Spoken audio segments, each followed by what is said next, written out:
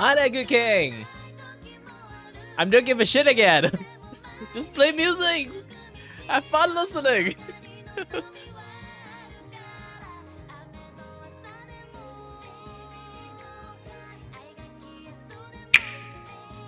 You know, I should show my face too.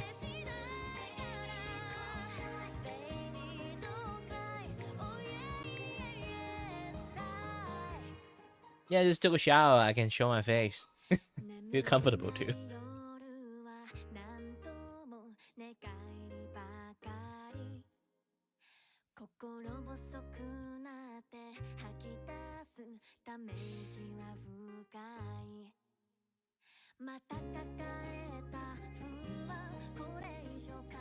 Oh, I'm wearing green clothes today. I forgot. Now you guys just see a floating hat there.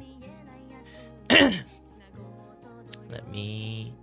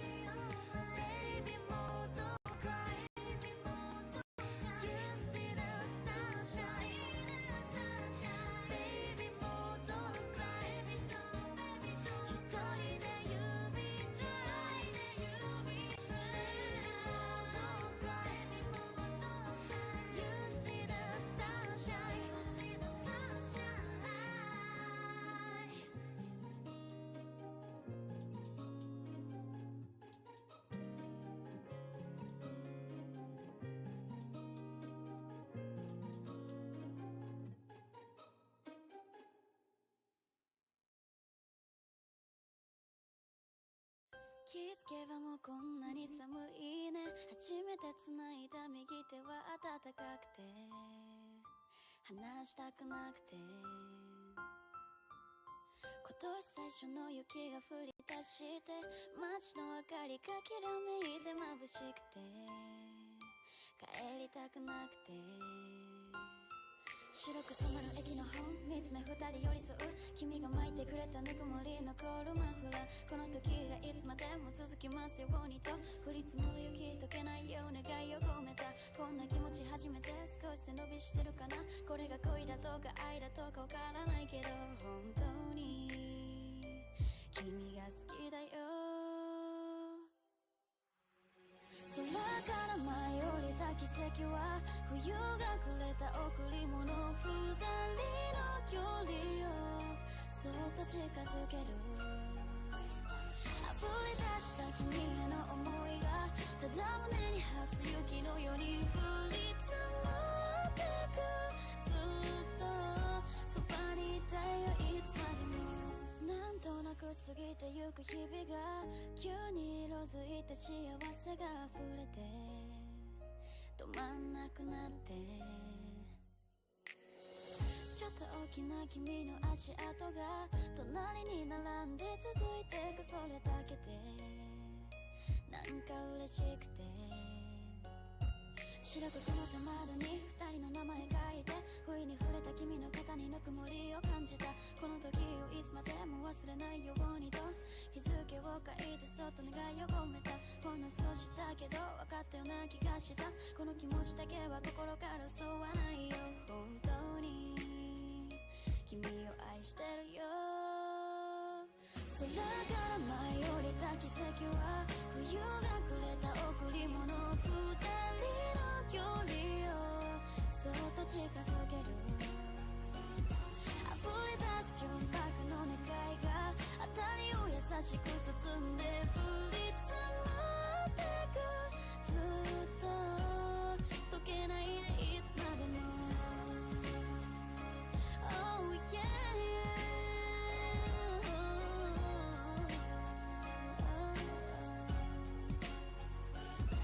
空から舞い降りた奇跡は冬がくれた贈り物二人の距離をそっと近づける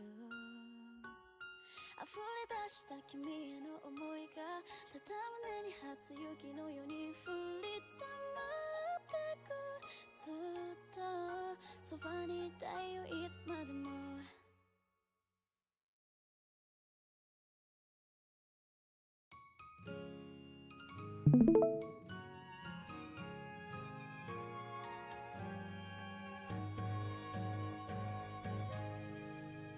もし5分前に戻れるなら何をしますか私はさっきの返事もう一度したいどうしてあんなにそっけなくスルーしちゃったのあなたの前だとなんだかうまくいかない人生は後悔ばかりでも泣いて笑って少しずつ進むのもし5分 Hello there, is it I, Claudio, the studio mascot here? Want to chat with Kiri but he is too focused on his work or game? You can use !S space and type stuff to make me talk.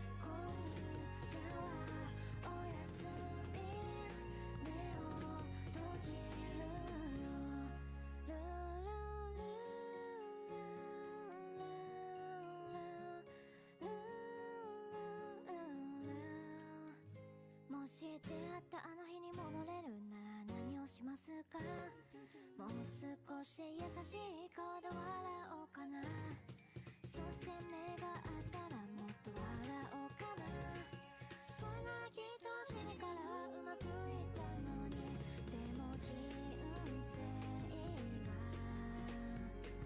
奇跡の組み合わせ」「一つでも違うYep, I think I can start to do like the animation thingy.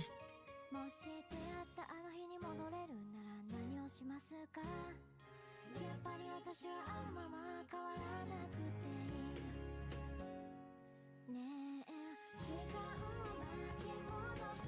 So it's time to create a timeline.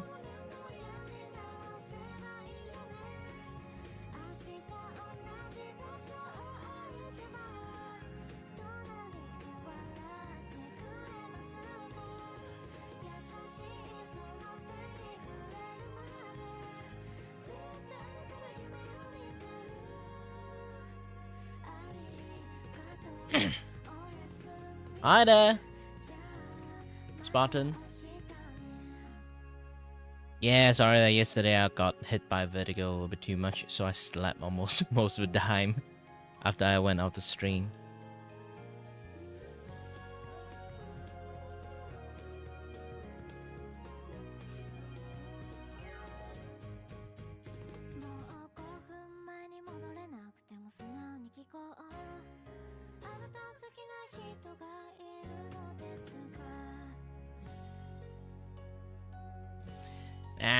It's not exactly like my health is always that bad. It's like this thing will oftenly happens to me. It comes in random. Even I can't control it.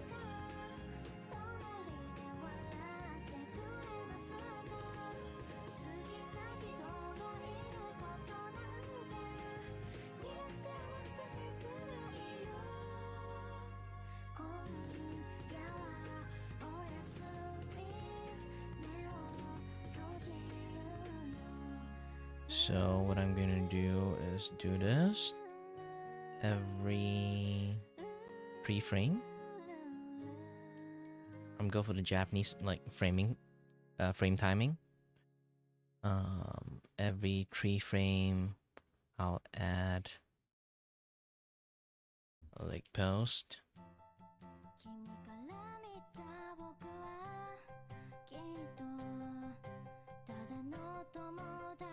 So there'll be 4 frame.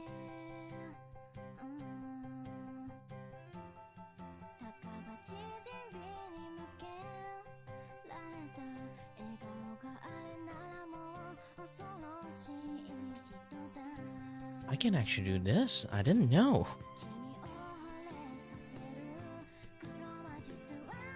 Let's use a different pen for this.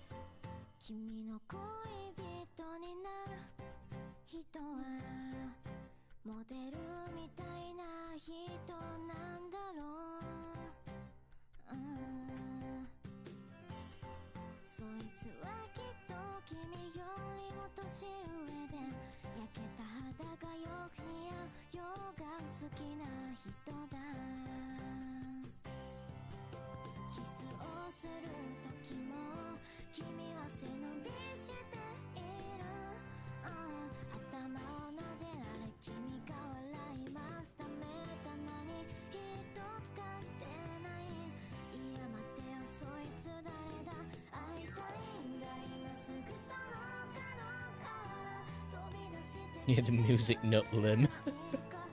It's going to be a little bit tough to see, to be honest. I need to figure out a way to kind of like make the limb more visible.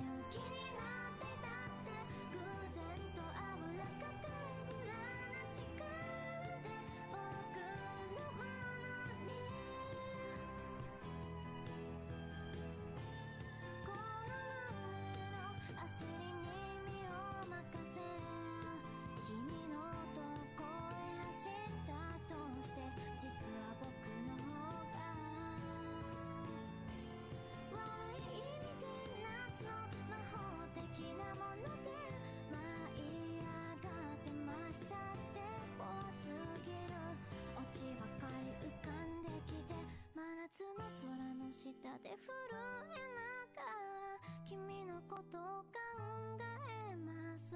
好きなアイスの味はきっと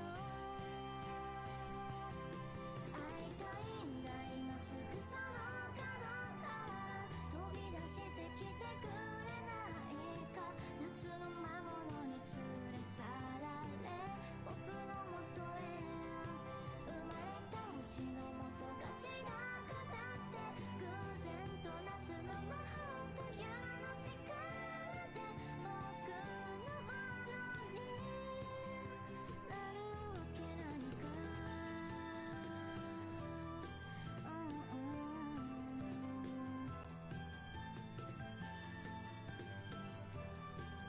To be honest, kind of like 4 frame is enough.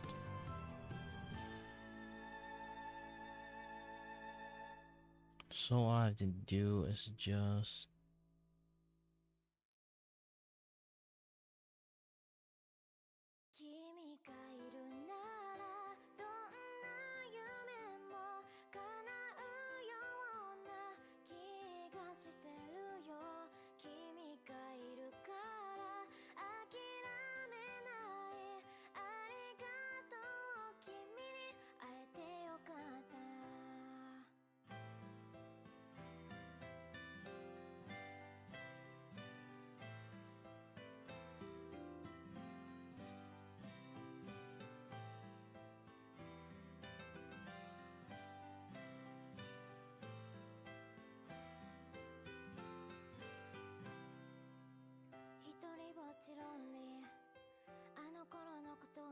So in this part I can split the clip. I'm going to erase, not you, I'm going to delete this entire sections. What I need to do is, oops, it doesn't work this way, so I have to manually do this. Copy this entire clip, paste this entire clip.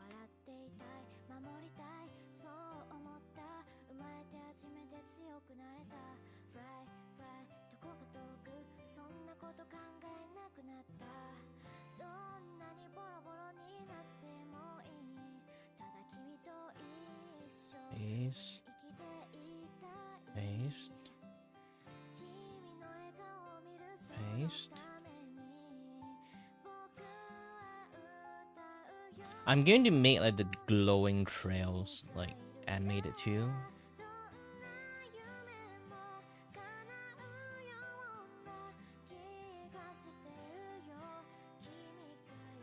Paste.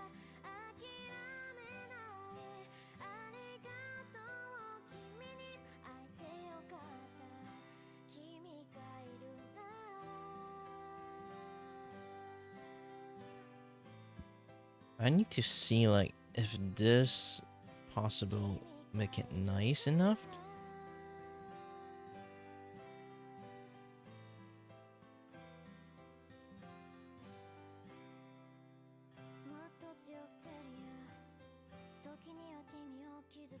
Yeah, the sudden snap is not good. I think I need a few more frames for this. At least I need like do like a full 1 second frame. So this is the peak. We turn back.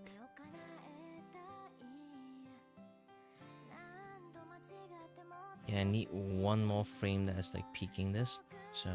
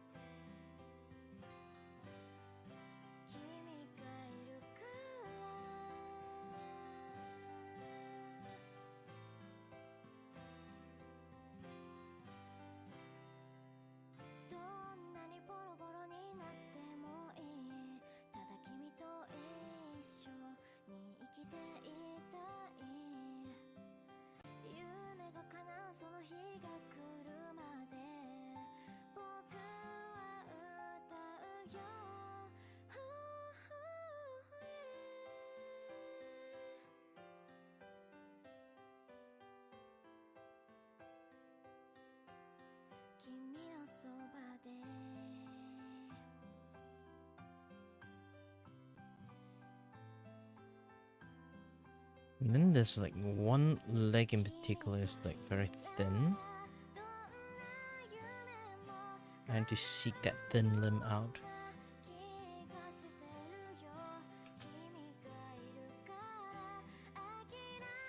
Yeah, you. Found you.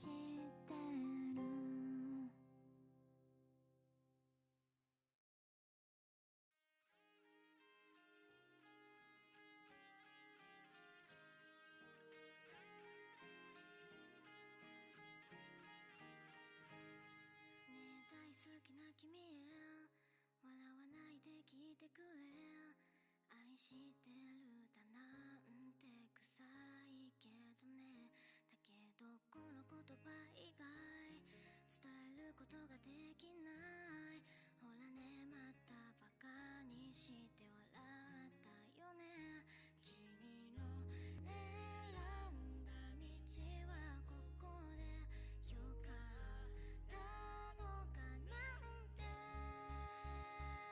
わからないけどただ泣いて笑って過ごす日々に隣に立っていれることで僕が生きる意味になって君に捧ぐこの愛の歌ね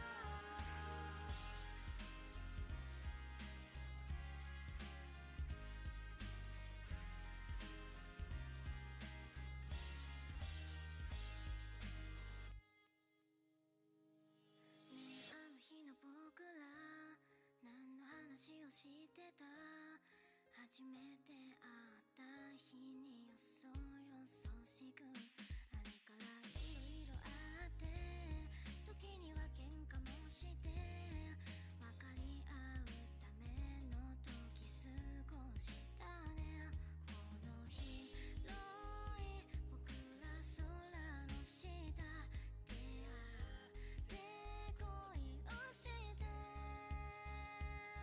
いつまでもただ泣いて笑って過ごす日々に隣に立っていれることで君と生きる意味になって君に捧ぐこの愛の歌いつも迷惑をかけてごめんねいつも濃い時間を過ごしたね僕ら二人日々を刻み作り上げてきた思いつのに下手くそな歌を君に送ろうめちゃくちゃ好きだと紙に誓おうこれからも君の手を握ってるよ僕の声が続く限り隣でずっと愛を歌うよ年を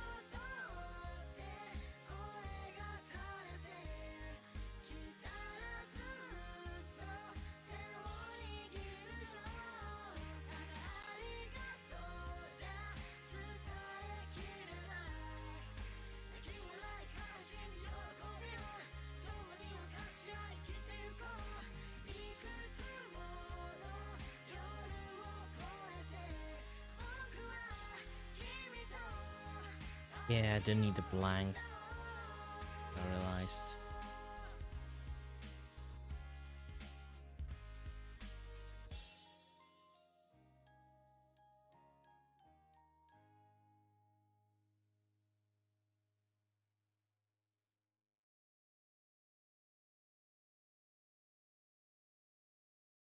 「愛にできることはまだあるかい」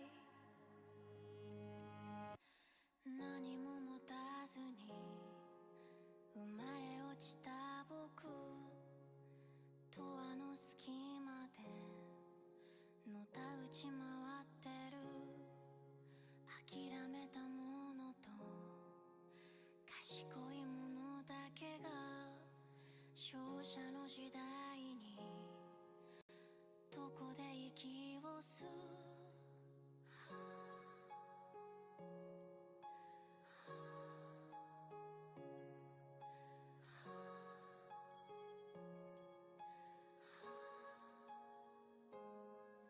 支配者も神もどこか他人顔だけど本当は分かってるはず勇気や希望や絆とかの魔法使い道もなく大人は目を背けるそれでもあの日の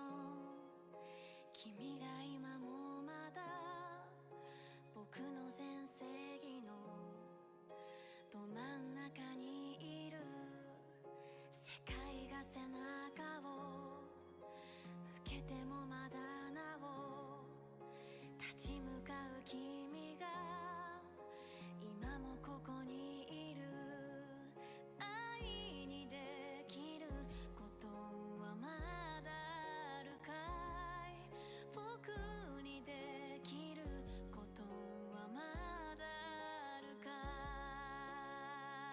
い君がくれた勇気だから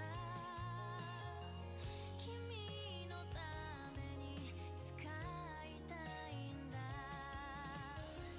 君と分け合った愛だから君とじゃ Wait a minute. 意味がないんだ愛にできることはまだあるかい This is supposed to be correct. ことはまだあるか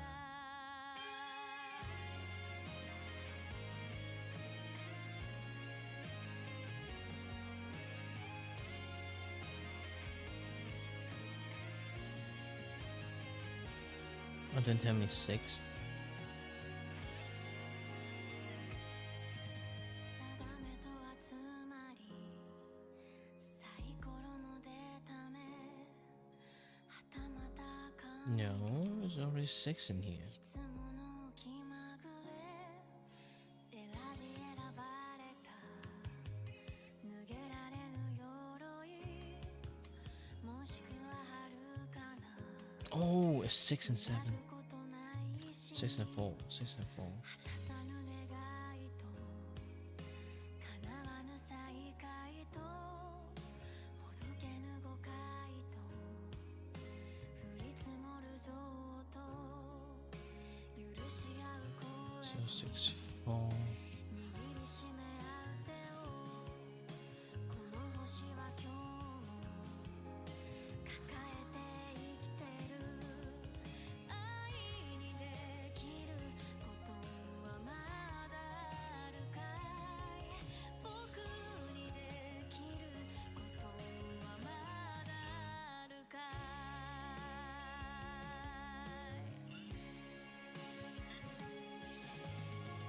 君がくれた勇気だから君のために使いたいんだ君と育てた愛だから君とじゃなきゃ意味がないんだ愛にできることはまだあるかい僕にできることはまだあるかい何もない僕たちになぜ夢を見させたか終わりある人生になぜ希望を持たせたかなぜこの手をすり抜けるものばかり与えたか I have to redo everything again. The leg is... I got the number wrong, and now everything's look... disturbing. 答えてよ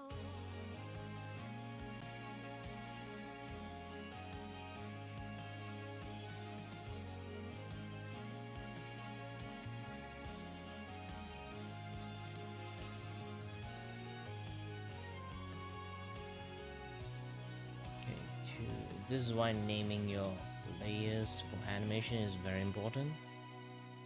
Okay.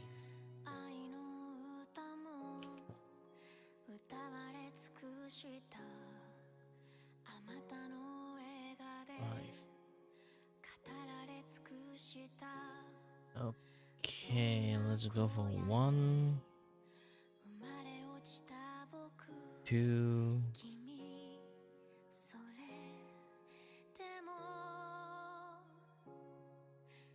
3, 愛できることはまだ 4, あるよ僕にできることは 5. まだあるよ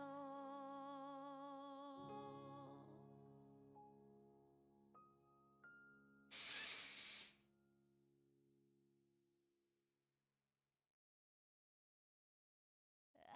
してる愛してる愛してる愛してる何度も言うよそう君に伝えるために生まれてきたんだから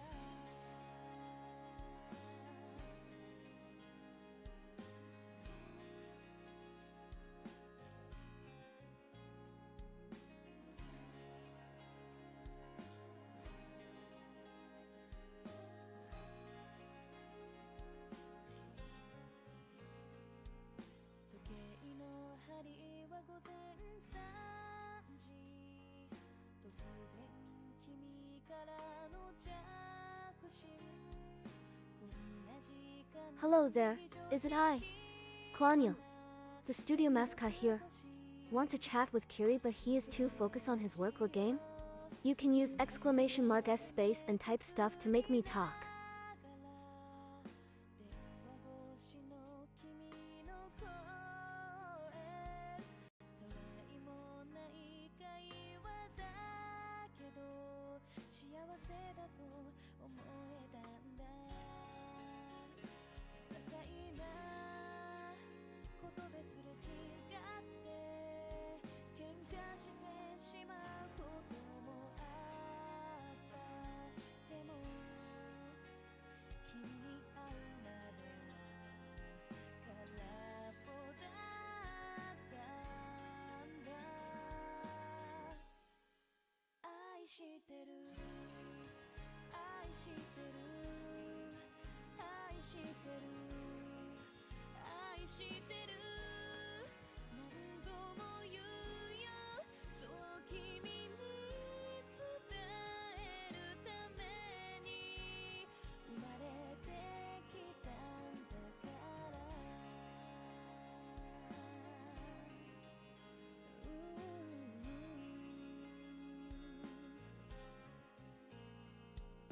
この気持ちを口にすれば薄っぺらなものなんだけどそれ以上にふさわしい言葉を知らないんだ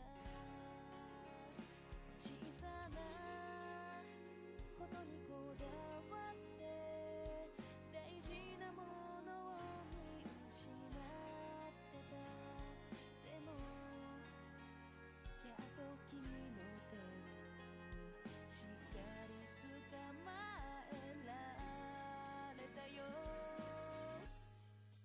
愛してる愛してる愛してる愛してるあんまりにもありきたりの言葉だけれど君にしか言えないよ年を取って僕の名前を忘れてもわけのわからない言葉を喋るようになってもずっと君のそばで支えていたい愛してる愛してる愛してる愛してるこんなにも涙が溢れてくるなんて愛してる愛してる愛してる愛してるどんなことだって君とならきっと大丈夫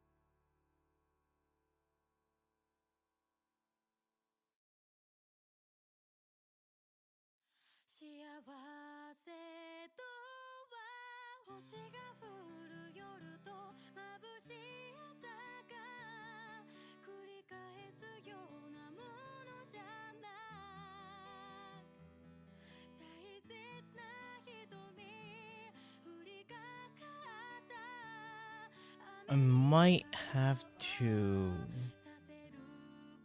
because again, low budget, low frame, I'm just going to do a much more compressed movement.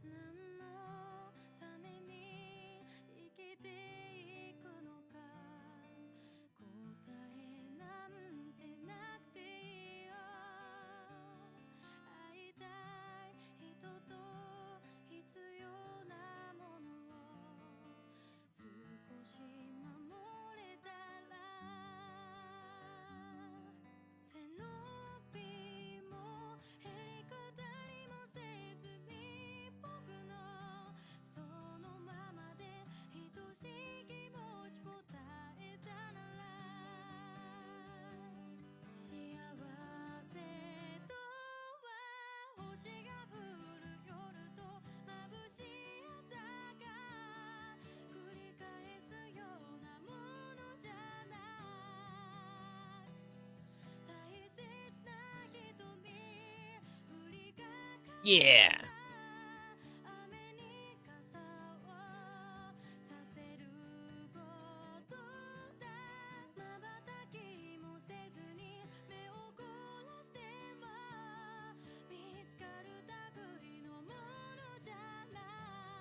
Okay, with this, I can do the smart things, like this is like half of the second frame, so basically it's like 2.5 seconds.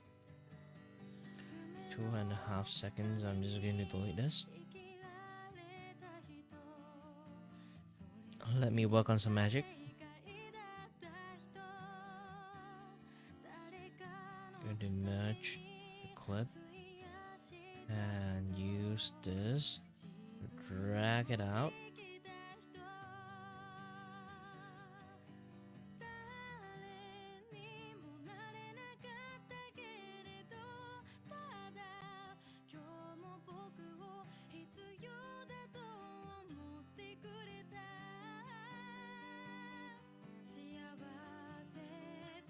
Woo.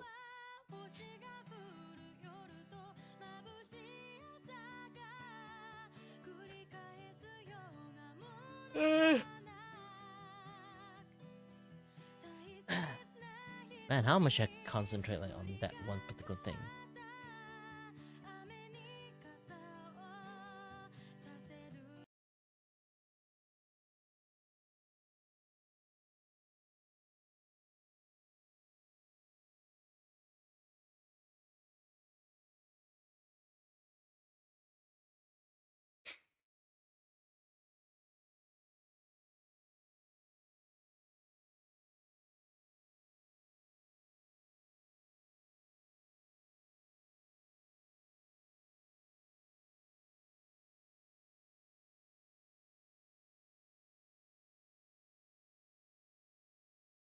I'll be grabbing some snack to eat. We'll be back soon. Okay.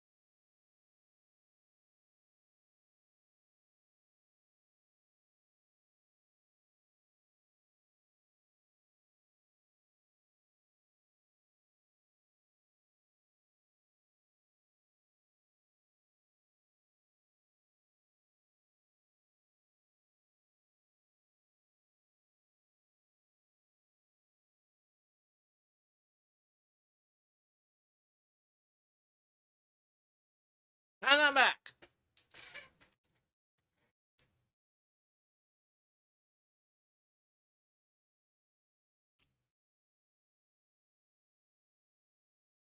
What happened while I was gone?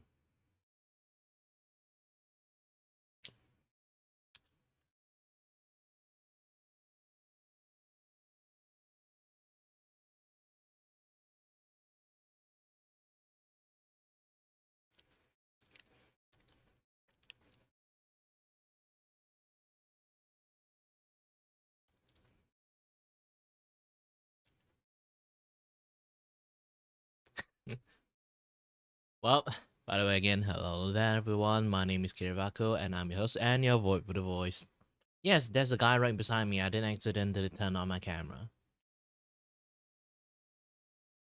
I just made a toast to eat. Kind of like snack.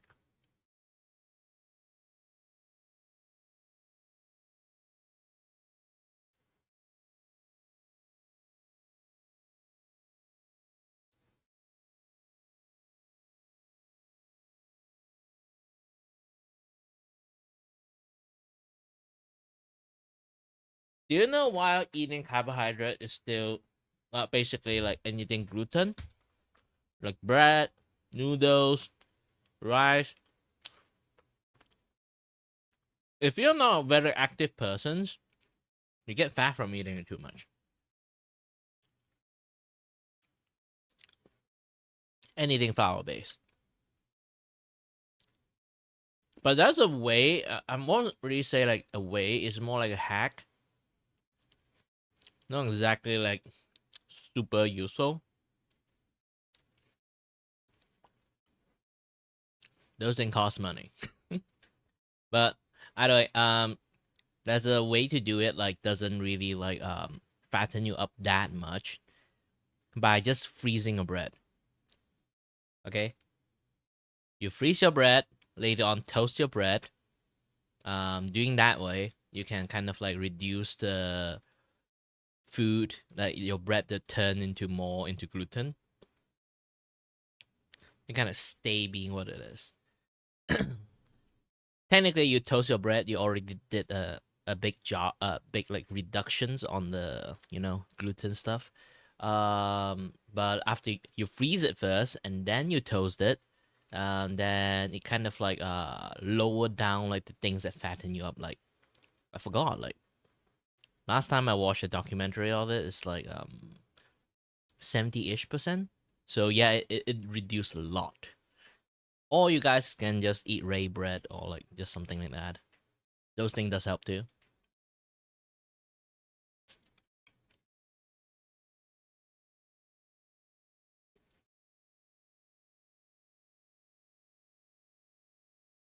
It's life.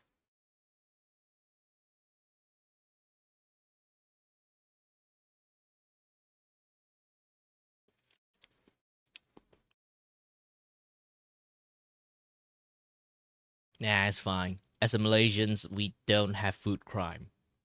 Almost. I can tell one thing: Malaysians have like way too many creative way to eat food, to a point that yeah, like for lots of people, everything we does is food crime. So yeah, we got used to it. There's no weird way to eat the food. You just go and search around like the food culture of Malaysia's. You understand. It's basically there's so many mixed cultures together. We just mix and match a lots of different culture. Like, oh, this is curry. What about we add something Chinese have? Or like this is Indian curry. Oh, what about we add something like the Malay do? Like this like we love to mix and match lots of things.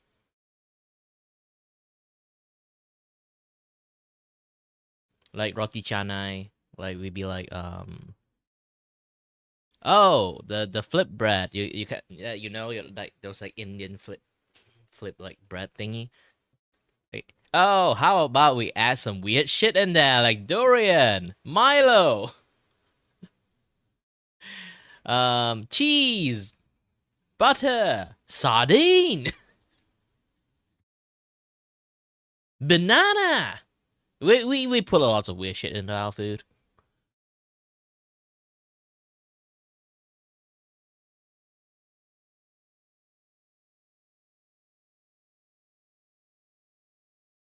Cheese everywhere.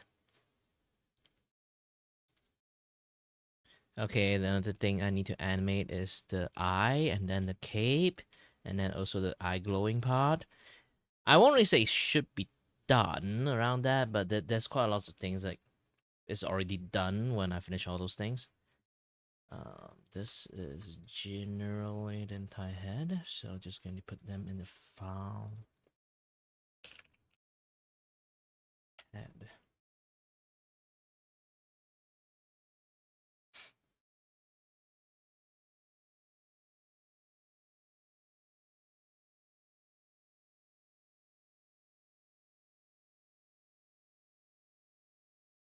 Well, there is a taco in there, so I didn't know taco actually. Some variation of taco have rice in it.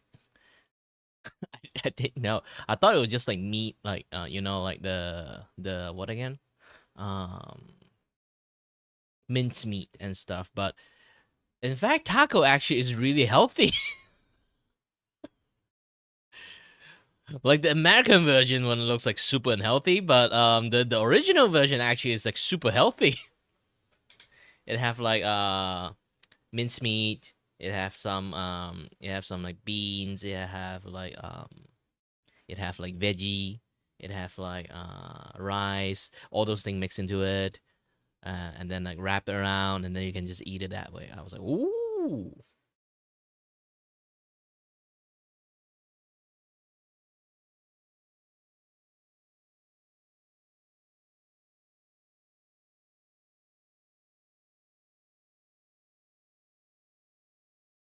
Yeah, I'm trying to design in a way that make the leaf look like some sort of hair.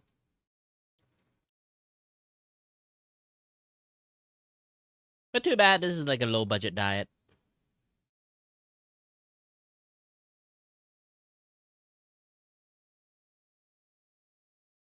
Not low budget diet, like low budget animations. I don't know why I just say diet. This is a low budget animation, so like personally I won't do too much. Aside from if this is your first time seeing this, let me open up this.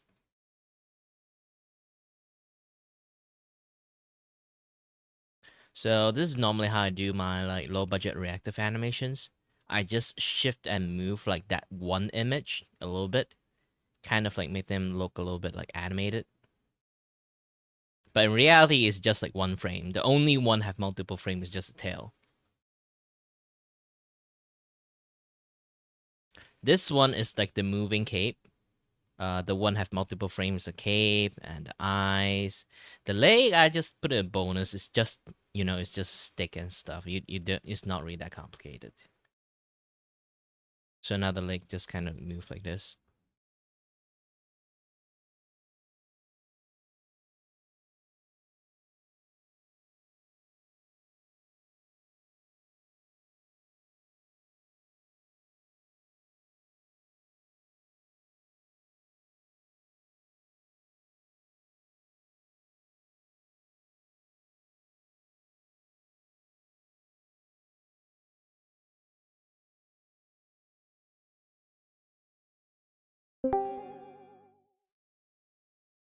Nope, someone joined in.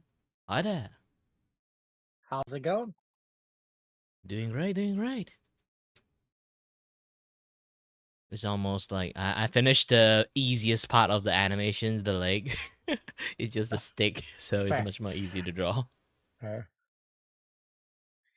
Nice, nice. Let's see.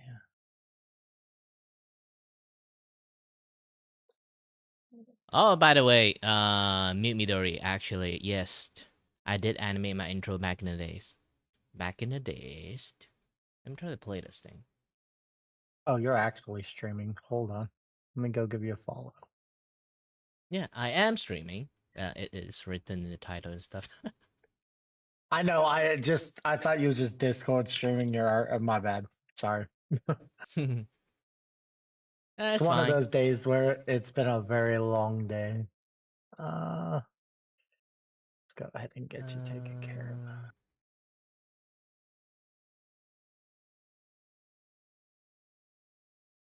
of. Let me try to bring out that old stuff that I have. Where is it? Video assets. Yes, this is the 2022 ones.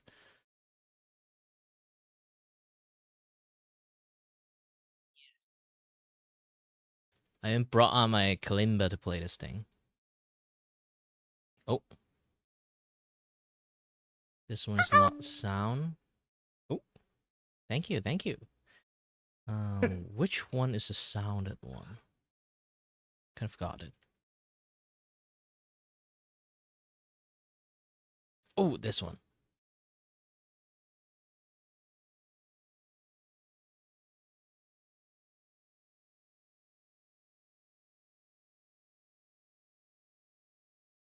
Oh, the sound one is gone.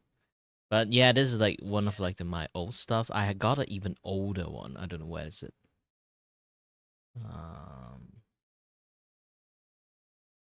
Is it in here?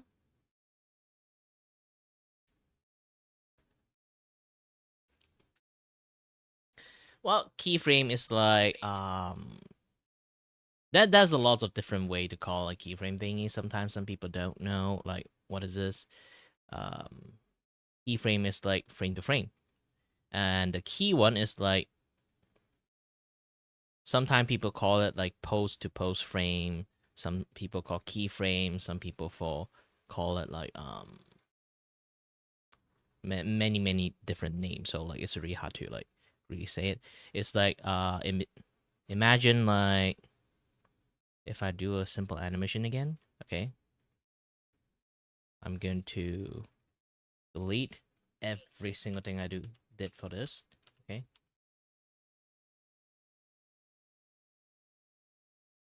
I think I'm just gonna be matcha tea color.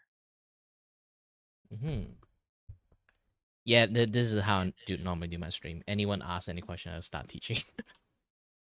Oh, trust me. Yeah, I've done editing and all that stuff. It got to the point this year I had to hire an actual manager. So I completely understand your headache, my friend. Oh, let's see. We'll do that. So I can just make it simple, okay.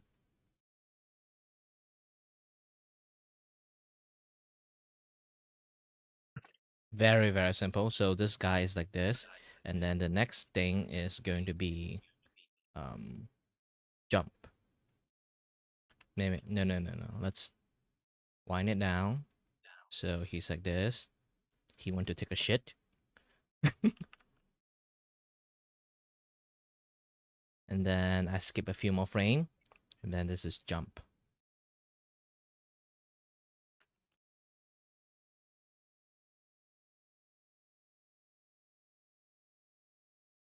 The body is a little bit too long. So this is jump. It's not a lot of space, but you realize that there's lots of like gap in between because I can do a few things. Let me delete the rest of the frame. Hello. Hi there. So once I delete all the frame, you guys can see the main keyframe stuff going on now. Yeah, I can. So it become like this. Doing, doing. If I be generous a little bit, okay. Let's go back to this one. That it.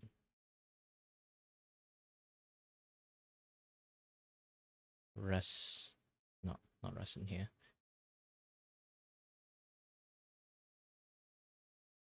So like this. As just the keyframe alone, you kind of already can see like there's like a movement already happening in there. But if I need to add more stuff in between, I can add like one more frame. This is in between frame now. So this thing you see are the keyframe. I'll be like, I can make it smoother. So in between this frame, so I'll be like, Draw the head here, draw the body here, draw this here, draw the leg. It's like ready already. Yeah, I mean, you can talk, Saliva, Yeah, anyone however can you say talk. it on. I put an open mic Yeah, for reasons. yeah, I apologize. Oh man, my microphone is working. Hi, How's it going? I'm good. How are you guys? I'm enjoying my day off. Fair enough. uh, so are you a streamer artist, Saliva? I think I can already guess what your rate is. A bit of both, I guess. Fair enough. So this one, I should paint this thing in blue. You know what? Make it easier. Tonal corrections. I'll be honest, I think I'd rather edit than do what you're doing, so I'm proud of you. Like, seems like so much extra work. So now you can see like there's much more like smoother work from just this. Yeah, So it the is more smooth. frame It's in between nice. you add, this blue one is called in between frame. This one is called keyframe. So it's like a key of the movement. It kind of like lead to the next move. But this in between frame is kind of like smoothing out like the process toward the next keyframe.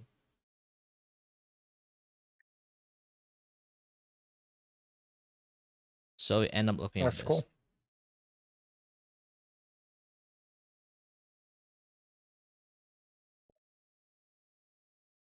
So what do you play, Saliva? I asked Um, everybody that in general. I'm developing a game on Roblox, a team. So I've been playing that mainly. I understand. I used to actually help a guy with that, so I was definitely he made a claw machine game for like Oh, yeah, that's what he does is he just basically gives plushies and claw machines. that's cute. But That's really cute.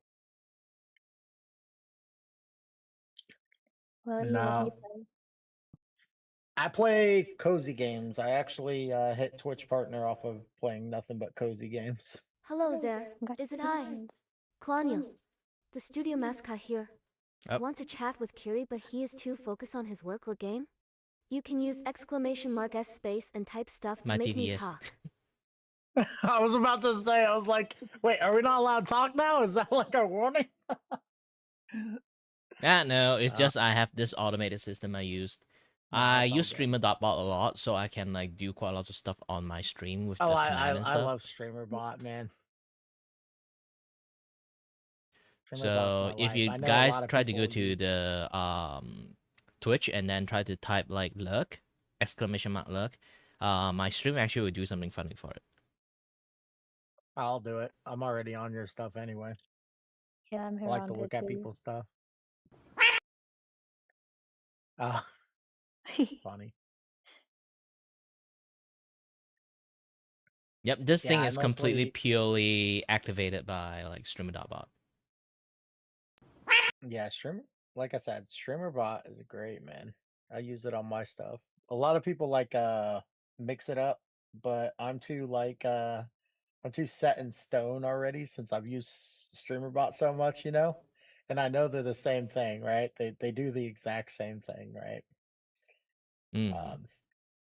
But I the thing basically is, it's just just mix with a lot of like OBS stuff and like the stream.bot stuff together.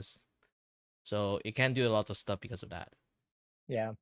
I actually went to believe it or not, I went to Objection! over StreamerBot or over OBS now just because they did some really cool things. I'll take a screenshot of what like my overlays look like when I get a game and I'll put them in the side chat. But like you can do some really like clean design work basically with Meld. Where you could do it in OBS, don't get me wrong, but you have to have like 7 billion plugins to get the same effects, you know, because you Yeah, need this is a why I'm only need the using half the plugin in OBS and then half the things is like with the streamer.bot kind of like mixed together. It actually lessened the load of the OBS. Oh man, I made a mistake. I forgot that I put chocolate bars in my pocket. Oh no. I'll Oh, just at think least you can about. start cooking with it. It's melted. Yeah. Let's see. What was I gonna do? Oh yeah, that's what I was gonna do. I was gonna open up a game first. Open up Disney Dreamlight Valley. Why not? Mm-hmm.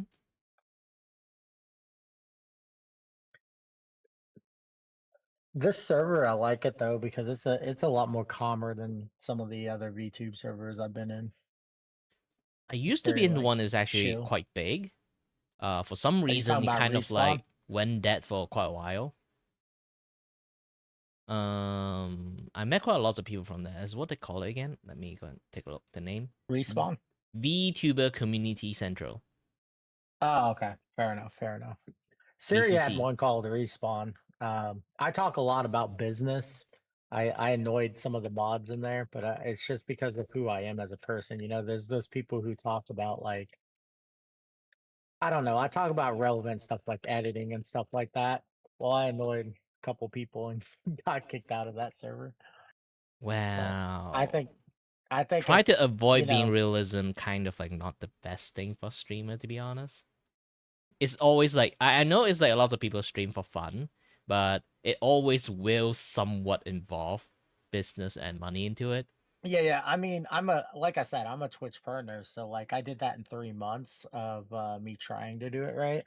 So I basically what happened was I went from 10 viewers to like 100 viewers in 1 month, and I said, okay, maybe I could hit Twitch partner. So I busted and boy, you know, I kind of went down, you know, and just basically focused on my own stuff.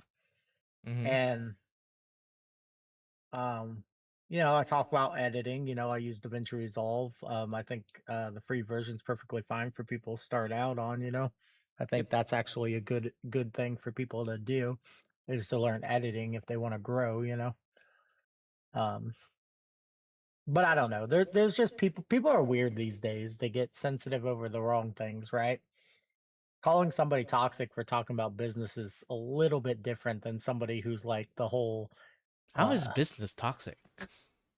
I You need don't know, money to man. I sustain the don't know. stream, you know. You tell me. You tell me. Um I think the most toxic thing I ever had to do was I had an artist not pay me one time, right? Or not pay me, sorry. I paid them $680 under a contract, right, Cure? That's important to know, okay? I made them sign a contract. They did not deliver and they blocked me on my email and stuff. So I had to take them to court, right? And that irritates a few people, because they think, "Oh, I'm talking about just suing for no reason." No, if you paid somebody $700 and you got nothing in return, what would you do?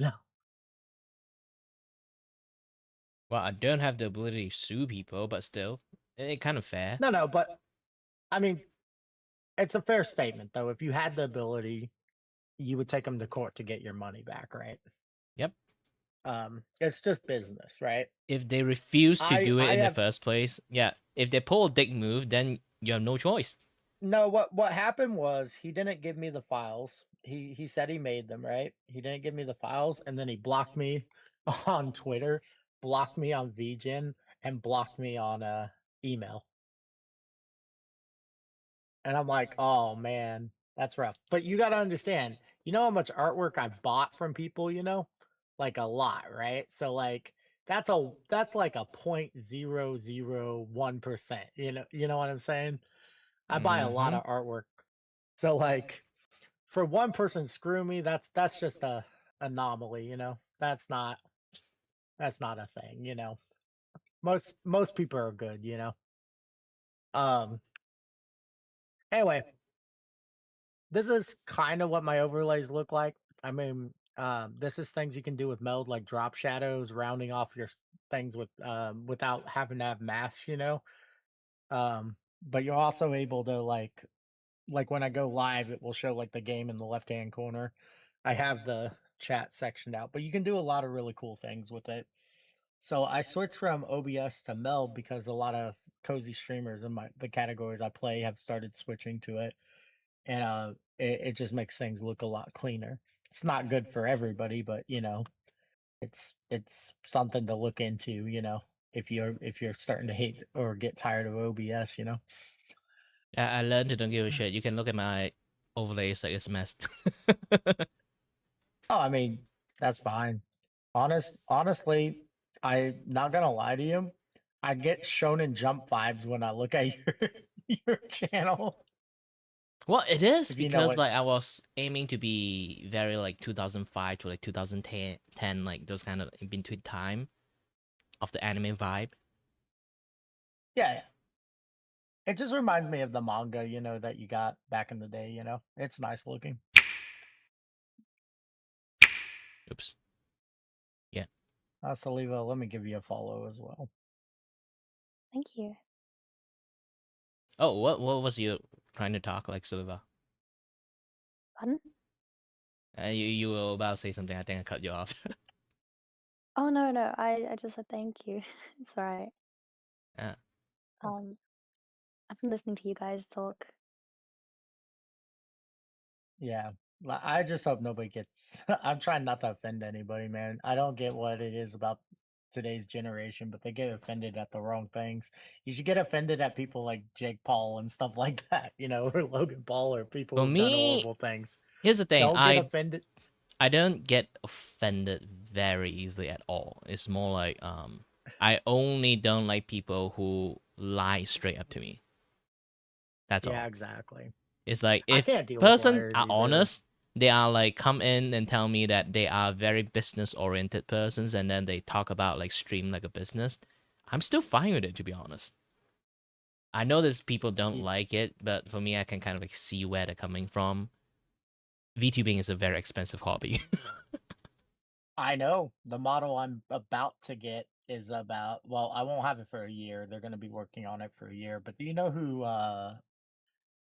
Roberta is? She did Mother V's model. Ooh, let's see. See, I'm always impressed with everybody who tries to rig and do their stuff their own. I just don't have that talent, or it may um be the time. I can teach you a little bit how to rig your jacket. Right now That would be so nice. is the ribbon, like the dangly part, like separate layers. It's connected to the lower sleeve. I have like Oh, it's maybe still I can fine. take a picture of it. Yeah. Can you add like a wiggle modifier and A put it in wiggle simulations? modify. Do you know how to do that? This isn't a VTuber model. It's Hmm? PNG. Oh, I don't PNG. Oh, have the skills of VTuber. So you making Snapchat. something similar, like let me show it again. Like this particular one, something like this. Yeah, pretty much. that's Hmm. cool. Yeah, I if think it I might have is, cried if I tried to figure out what was it? That whatever one they use for VTubing. there is a way It's to really do it complex. too, but it kind of require a few frame, and you might have Okay. to be very accurate to do it. Let me show this thing. Have you tried something like? Are you using Clip Studio? No, I'm not. Oh, yeah, you can do something like this. If there's a possible, like you try to search for like the transformations. Quite a lot of different like things have it. Like sometimes they have puppet warp or like mesh warp. You can use those things to kind of like move them a little bit. So I can. This is like my Oh, puppet okay. warp. I can put a pin in here. You can see. Oops. I need to pin the ground. Okay, I pin the ground. I pin this. I pin this. I can move this thing. Now my spear is bent. Oh my gosh. It's wonky. Oh my gosh, that's so cool. So you can do something like this. You can find like any tool that you can do this. So you can just, instead of redrawing everything frame by frame, you can try to just like shift them a little bit, shift them a little bit, just tiny little bit in each frame. Okay, thank you for the advice. Yeah, it could help a I little will bit attempt if you try to move them left and right a little bit, swing a little bit.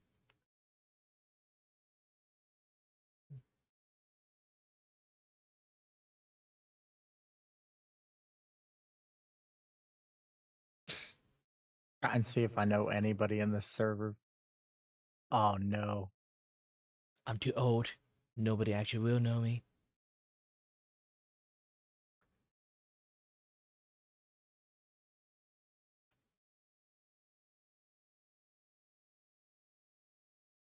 Hmm. Alright, where was I again? Ah, yes. I need to make this taco.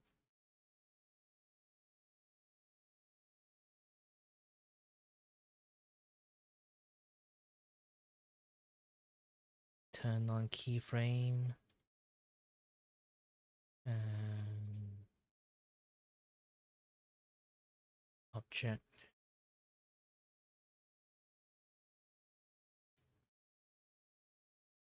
Center of the gravity. Alright, good.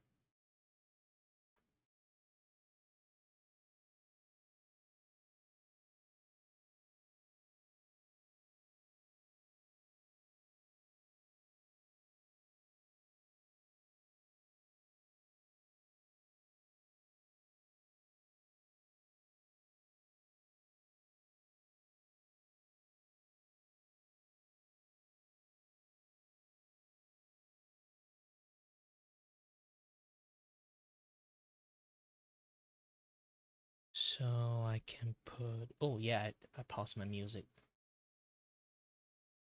While I'm streaming YouTube, I'll be like, I don't give a crap anymore since I'm not affiliated on anything. Corporate claim me, I'm fine.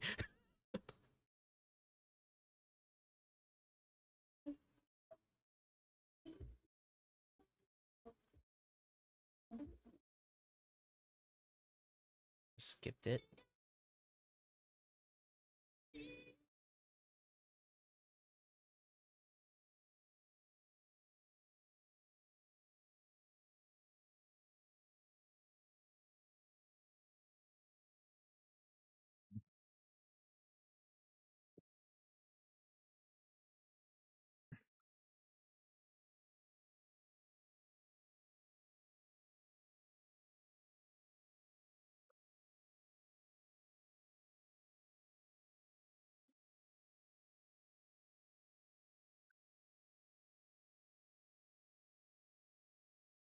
Now the taco is moving.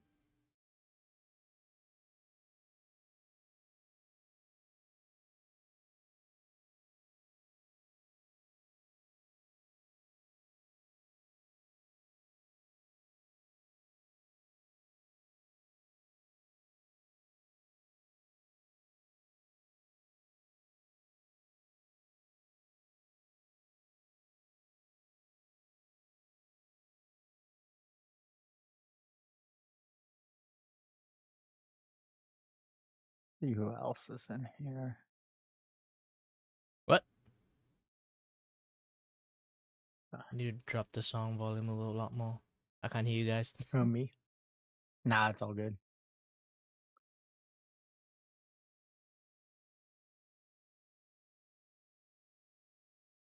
Okay, it's just one person from that server.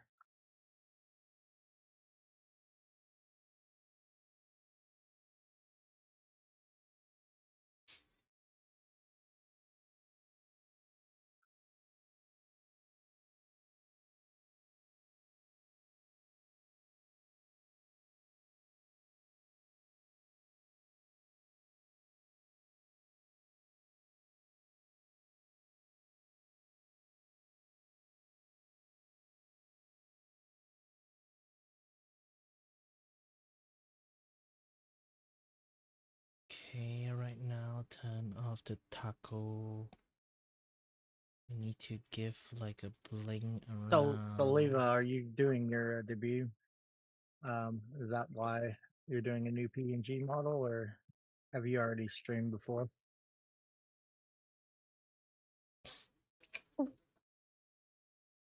Sorry, were you talking to me? Yes. Oh, I was locked in. No, this is my first model. Okay, I haven't had a model before, so trying to make one so I can get into streaming. That's fair. I used to be a face cam streamer, and then I streamed on TikTok, and occasionally I vape. So I got banned on TikTok for a week, so that's how I became a VTuber. I'm more of like a hybrid streamers. I kind of have my face and not my face sometimes. Depends. I do my face if it's like a special event, like when I wore the French maid outfit. Obviously, I'm not gonna do that on my VTuber, you know. Well, you can put it like some sort of stretch goal if I want to do Donald Fawn or something like that. Nah, that goal was already hit. Like I had to wear that thing. Ooh, making your own animation outro. Midori. Doing great, doing great.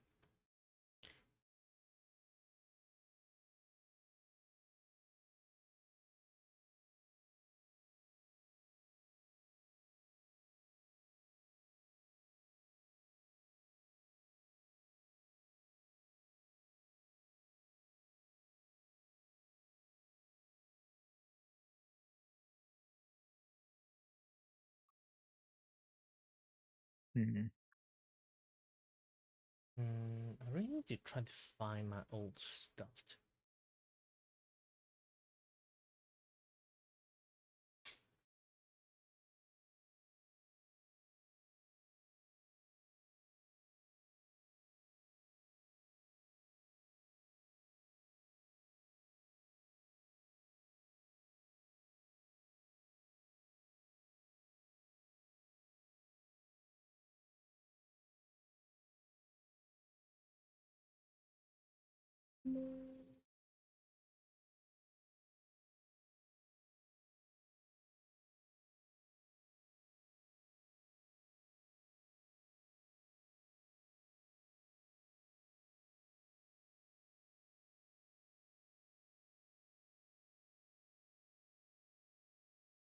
Not in this one.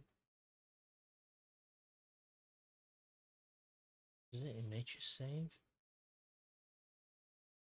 Nope, not here.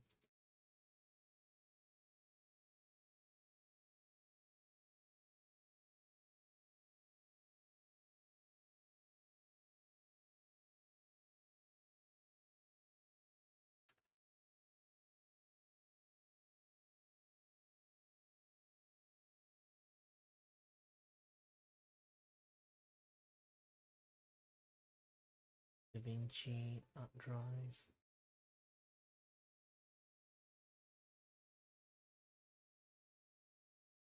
Got people new models. Huh. Oh, that's cute.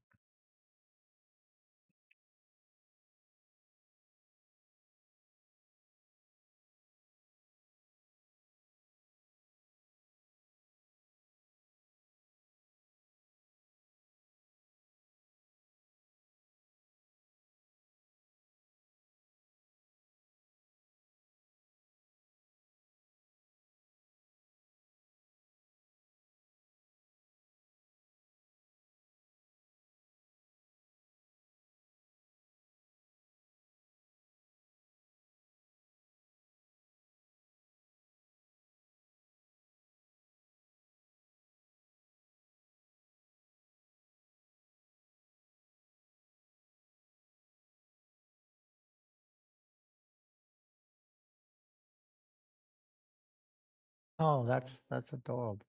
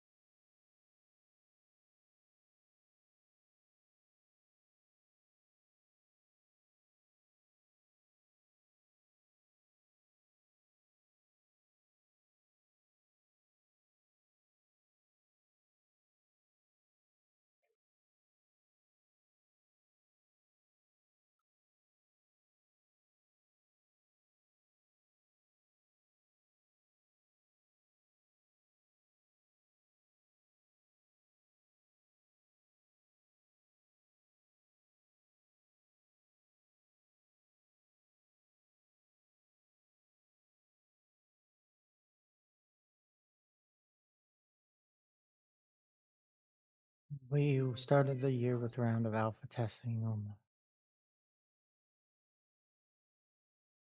Like what? I'm just reading about a game. Saw the progress. We're introducing a new milestone coming in Q1 for. Hmm.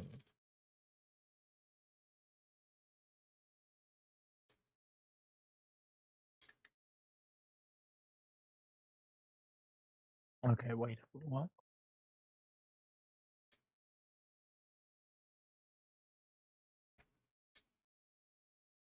So, by the way, what things are you guys planning to do at the moment for streaming stuff, or like been doing? I mean, be specific. Today, like Ye- right now, like what do you mean? Today, do you guys plan to stream or something? No. I'm taking the full day off. Obviously it's midnight, so technically I will be streaming later today, but Oh, um, midnight. yeah, it's midnight where I'm at. Here's the thing, like, I kind of do understand anyone who would chat to me when they say it's midnight. For me, is 1 p.m. That's Whoa. fair. because I'm a 1 p.m. on Malaysian. the 27th? Yeah, it's afternoon time for me because like I live in Malaysia, so I kind of do expect anyone who come to chat with me usually is either it's the middle of night or them for them, or like they're from Europe.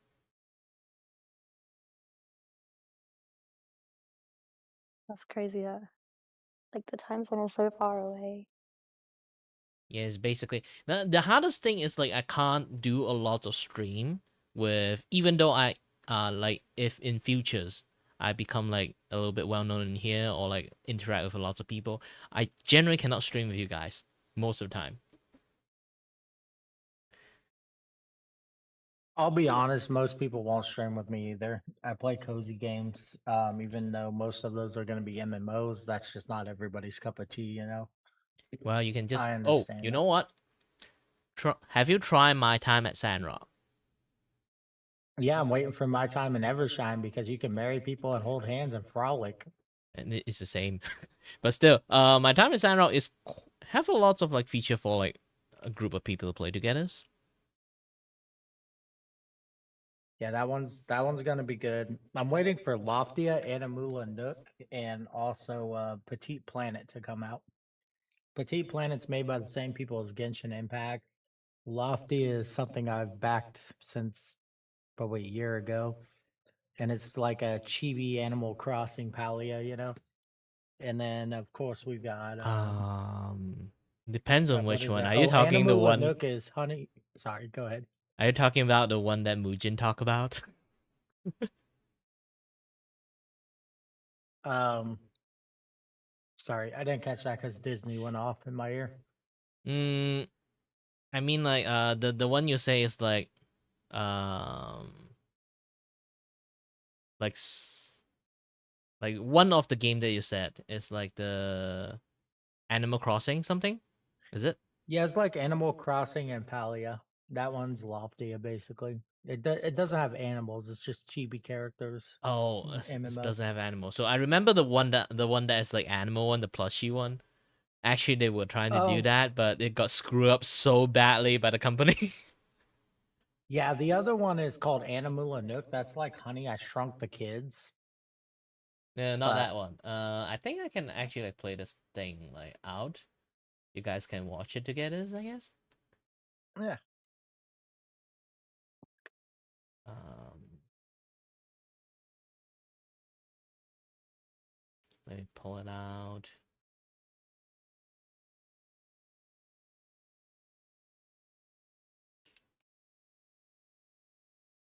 So basically, it's like one of the attempt of like a plushie company decided to make like an Animal Crossing game for PC.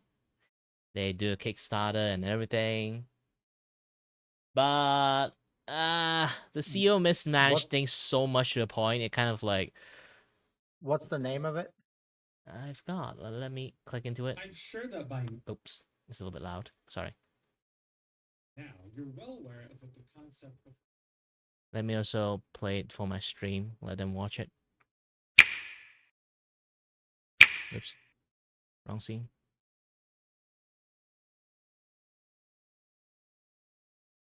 It's a game called Puff Pow.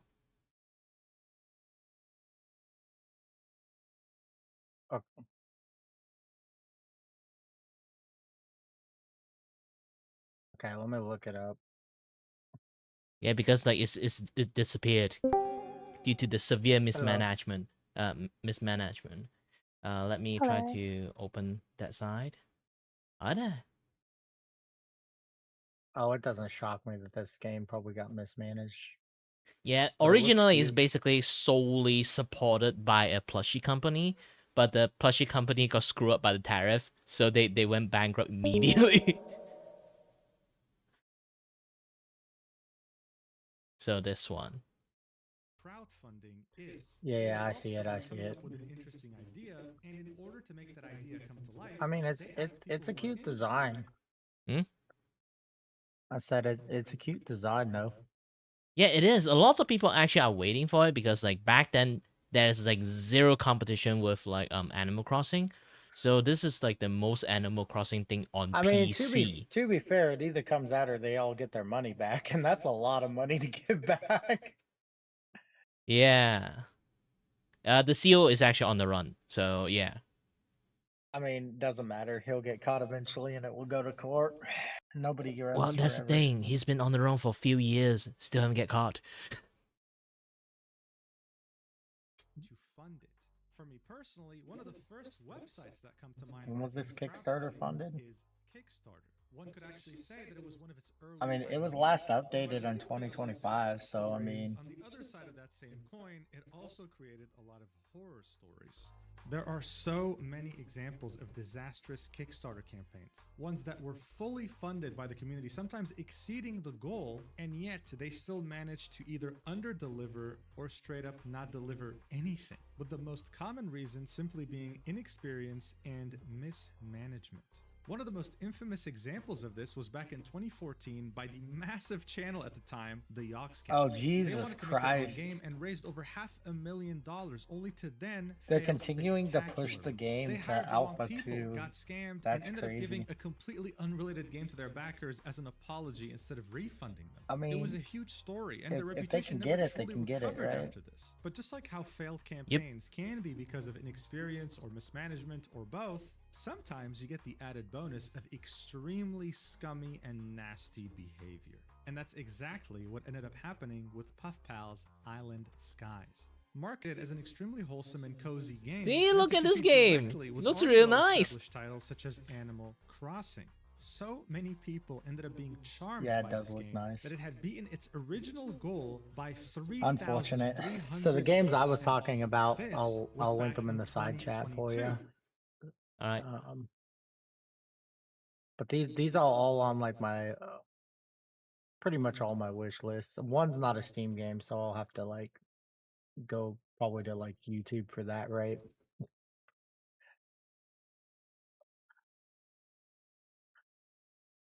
Yeah, that's fine. Let me keep playing this. Today, we're in 2025. There you go. And if Here. you go to this button that says pre-order gotta the do game, this. you're met with a page that says that the original domain of this Oh, game yeah, I popped is that out now in a for different sale window. at the very low price of $100. So How the hell could this is the happen to a game YouTube who one would've for Petite Planet. And then I'll get you the Steam ones for the other ones. Hello there. Is it I? Oops. Hold on. Claudio, Let's skip this. the studio mascot here. Oh, done. Loftia.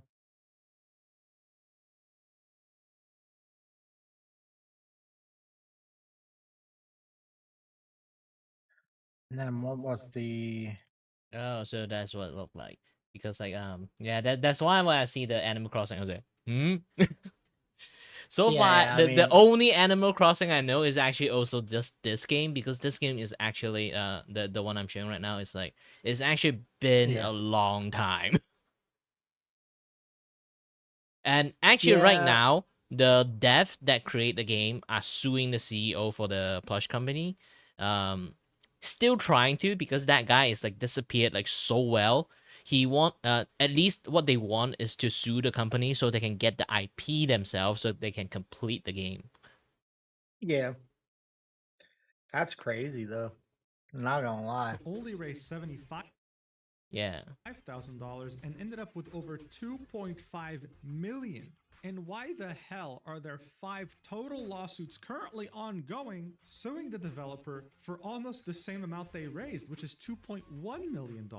Well, as you might expect, this didn't happen overnight. This is a multi-year disaster that involved scamming over 42,000 backers, but also anyone they pretty much hired for this project, while currently dodging multiple lawsuits. If you've seen catastrophic crowdfunding campaigns before, then trust me, this is on another level.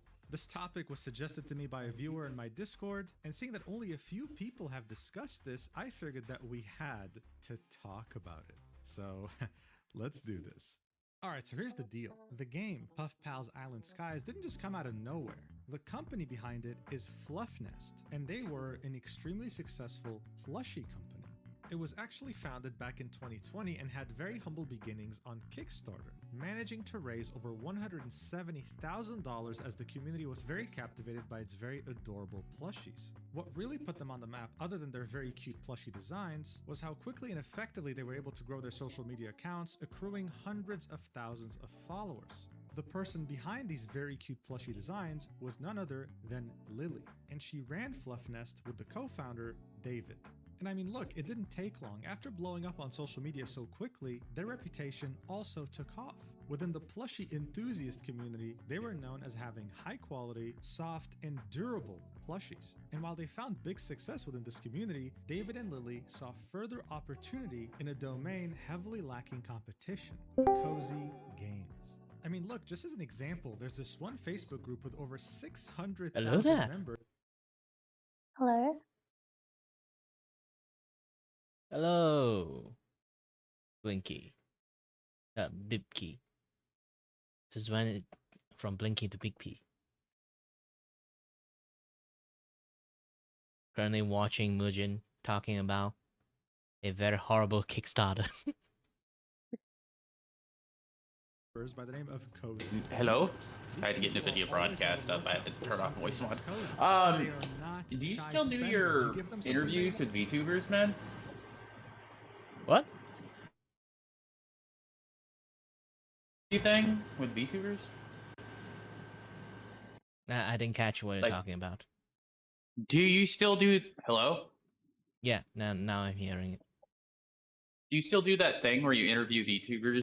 It's like a podcast or talk show or whatever? Yeah, kind of do. Didn't you see like in the collab thingy? Yeah, I'd be willing to do another one, like, because it's like, what, 4 or 5 months later? Like, you caught me at the beginning of being a VTuber. I've got some new points of view on it, if you ever want to fucking bring me back on. I just thought I'd pitch that to you. Yeah, you can just put it in like the, you know, application thingy that I just put in there. I am a little bit picky at the moment because like I need to start establish like some sort of theme like going on there, but I haven't know like what kind of theme I can go with yet. Honestly, I talked about how it is being a VTuber. I don't know. That's up to you. I just know last time I was on there, I ended up talking about my initial thoughts on the VTubing. I'd been there for what, maybe a month or two at that time, and now it's like what, been like 4 or 5, and it's a little different now that I'm thinking. A little more peaceful with people as well, so It's mostly always peaceful. Yeah. Towards the beginning, I was meeting a lot of shitheads, and me coming hot off of being a shithead. So the best advice I could give, and this is something I always give people, is never care what anybody else thinks about you. They're gonna think what they're gonna think about you no matter what, and it will just help your mental so much, man. Because I used to care about every person's comment about me, and now I don't. Right? This is my motto. It's basically everyone, like not just streamer or VTuber, it's just anyone that do stuff in the internet. They have to learn this one thing. You always have to give a little bit don't give a fuck. Yeah. Yep. I think my current motto is be nice to everyone. Everyone is friend Yep. until they aren't friend. If I offend Yep. somebody, make an effort to at least correct it. And if they still don't want to like accept that you tried, well, fuck them. They can Exactly. they can I mean, I have had a fucking issue with the moderator. I've tried to apologize, but they just seem to. But I'm also just trying to be nice to everyone. Yeah. I don't know. My view is a little different. Like when I became partner, I lost 30% of my friends. Once I became partnered on Twitch, you How just did lose that happen? friends for no reason.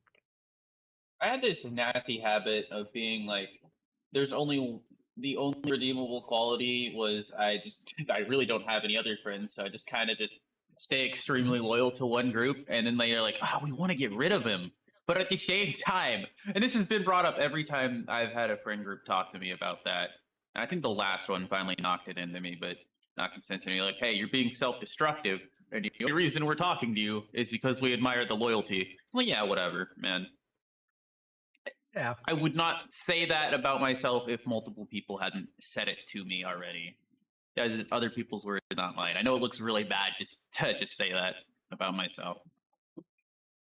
Yeah. That's whatever. I like the design work, man. I looked at Oh, your yeah. stuff already. Oh yeah. I actually just did more let me see. Wow. I just did more what was it called? Notifs. So I haven't streamed since I made these, but I did make more better notifications for myself. I need to get a better overlay is the thing. Creator dashboard. More alerts, better alerts. It's Gotcha. beautiful, I know. Let's Let me see, look. alerts. Alerts box. Create alerts. So, preview alert.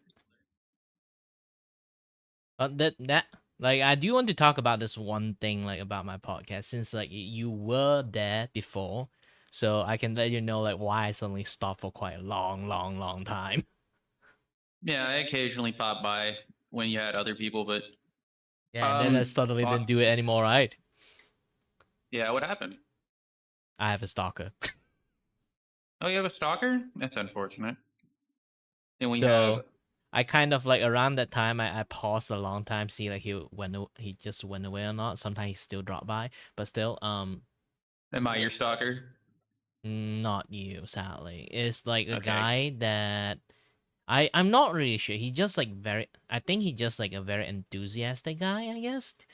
But he's Yeah. really bad at doing talk, so he just want to talk his stuff. He don't care about what you're Oh. talking. Yeah, I have this nasty habit of interrupting people. But Not you. It's like I have ADHD. I get it, man. I get it. And if I ever yeah. talk too much, just tell me shut up. That's what I tell everybody. Because like Yeah. it's one of those things that when you have ADHD, sometimes you don't know if you're no. over talking. Try to think about this. It's more like You don't realize it. He will ask you a thing like randomly suddenly ask you the questions that do you like curry? It's just example. And then you just say, "Oh, I don't like curry."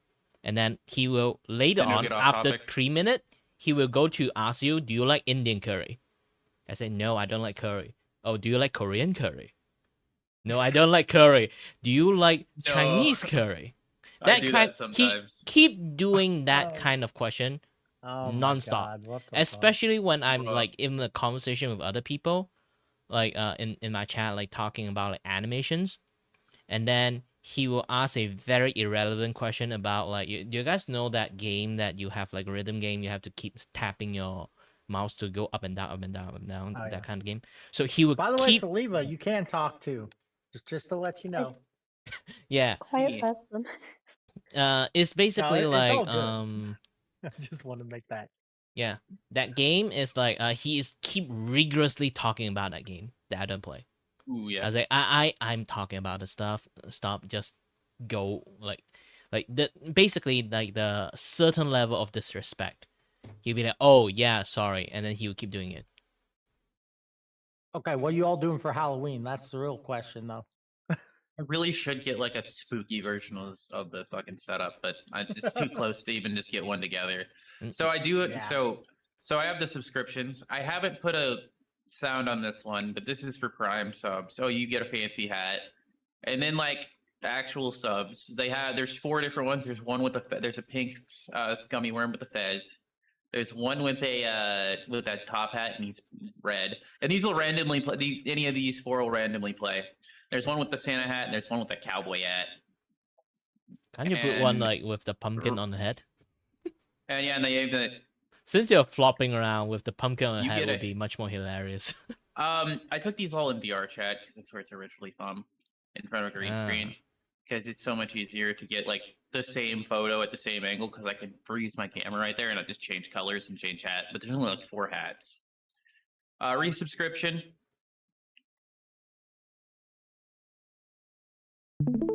Now I get the fancy gummy worm. I haven't done one for gifts. I wanted to do I think I need to redo my combo. I think it's a little too dirty.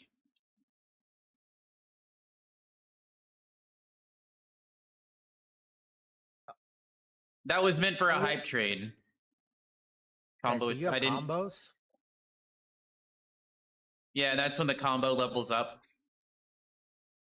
Yeah, it just does that I just because the wondered. initial it starts with Yoda crushing his cock with a rock, and then it just every level up just does reach the cock and ball torture. Definition. I'll be honest. I could never do that because I'm a cozy streamer and I'm afraid I would get banned off of Twitch.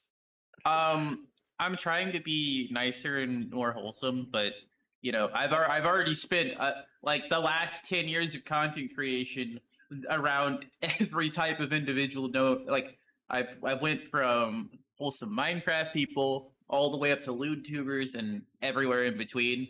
That's about the amount of people I've interacted with. So not a lot bothers me, and I try to switch it up for. Yeah. I try to I try to pull some of my shit back for people sometimes because I could say some horrendous shit if I need to.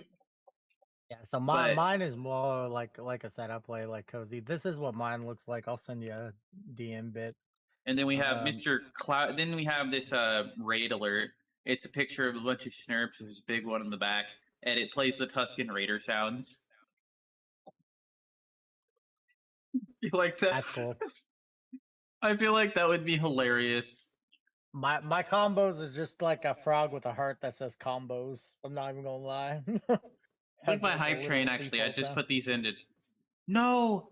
Oh yeah. No. Okay. There we go. New hype train. Hype train started. Okay. I need to turn that one off. I don't know how to delete it either, so it's just kind of weird. A hype train. Now the hype train new one. And then I think the all-time high. I think that's the only one I have not done. Actually, I need to do that on my. I know it's probably I don't know how combos work, so I'm pretty sure hype train is more likely to proc than a combo. Yeah, I'm not sure. So combo, I have combos on mine. Basically, people use bits, and then it basically levels up. They have a separate section for the combo alert than hype, I think. Yeah, I need to do gifts, but I've been trying to either do like a picture of a worm, a gummy worm. I might get 2 gummy worms and put a gift in between them. That might be a thing, but I'll need a second person for that photo, so that's gonna be fun. That's funny. Oh, yeah, and the follows, just new follows, new friend.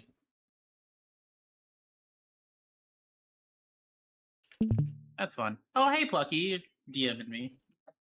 Oh, I love your your setup. It's beautiful. Oh my god, yes. I always have. Oh yeah, if you guys ever need somebody, I can be slightly unhinged, but I'm willing to try any game at least once. I'll let you know if I don't vibe with it immediately and leave. I'll be honest. All the games I play are cozy based games. Like I basically gave out my entire list to people already. I think I have what's your entire list? Hold on, let's see. It's in collab, right? No, it's not. It should be. There should be like in the side chat though. I also play Here, I'm gonna friend you Palia, up. and then Palia, DBV, I have Palia. I didn't get too far into it. Let's see. You have Palia, Dreamlight Valley. People keep playing that, and I keep wanting to try it just because enough of my Oh, the new friends have tried expansion's it. coming out, bro. You have no idea how fun it's gonna be when that expansion comes out. You get to I'm ride gonna the be horses. real. Hold on. Let me put mine in the side chat. This is like my normal, like this is my top game setup. If I can find it. Hold on. Yeah, that anime or Animula Nook game's gonna be amazing though. It's like Honey, I Shrunk Her Kids and Palia had a baby. Oh yeah. Yeah, basically, I have you been have like. looking for. I've been Go looking ahead. forward to Grounded 2 when me and the boys finally get around to playing that. Yeah, I have Grounded too as I well. think it's on Twitter. It's a great game. Oh yeah, no, fucking. There are a lot of survival games I like to play. I heard the Minecraft server might be a cozy one. Might have Mine's a mods. cozy one, but it's not a. It doesn't have mods. I didn't know they had one in the server. To be honest with you. You know, what? back in the Oh. days when I play Minecraft, I bought the a mod pack I $700 play server. is the most scariest thing in the world because it's RL Minecraft. Copy image. Oh, okay. Yeah, here you go. In the side chat, I'm putting my normal game setup, but I also, you can see I played. I love it how it jumps like generations at a time. I know. I love Sunshine, man. I can't even complain about that. Yeah. Yeah, I played it. Like I said, I'll try anything at least once. Hold on. I'll show you guys my server, like the plugins we have in the thing. Plugins are like mods, but you don't have to download them. It's a geyser and basically it's Java and Bedrock combined. Honorable mention to Pokemon Platinum, Super Mario 64, Ocarina of Time, and Majora's Mask, and a couple older titles I just couldn't include in that list. It said 10. There's 11 there. Oh, I should close VTube Studio and Meld because it's trying to stream VTube Studio for no reason. Yeah. I love your shit, bro. Who? I'm still watching Kirei stuff. Shit. Okay. No, you're good. Oh wait, no, I was watching your stuff. What? Oh wait. Yeah, I'm the frog. I'm VTuber. confused. There. Anyway, so this is the plugins we have on our Minecraft server, and then we also put really cool stuff in it. Let me refresh this though. I'm a fan of the create. I'm a fan of the create mod. Oh, I can hear myself. Limit reached. Yeah. Night, Mr. Handsome. Okay, I gotta refresh this. Okay, there we go. All right then. Okay. Good night. Meet me there. Hey, good night, Celia. Oh, good night. Oh no, I'm talking in my chat. Oh, I thought she's so quiet that I can't. Like, I just think she's talking. No, you're good. You're good. Anyway, so I have a job system in there. Obviously, when you go in there, the accept the rules is you just accept them when you go in, right? We have AI chat moderation. The only useful thing that AI can do is chat moderation and hashtags for YouTube. Anyway, anti pop-up basically gets rid of that annoying message that when you crossplay servers, sometimes you get a message saying that you have a certain chat enabled, so it's not moderated correctly. This is for resetting the Ender Dragon. We got chords on Java and Bedrock, but even though Bedrock already has it, Core Protect allows me basically to recycle. Critical prefix is really fun. It allows people to pick their own prefixes based on 5 tribes in the game. That's how we have it set up. Holograms, you know what holograms are. I don't need to say that.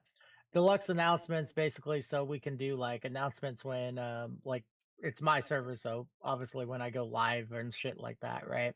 Discord bridge is connecting to Discord. Fancy Waystone's teleportation. Executable items, custom items. Grief Defender's basically grief protection. Invisicy is basically for admins to be able to see in everybody's inventory and shit, you know. Oh no, I used to run the Spanish shit. Okay. Or I had to learn how to install it for other people. Yeah. Items Adler is basically in pretty much every server. I actually got this for free. So he's from Italy, right? This is like one of the most well-known plugins. He's from Italy. He can't accept payments 1/3 of the year. And during the summer months, I just sent him a Twitter message, be like, "Can I give you a Steam gift card? Can I slip some, some like gift cards or something, And he's just like, "I'll just give it to you for free." I was like, "Sweet." um, but lag fixer fixes lag, obviously. LPC Pro is just lucky perms. They basically add like tags and chats and shit like that. Is she not Nitro live? Friends is a what? I was Okay. chatting in a chat that's no longer live. Okay, Nitro Friends is a friend system. Offline growth basically just allows things to grow offline, right? Plugman X tells basically anything that's screwing up. Pro Death Chest is just death chest that pops up with a waypoint beam of light and gives you 30 minutes to pick up your chest. Post office is you can drop things in people's mailboxes, and it's like a post office. Let's see, pronouns for people who have pronouns. We allow them to add that to their tags, Server essentials basically like, every home system, set home, stuff like that. I'm not gonna say that. Scoice is a voice system. Basically, we have it in our Discord where if you if you stay in that Discord section, you won't hear anything until you get close to somebody, then it makes a brand new voice chat for you. Basically like that. Streaming module is really cool. I can basically add any Twitch streamer to it, and as long as people are playing on the server, they get Twitch drops by watching you. That's my favorite one. I've given out like multiple diamonds and stuff like that. Temp ban is we had to add because we didn't have like a temporary ban system. We only had a full ban system. Ultimate rewards are like every day, those little advent calendars you get in Christmas. That's basically what that is, And then Ultimate Shop is really good. I mean, it's just a really amazing shop. It works on Bedrock and Java. Ultra Economy is really cool. Everything is frog themed, and the money's called Lily Coins. And I wrote an entire story in there and put them in books in the game where you have to find these frog ruins. And then basically you get a part of the story. And then when you get to the ancient city, the last 2 books are in the giant library. And then we have like VIA versions, so you can be on any version. And then Vulcans are anti-cheat. This thing does not miss. When I say if you try anything, you're just screwed. You're just gone. World edit is basically for us to create like massive builds without trying. But yeah, I mean it's a cozy SMP. I don't know which ones what they have here, but mine runs off a plugin, so you guys don't lag. But this thing was about $400 in plugins and about $300 for the server for the year, and about $20 for the domain name, which is littlefroggies.com. That's nice. And then I'm gonna stop. We watching made like that. And then we made like a server guide and stuff like that. Oh, nice. And a wiki.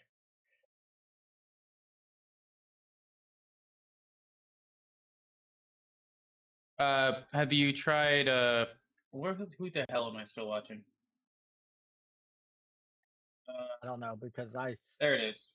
Okay, sorry. Stream. Well, you share your entire screen and like yeah, probably went to Google. Yeah. What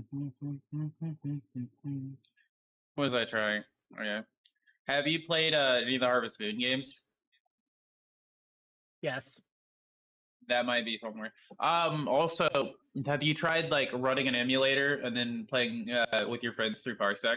That's always fun. If you have a really old GameCube game that you want to try playing, I recommend looking into Parsec, and you can run multiple. Basically, what it is you boot up an emulator, probably one of the old school ones where you can do split screen. It'd be like Mario Kart Double Dash. That's what I'm going to try and do at some point, and you can just play with other people on your split screen games from emulator through the internet. That's cool. Yeah, that might be something worth streaming at some point because it's a lot of fun. I remember me and the boys, we ran Time Splitters. I know for a fact with these 3 games coming out, the Animal Nook and Petit Planet and Lofty are coming out next year. I'm gonna have very little time to play anything else because I'm actually in their creator programs for all 3 of them. Oh, nice. Very So nice. yeah, it is interesting. One of them I won a contest for. That was I didn't think I was gonna win it. Yeah. The I'm kind of hoping the Bethesda gets their shit together and ES6 does turn out to be good. I mean, I've been surprised before, so it's not like it wouldn't be bad. But I still got like quite a few games for my because on my YouTube I tend to do more games that are moddable, and I try to do multiplayer on them, and they're usually in these games that I play because they're mostly Skyrim and Fallout so far. The multiplayer is just modded in, and it's not the best, but it's way more fun like that. You know, I have did you the ever entire tried that? Let your chat start to add like the like comment into the game. That I thought about doing. I thought that would be fun. yeah, those mods are But super cool. What's up, Yanni? How's it I going? think it's What's going up, to be Nugget? very dangerous for your chat. I don't know. I don't know about but it could be funny. You have to do that like in maybe like membership or like private, and then like you I have to want to like. try because I got my Rockstar account back more recently. I want to try doing Red Dead 2 modded. That was a lot of fun. I played the original Red Dead on my Xbox One, and now that I have it on Steam, I can mod the shit out of it. I don't know what mods are available for it though, so I'm gonna have to look into that. But I heard it's moddable. Oh, by the way, like hi to everyone that managed to drop in, and just to let you guys know, I am streaming. So yeah. Yeah.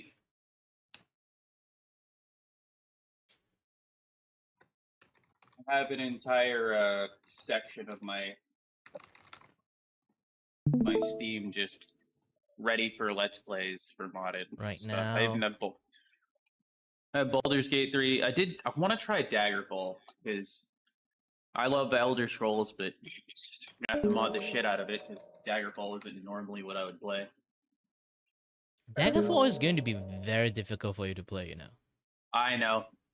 It's so old. I'm Like I'm if not you gonna say lie. Scott, Morrowind, I still know. basically yeah, at least in Morrowind. I gotta do Morrowind as well. Like there's so many things I want to do for this. I really wanting to do New Vegas. I'm currently in the middle of New Vegas, although I feel like the characters I've been picking don't represent what I want to be anymore. Because I'm not gonna lie, all of my characters are fucking evil. Like, Oh, speaking Skyrim, about evil, I'm a dark elf, and my name, and this is in if they played Morrowind, you know what the dark elves do. I'm not going to repeat his name because it is it's a racism joke, but it's against lizard people, and so like yeah, I don't feel like my characters represent me anymore because I'm trying to.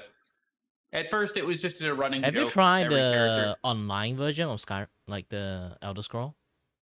I have tried ESO. Hold on. Let's see up here. Yeah, no, I have about 197 hours. I don't play it too often. I only play Um, it to just go around the house and steal shit. yeah, activity profile. Like I didn't do anything. I just my entire game career is basically just go around to different cities and go to some random NPC house and then steal stuff. Because I'm If I playing did, as an elf, which is like magic and affinities, but I play as a warrior. So I fail as a yeah, mage and also fail as a warrior.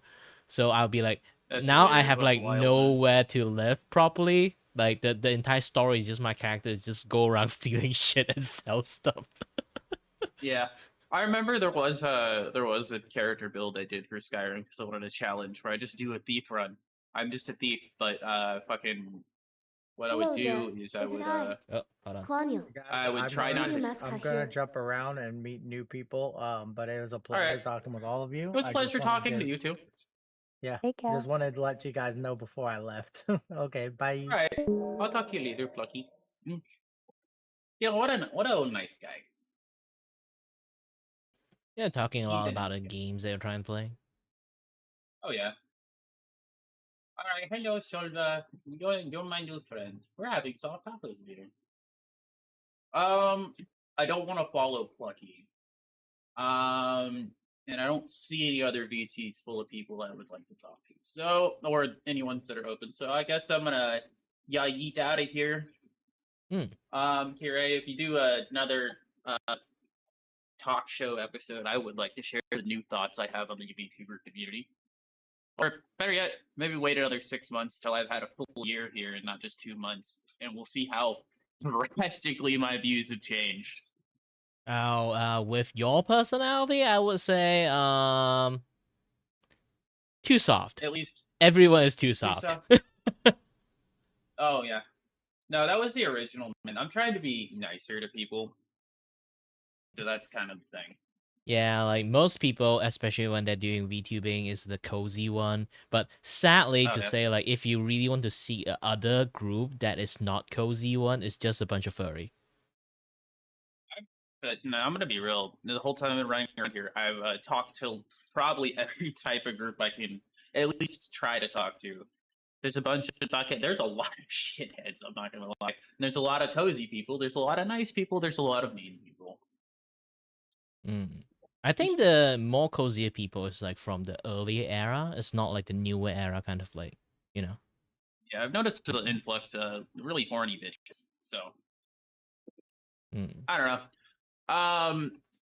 I went back and looked at old stuff, and then I came toward. I'm like, damn, there is a definite increase. But I guess I'm just gonna like I'm gonna yeet out of here. I was trying to sleep, but then you should. It's the middle of the night for you. Bruh, yeah, it is. It's like 12:45, but it's time to sleep. A good night, brother. See you around. Yeah. He meant well. Bacon is actually a little bit of troll, but I can see like he is trying a lot.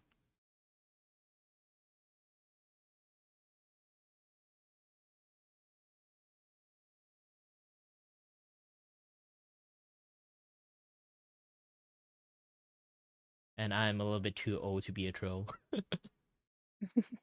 Like back in the days, I was actually quite a troll myself, but I kind of like, as you age, you start to be like, I'm too tired to deal with this stuff. What type of stuff did he used to do? Yeah, just as time passed, like you learn a lot, and then also find out a lot of things. It's like it's too much of a hassle to deal with it. How long have you been streaming for? Going to be longer. If you want to go to sleep already, you can just go to sleep. It's for me, like No, I it's said like again. 5 a.m. I'm European. 5 a.m. Did you just woke up in the middle of the morning or something? I wake up really early, and because the time zone went back, I'm waking up at 4 a.m. these days, just naturally. Yeah, same. I kind of like I sleep really early, so I wake up like stupidly early too most of the time. Yeah, my sleep schedule is just. It's still a healthy schedule, to be honest. It's more like I'm the kind of person, especially when it comes to like, oh, I have to go to work. If I go to finish work and then come back, I would just eat and then immediately hit the bed. I would rather like wake up early, have the energy to do what I want, rather than just stay up late and do the things that I really want to enjoy, but I'm too tired to enjoy it. That's actually quite smart. I just sleep late, get up early. It's not great. Well, I normally sleep around like 8, 7 p.m. those kind of time. Whoa, that is early. Oh my gosh. I need to fix my sleep schedule. I'm sleeping like 2 a.m. and getting up at 5. I don't think it's very healthy, but I've been doing it for so long that I'm used to it. Well, right now, my animation is almost done. It's just the most difficult thing to do. The cape. Oh, not the cape. I have to I have to draw multiple version of it. I guess I'm just going to draw 5 frame of it, like the cape. Just loop it. So I'll Fair be enough. drawing 4 different like loop, 4 different frame. Again, this is like a low budget animation. I didn't even intended to make like too high of budget. I can actually export this thing and just give it like a test version before I do any other big stuff.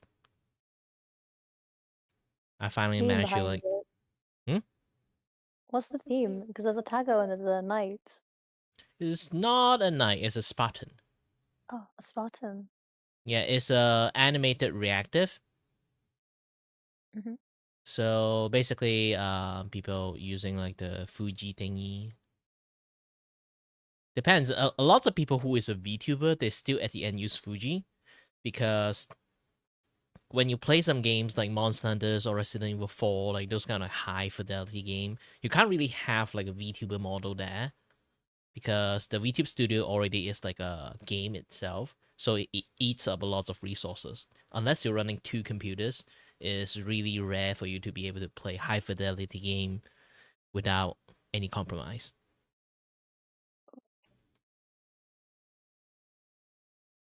I Taco mean, guys are really cute. mm, unless you're super Oh, rich and then you got like some ultra computers. but those are like a couple $200, $300. I don't know about other currencies. No, maybe even more than that. It's got to be more. It's got to be like If you're talking about at least euro, maybe 7,000. like 2,000 euro or something. Yeah. It's got to be more, right? Because a decent end PC, at least where I'm from, is British pounds, so that's at least 1,500. Mm, yeah, it can be like as long as like here's the thing. There's another way for you to do it too. As I did mention 2 computers. You can just have a very shitty laptop that can run the OBS and your VTube Studio done. That's what I have. So you have a shitty laptops to run your like VTube Studio and like OBS, and then use your other computers that like you pay a little bit more for gaming. At least can game like maybe medium or slightly above like medium graphic setting. Like using that to play games, and then beam the game visuals to your that laptop that you're using, and then use that to stream while you're just like playing games like on the main computer itself. So that way you can like do way more stuff. That is a good idea. I just need to figure out the beaming software. Hmm. It's actually Because pretty there's some like, easy. I can teach a lot of people. Like now, there's like a technical forum, right? I can teach people yeah. how to like do like dual streaming PC thingy. I guess. Oh, that's cool. Yeah, That would be awesome. Could do that. there's like a plugin for it. It's called like OBS teleport because like there's like 3 ways to do it. One is using a capture card, which is if you really want it, you might have to invest a very expensive one. But the second one is there's a software called NDI. It's basically using internet to beam the visual to your OBS from computer A Okay. to computer B. But that one have You like have a to have very like big a. delay. Oh, okay. And so basically it's like your reaction and the game is kind of like have a very big kind of like gap there, so usually not a lot of people using NDI. And then there's the third option. It kind of works like NDI, but also same time it doesn't, because you still need to open the OBS in your computer A and open your OBS in computer B, but you're using a plugin called teleport. So whatever that you set up on your OBS in your computer A will just directly beam to your OBS from computer B. So all the audio stuff that you did, all the filters, all your like visual overlay, like it will just beam to another computers. You don't have to run the stream in that computer A. You can just run the stream at computer B that way. Oh, okay. So then you can like pick which CPU you want to use between the 2 computers, kind of. Yeah, you don't have to do a lot of like like using like the what we call something again, like the something banana again. Audio, basically a lot of audio stuff that you have to do. You skip a lot of things just from using the teleport. Ooh, all right. Yeah, the voice meter. I remember. Yeah, I think I have like a newer setup, but it's quite goofy because I have two laptops. One's a new one and that one can handle stuff. The other one's quite low processor. It's not very great. But Yeah, the new I, laptop doesn't connect to anything. I don't have a mouse for it. I don't have a headset. I can't even connect it to the monitor. yeah. I think So like if it can run decently, especially it have graphic card and stuff, can run streams Mhm. without like any issues. I think you can use the teleport system. Yeah, I'm hoping I can do something like that because one time I tried streaming and I think it was like a 15-minute delay at one point between real time and what my viewers were seeing. Also, there's some chat. Ada, goofy goob. Why is it for now? Are you going to doing like the goofy like that like the funny goofy gif? I'm gonna do it again. I can't do a goofy voice. I can do a Mickey Mouse voice though. Uh-huh. Hello there, good morning. I love to buy everything because I am from Disney. Uh-huh. Sorry there, sometimes my laugh is a little bit too high. Huh.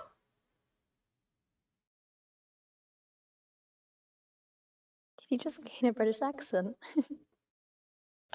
Not exactly British accent, but I did. Here's the thing: like sometimes some people say I flip flop around like Australian accents and like British accents. It's more like I'm a Malaysian. I This is not even like how Malaysians sound. Like this is why every single time I talk to anyone who's Malaysians, they'll be like, "Why do you sound like this?" I'll be like, "No, I never learned English properly until I watched Doctor Who." So it kind of like I start learning like English, how to speak English that way. So I end up have a little bit of like a Scottish person try to be audible. I can kind of see that. So yeah. For me, I think like that's I can say like David Tennant is my English teachers.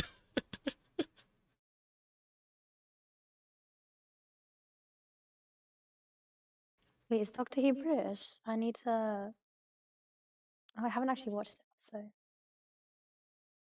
Well, you really have to like push a little bit on like the on how should I say, like you have to put a lot of energy into like changing your accents because I can use Malaysian accents. It's just that when that happens, it's like I really have to switch a gear to actually do that.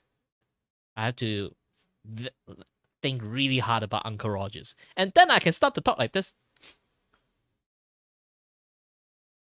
This is how normally you can hear a lot of Malaysians that will start speaking like this. It's not like we do not know how to speak English. It's just that the way the cadence we have is a little bit different, Mhm. and we use a lot of repeat word. Yeah, I think I can see similar like accents with other like countries in Asia as well. When I'm talking with my family from Asia, I can Mm. tell like a slight difference in the way we speak. Yeah, it's basically just normally how a lot of people actually do speak like that most of the times. I've been speaking in this kind of English for so long. Some of my friends like either from Scotland or like from Japan, they got used to hearing me speaking like this. When they speak to anyone like from Hong Kong or like from like from Malaysia or Singapore, they realize that my English is actually very different. There's lots of types of English as well. Like there's British English, American English, the basic ones, but then there's differences. Like Yeah, there's so there's a many big minor difference. differences depending where you're from as well. Like people from north of England, they speak quite differently to people in the south, and I've noticed that as well. Yeah, Pretty. the southeast have like their own like accents, Yeah. and then there's like the Yorkshire accent. Sometimes it's like it's the same language, but I can barely figure out what's going on. It's more like the. But I think people I would say like lose it's track. the lingo is a little bit different. For Scottish, like it's just that lingo is different, but most of the like pronunciation is actually quite easily understandable. Yeah. Welsh, on the other hand, have a very hard like very like deep pronunciation, so like it can be hard to detect. Yeah, for sure. Also, subtleties in like the language you use, like slang, very different. Yeah. I think like when it comes to like, slang stuff, is like Australia and Scottish have like the heaviest one, Yeah, for sure. which make them a little bit hard to understand, just mainly because of that. If they just speak like without the slang, it's actually very easily understanding. Yeah, I don't think I've met anyone from Scotland recently, so I can't really remember what types of slang we use. But I moved to a new area of the UK, so I'm learning all sorts of new slang. If you want to kind of like understand Scotland, have you seen like the Wreck-It Ralph 2? I've heard of the movie like being released. I didn't actually see it. Yeah, I think. Yeah, that Disney princess scene. Actually, like the Merida, like when she speaks, she actually go full Scottish. Yeah. So if you understand a single word she say, then you good. But you don't understand a single word she say, then you're not good. Or if you ever experience like that Hololive clip about like this one in Australia, if you understand that you know that Jidon My Soul, kind of like the origin of that. If you don't know, they were playing like a telephone game. So it's like one English speakers and then another one is Japanese and then English speaker Japanese. So they kind of like just keep passing the word. So they was kind of like passing like starting with like a very heavy Australian slang of, hey, have you eat yet? Let's go and have McDonald, but in a very completely different word. If you haven't Okay, I seen haven't that, seen that. No, I'm gonna search it up hmm, and probably take a look. let me try to find it.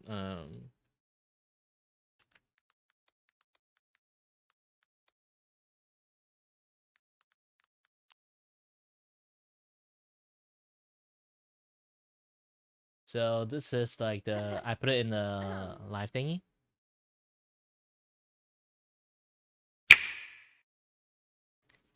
If you're watching it now, let me know. I just play it. Oh wait, yeah. I think the stream's okay. I was lagging. On the Discord one, right? There we go. Yeah, I can see it now. Yeah, I put it in Discord. You can just watch it from there. Yep, I can see it. Are you ready? Okay. G'day, mate. Haven't had brekkie yet, so might go on a Macca's run soon. My shout. マーシャルしかわからん。ただいまいハブンイブレハハブンハイレプキにやいマーガオンえいマーガゾンスンマーシャル。よし行こう忘れないうちに行こ Okay, う。 what's the night you Okay. Let's go. Okay. ただいまいハブンハイレプイエイマーガオンえいマッカーズドンツンマーシャル。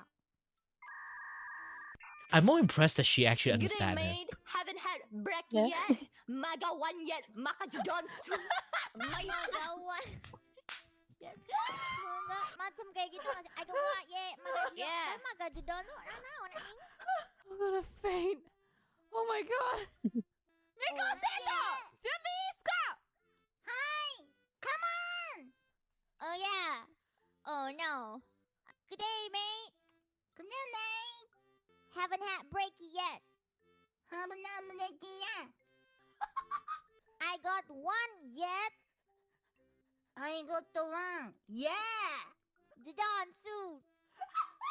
Jadon soon. And then my sound. My sound. My sound. Okay. Yeah. Good day, mate. Haven't had brekkie yet. I got one yet, mate. Cause you don't soon. My sound. Wow. Okay. Good day, man. Have a nice breaking. Yeah. I got one. Yeah. I got one. Yeah. Okay. Make one. Jadon soon. My soul. My soul. My soul.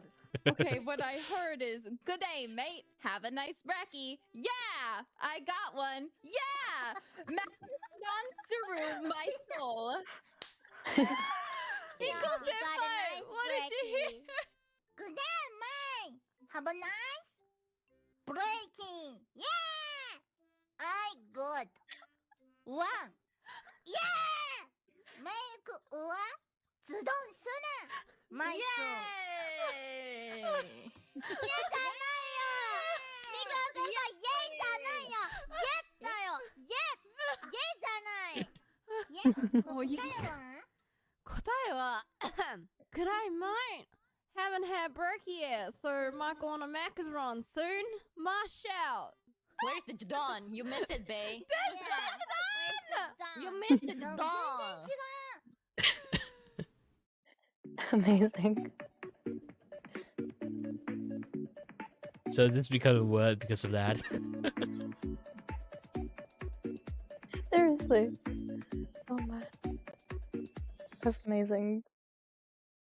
I feel like doing something would be like, doing something like that would be quite funny. Yeah, lots of people watch Hololive for this dumb shit.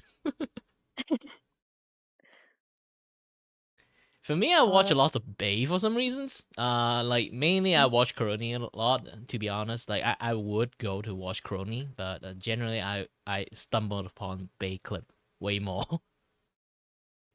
Okay. I I don't know guess what like it it's is. because like I'm not sure. My friend told me this. Bay used to be a Malaysian streamers. Really?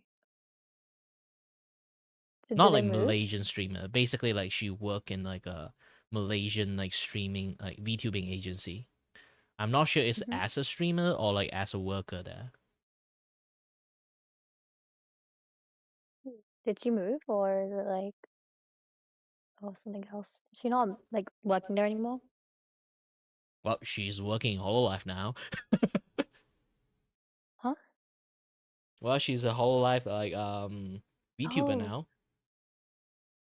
I'm sorry. I really do live under a rock. I don't know a lot of references you're making. Hmm?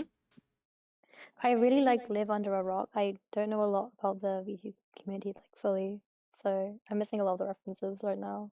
Ah, basically, like when it comes to like VTubers, there's like the 4 big VTubers group.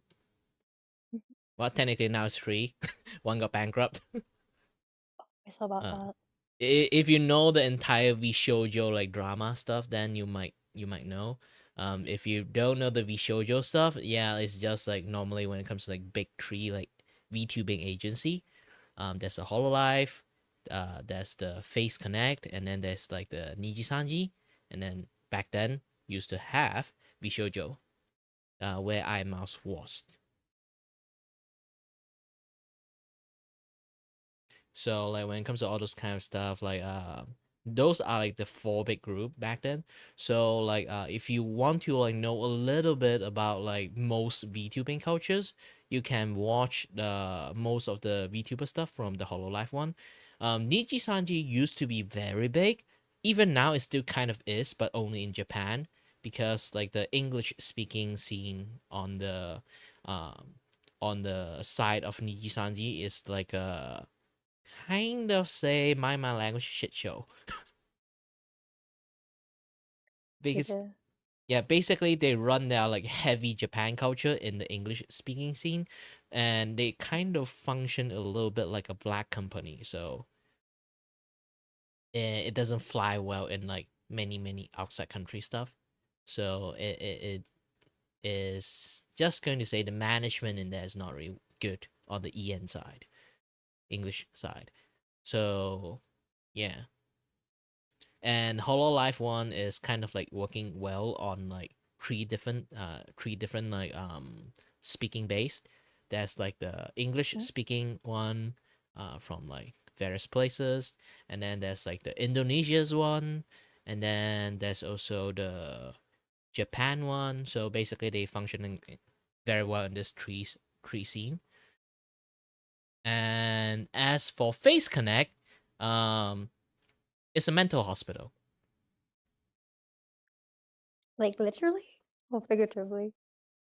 Kind of like, it's how to say, like the entirety of the talent in there is basically everyone is just unhinged. Usually like they will say something, either will get into controversial or like they will get fired in many different kind of like VTubing agency company. But the CEO just be like, yeah, let them be unhinged. Oh, that's crazy. Imagine like they have like an entire maybe 5-6 different group of Binky. They just met. Oh wow.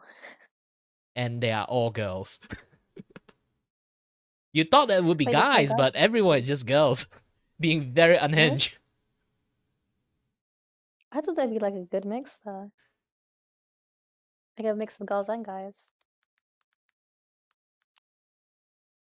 Wait, is it like a female only company? Yeah, they are a female only like VTubing like company, Oh, that's crazy. Face Connect. They I didn't just have realize like they a were new like different. debut of like um a Mhm. group of new VTubers lately.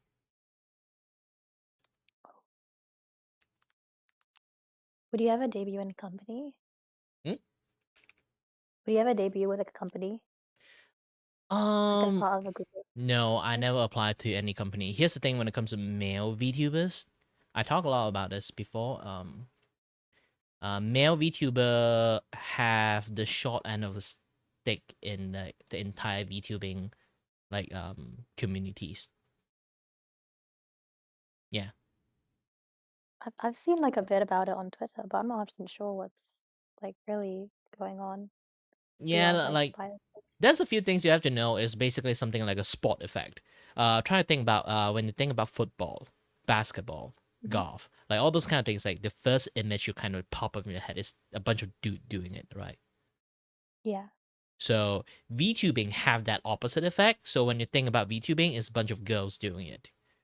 So girls get like the first pick bias when it comes to like if like you're randomly surfing in like the watch any VTubers, you see like maybe like this one game have 5 VTubers, 4 of them are guys, and then 1 of them are girls, and then you would click the girls first. Oh. So the entire culture of like VTubing communities always like prefer on the girl side first, and then the Mhm. guys is always either the second choice or the last choice. Oh, okay, I see. So yeah, it's I'll much have to more look it up difficult. though.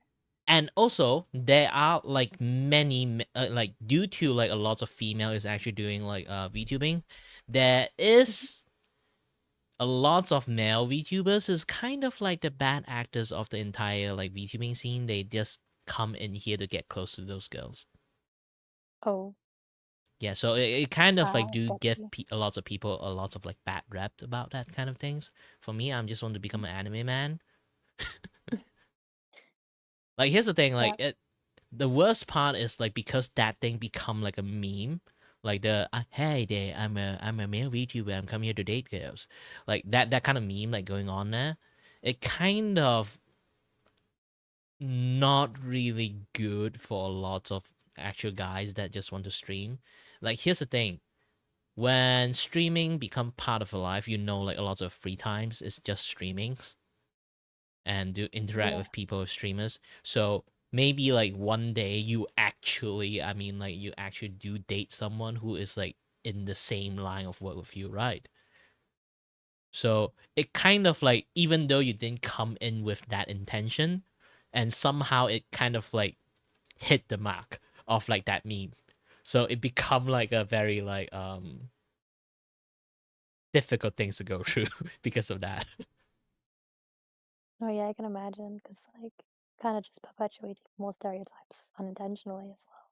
Yeah, it's not coming in with that intention, but you somehow nail that meme just by being a VTuber, a male VTuber in the VTuber scene. Yeah. Nah, that's really rough. Yeah, so it's like a shot and a stick. Like again, like why a lot more people watching VTubers like prefer girl side. Mainly it's because like here's the thing, Hatsune Miku was a thing, like even back in the Yeah. days. So a lot more people watch Hatsune Miku as a virtual character that represents something. And now VTuber is like a virtual character that have a human pilot in there. So because Hatsune Miku is like really, really popular, so generally a lot of people have an impression of like a virtual characters should be a girl. Oh, okay. Like those kind of thought process for a lot of people going through the idol scene, Mhm. this and that, yeah, this stuff. So a lot more people watch like female VTuber just mainly because of that. Also, like the first pioneering for like the virtual like YouTuber back in the days is actually like I think it's Kizuna Ai. So she's also a girl. So it's like the first ever VTuber that exists. So it kind of like established quite a lot of like baseline for how people view VTubers. Oh, okay. That's Mm, actually quite deeper than I thought it would be. mm. So I don't mind that to be Hello honest. there. Is it Oh, I? hold on. Clanio, the studio mascot here. Skip. I should actually shorten my my language for this one. But yeah, where was I again? Ah, yes. I don't mind like that kind of thing that establishing like in the VTuber scene. It's more like I think it's kind of better that way in some sense. Hmm. It's because like for a girl who literally I would say like in a lot of general senses, if any girls is like a six to a lot of people, when they actually show their face and stream, there will be a lot of weird guys. Yeah, that's true. So with any girls, I don't care like what kind of rank they have, like on the what something something out of 10. Like not showing your face and then become a content creator is kind of for me is like it's safe for them. Yeah, it's a safer than showing your face and then Yeah, there's dealing like with the weird people people that don't afterwards. show their face, they kind of shy or like very self-conscious. Like this is a very good thing for them. Hmm.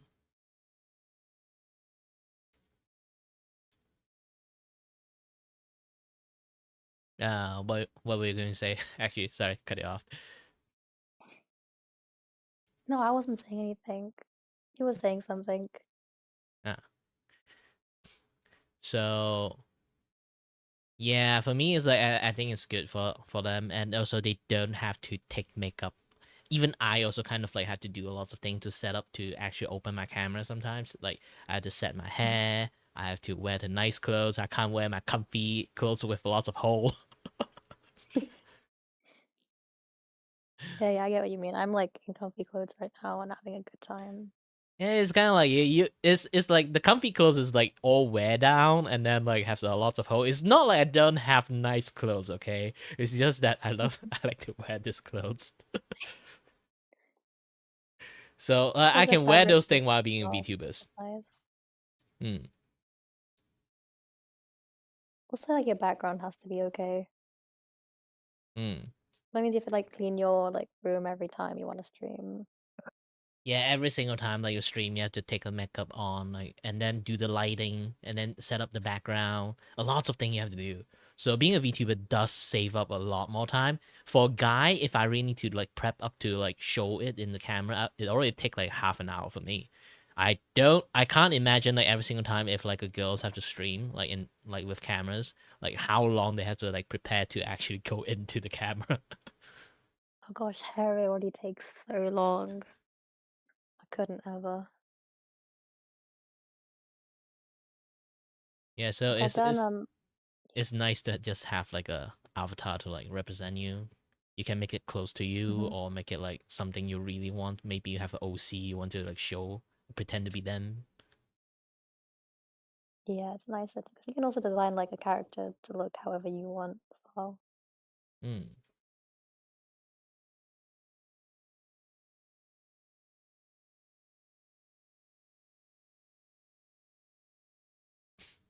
This is why personally I kind of like I'm fine with it.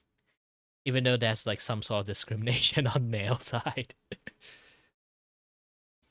And like I say, I admit there is bad people like just get into VTubing with bad intention, you know? This is why I say like I'm fine with it. It's like we didn't moderate those asshole. That's our fault. No, it's not really on you personally. Like even as other guys, it's not your fault that these people are coming into the space with bad intentions. Yeah, like the kind of like frat boy kind of like style of people that come in. Like here's the thing, you're always like in a social situations, like you seen a guy that maybe like you have a friends and then they have a boyfriend. It's like you know that like I'm a dude and I can see like maybe like that girl's boyfriend is like a frat boy or like not a very good person. But in her eye, it's kind of fine because that guy have an intention in the first place. So he is like a good angel person in front of her, but not that person like behind her. Those kind of people. So it's really hard to tell that person's like, you know, you should. It's not like I'm jealous or anything. It's just like you should, you know. It's hard to explain it to your friend like that, right? Yeah.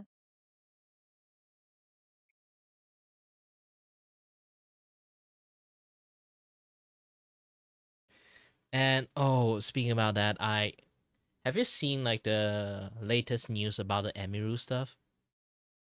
A little bit, yeah. I've been like waiting for it to kind of die down and get a summary first. Or like researching more into it because things are still coming out pretty quickly. Yeah, so far I see Lots to like check. it's just a guy with small PP energy. Like here's the thing. Oh gosh.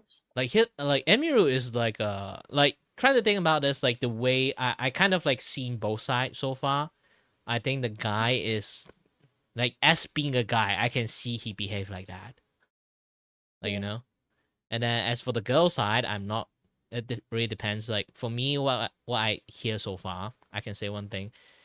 Emiru is like an for me is close to like a 10-10 person.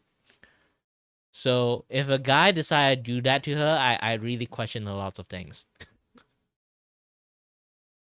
And here's the thing, if you have like a partner relationship with a person and then you are creators, your partner is more successful than you, shouldn't you be happy? Yeah. I mean, you should be happy for your partner, right? Yeah, like the miskit stuff, like so far I hear from even I can like see like from so many other creators talking about Miskiff, he's basically is just my language, jealous little bitch. Ooh. Yikes, that's the worst. Yeah, it's basically like Emir is doing great. The moment she's doing great, he will get pissed off because of it. No, that is not someone who should be your partner. I would say like if I have a girlfriend, she's doing like we both streaming and then she's doing way better. And then I'll be like, yay, I have to do less work. You'll be taking care of me now. You're the breadwinner. You know what? That's so fair. I would just behave like that. Like why would jealous about that kind of things? Like successful is successful. It's a win-win for both of them. Mhm. But that like from so many other things, like I read like the like the message that the guy sent to Emerald is just like it's a little bit again like you can read the small PP energy from him. Like I shouldn't even say small PP energy. It's kind of like insulting people with small PP. Oh gosh. Yeah, it's weird. I don't even talk about the sexual assault stuff, but just the normal daily interaction they would have when they talk about it, I'd be like, this is not a normal behavior of a normal dude, you know. Just a guy normal behavior is just out of the window, that one. Oh gosh. Oh no. That's not good at all for like male representation of streamers as well. Because with big creators, it blows up a lot. And then you kind of get this negative representation in general to male streamers who would just generally be innocent in the whole situation. Yeah, it's complicated, but still, like, this is like a lot of relationship when it comes to like things like gone into shitters. I can see how it processed to be one. Like sometimes like both sides have fault, or sometimes like maybe, you know, just some really unfortunate circumstances. And this one, I really can just see one side. Should be Emir's side, right? Yeah, like the Emerald stuff is basically just like I won't really say it's in, I can't like just, you know, like 100% say it's sure it's like Miss Kiff is the one that the bad actors and everything, but I definitely can say like 98% is him. Yeah.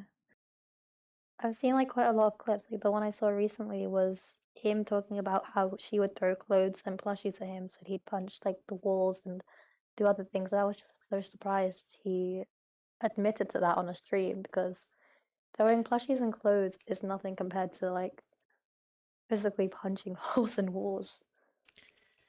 I And was just like, I was really surprised by all that. yeah, like you can really see like how a person normally behave and talk. You can kind of like already get a gist of the idea of what kind of person he is.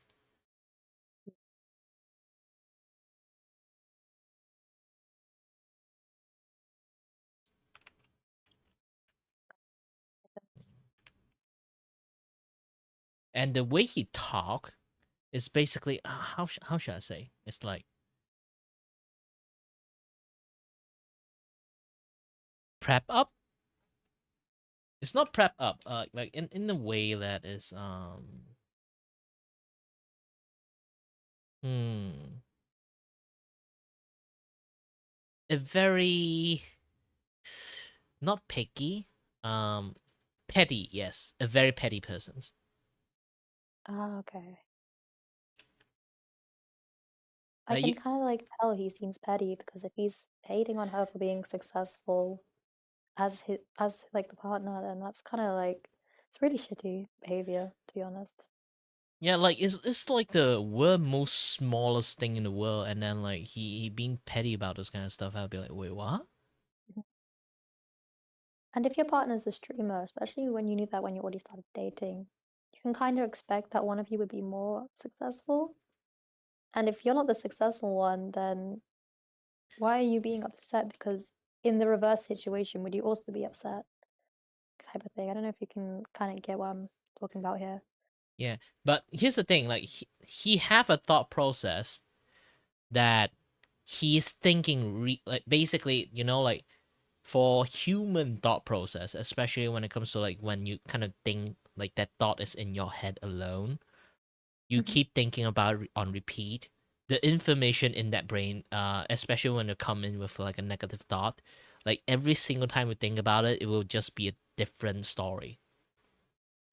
For me, Yeah. I can kind of like see how Miss Kiff kind of like think about everything on a very negative side, and it's just people leeching his success because he Mm. was a big streamer.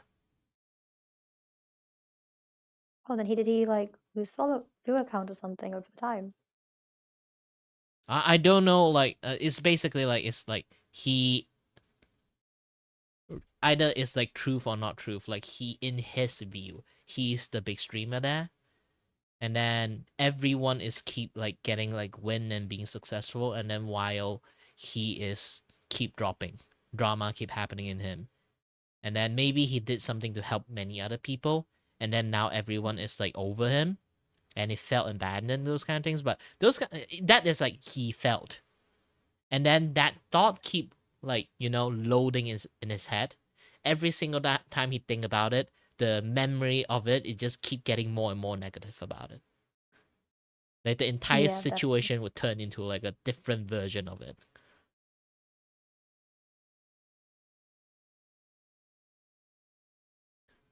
It's this kind of like spiraling thinking as well, leading to even worse thoughts, and then the whole thing, like his actions as well, being influenced by that, Yeah, it's getting not worse and even worse. close sometimes. But well, I say again, you were in your thought alone, and then if you just keep thinking about that, it's just going to turn into that. Yeah. This is why I say I always like try my best to see both sides. This is how I kind of see that why he become like this. But yet, this is like generally just him become like this is because of that. Yeah. So if he already have like a thought process, like people just leeching off of him, and now he become like less relevant, he'll be like, he would just basically start seeing everyone as enemy, especially the people he helped before. And those who are close to him still as well. Yeah, so He'll be like like seen as potential enemies. that is why like he have this like somewhat of a it is a stretch to way to say it, a love hate relationship with Emiru around that time. Yeah. But like in the end, his actions, they were so bad in like the way he handled all of this was so badly handled. And then he ended up hurting people, which is quite unbelievable. Yeah, this is why I say open communications is the key. If you guys do not know how to do open communications, go therapy. Yeah, therapy is pretty good if you can afford it as well, though. But even just taking a break, talking to mutual friends, there's lots of other ways to resolve it, having a support system as well. Because if you're going through something, you don't have to go through it alone, no matter like the emotion. Yeah, for me, and the rest of the thing you can kind of like notice is like Emerald is actually trying her best to be a good girlfriend to support him. This is why like most of this thing is kind of like shut off. It's not really like being talk a lot, those kind of stuff, right?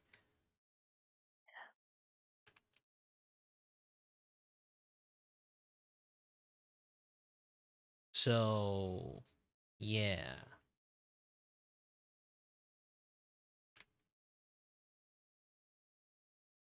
All situations like just, it was quite sudden as well. Like I one day was just something, and then everything comes out quickly, and then they both stream about it as well. So you keep on getting more and more information. It's a build up anger. Yeah. Here's the thing, if like it's sad to say this, but if the TwitchCon stuff didn't happen to Emiru, I don't think she would actually talk about it. She would just like sweep it under the floor. Was she the creator? I don't remember which creator it was. Was that Ember? Yeah, the TwitchCon stuff actually happened to Emiru too. Oh no. It's Oh because my like god. how badly like Twitch like treat Emiru, she basically went like, you know what, fuck this. Like she's not the kind of person that talk drama stuff or like talk about other people personal stuff at all. She kept most of the thing like by herself. And then because of TwitchCon, she'd be like, you know what, fuck this. By the way, since I already do this anyway, let's do this. That's really fucked up with TwitchCon from what I heard. Yeah. Just story after story of people assaulted or getting mistreated. I was really shocked to hear it because I thought a company as big as Twitch would have better standards. No, they don't. Say that now. It's Hello. it's a funny thing that I Right. talk a lot about this. It's like I never like Twitch, and I talk a lot about it for like 5 straight years. And sometimes my friend heard about like all the point I say, like, yeah, you got a point there. Twitch is actually quite scummy. And I'd be like, should I move? And I'll be like, no. If you manage to earn money in there, yeah, you know, like you manage to earn money there, you have a platform there. No, you shouldn't.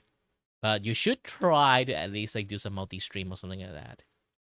Because like you can't really bank everything in Twitch, to be honest. At this point, it's like I'm so far I'm proven right.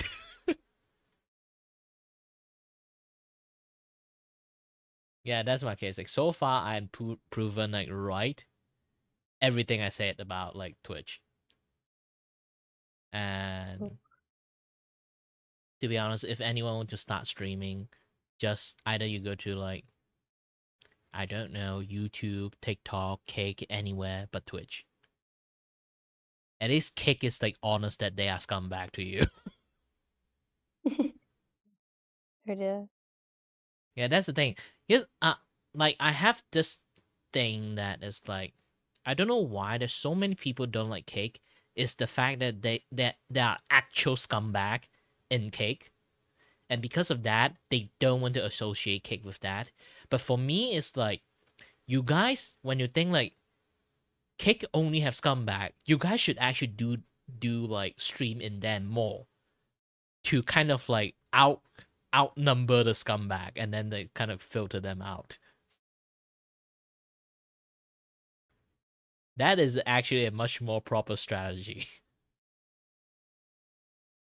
Yeah. Then you're kind of like, if the scumbags come across you as well, because if the Just ignore. scumbags streaming on there and they're getting viewers, then those are what the platform viewers are kind of looking for, right?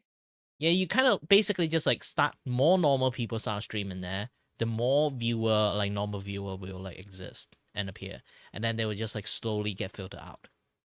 Not like filter out. It's more like, it's basically like Outnumbered? yeah, there are way more normal people than scumbag exist. So the more normal people stream in there, the more normal people will just start watching Kick stuff, and then like as time passes, like things will just become better. But if people always avoid Kick because like they are scumbag in that, it will always be a scumbag website. So the problem is like YouTube's the safest option. Even Yeah. Valkyrie said that, but the thing is, it's also just the thing that you know, Twitch isn't the same, right? Like Brooke had the best analysis on this, and this is something that you know, honestly, mattered to me when it came to opinions. But Mm. she basically stated she was happier with our 100 people than 1,000 people, and then 2019 Twitch was way better than current Twitch, And I mean, Oh, you it's can't, you very can't. different. I've been streaming for Yeah, 12 it's years. I seen this. What? I'm Oh a my very gosh. old streamer. I actually seen a lot of things come and go, and this is why I can like critique like Twitch a lot, mainly because of that.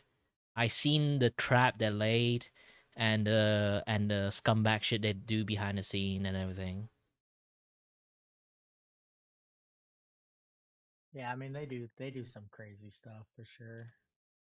Like, What types of do you things do aware they like a do? thing Twitch does is called affiliation trap? Huh? There's like a thing called affiliation trap Twitch are doing.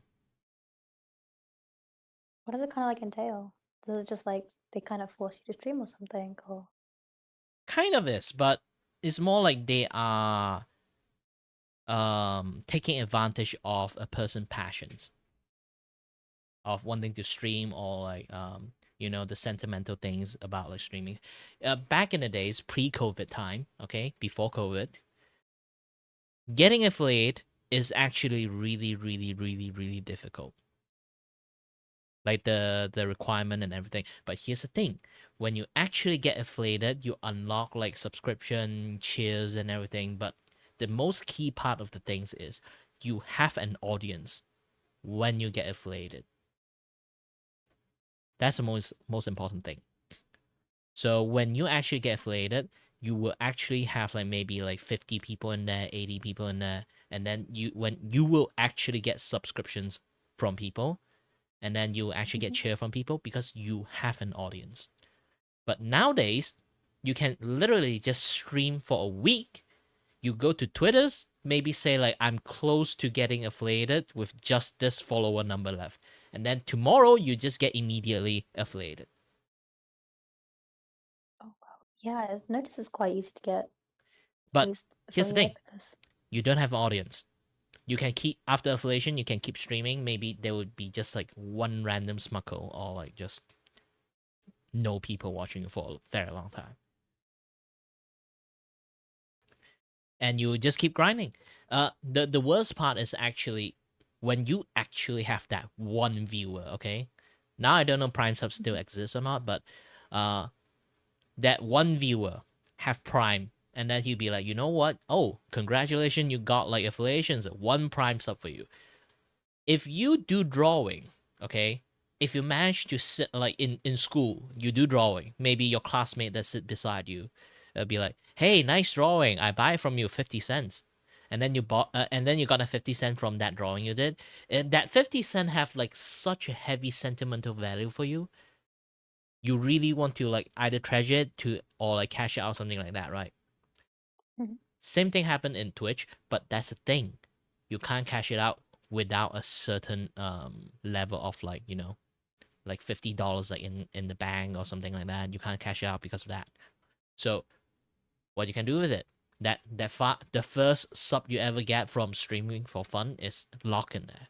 So you would just stream and stream and stream and stream and stream, just stream to 0 people, try to grind it until maybe you get like finally get $50 and then take it out.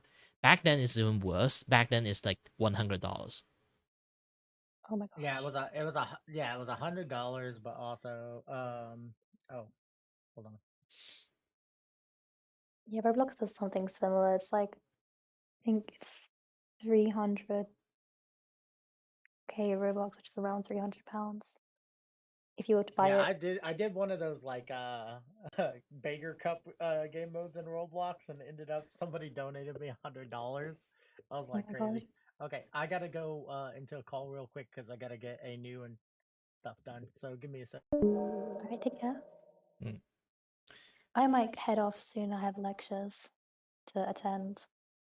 All right. Alright, then take care and good luck with the animation. It's looking smooth so far. I'll be done by today. It's just today I yapping more than doing work. Yapping's fun. Alright, then take care. Good luck. Yeah.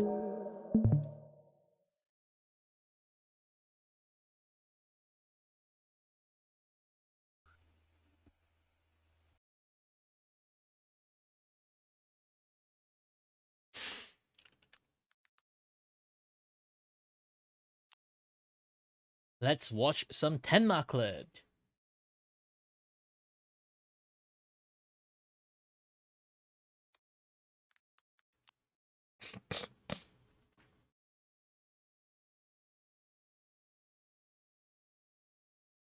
Welcome to the Beginner's Guide to Tenman Maimi, the eternal 19 Lollibaba alcohol-loving fox.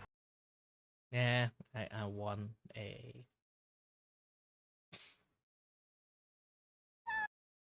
Ooh, this one.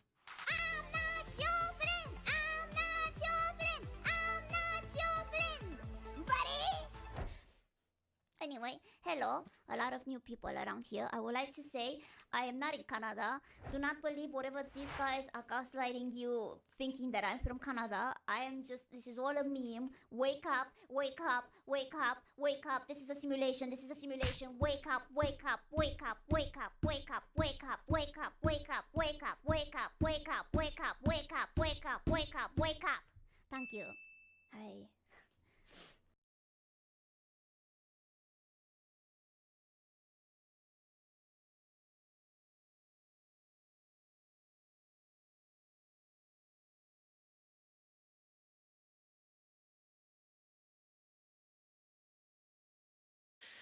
Do do do do do do do do do do do do do do do do do do do do. Do do do do do do do do do do.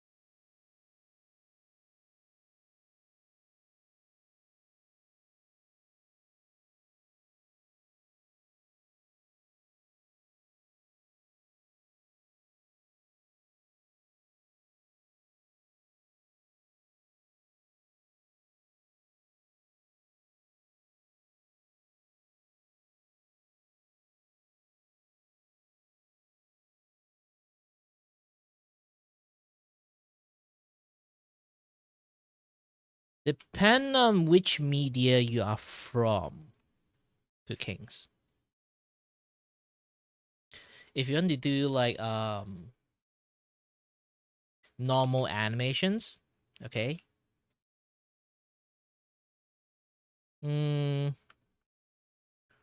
24 frames per second if you want to set it up, or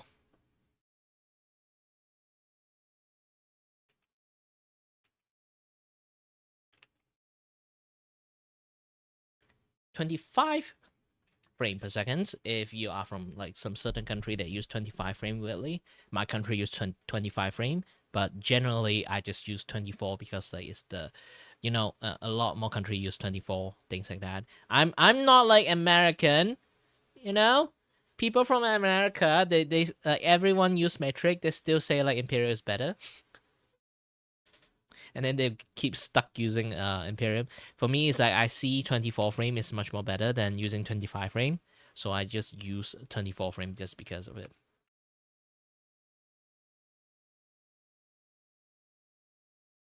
Or if you want to ask like how many frame gap that you want, really depends on you.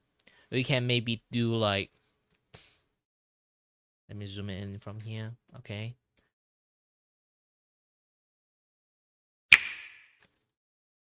Maybe you can do like 1, 2 frame, and then every third frame you have a new frame, or 1, 2, and then new frame. So every 2 frame you get a new frame. Depends how high of a like animation qualities that you want. You can have it a little bit janky. You can have it a little bit much more spaced. You can have it a little bit like even further spaced. Like really depends on you.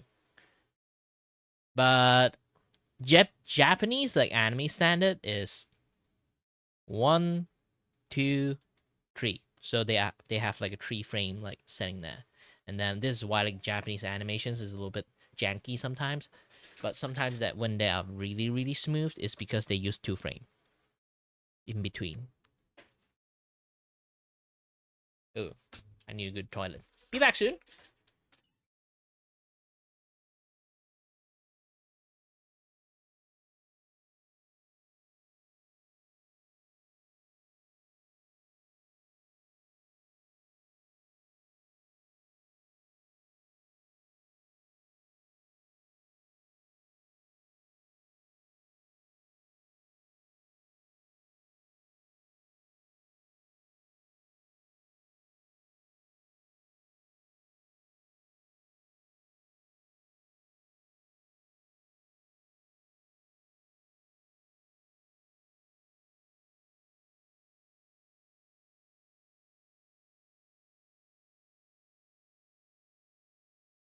Hello there, is it I?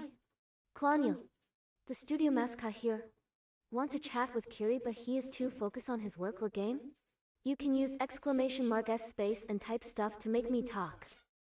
Ah, seems I've been here working for many, many hours. Well, it's not like working for many, many hours. It's more like chatting for many, many hours. But still.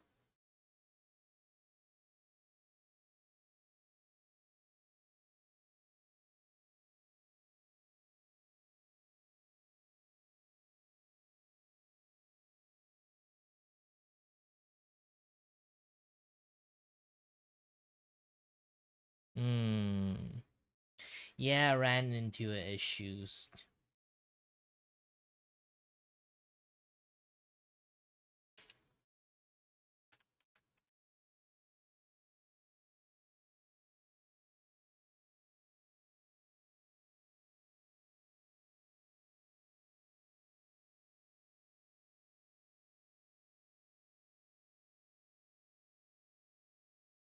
This cape.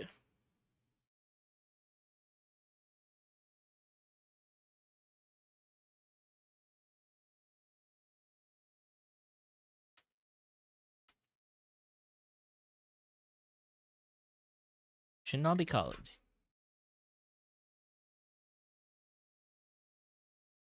When I do drawing. So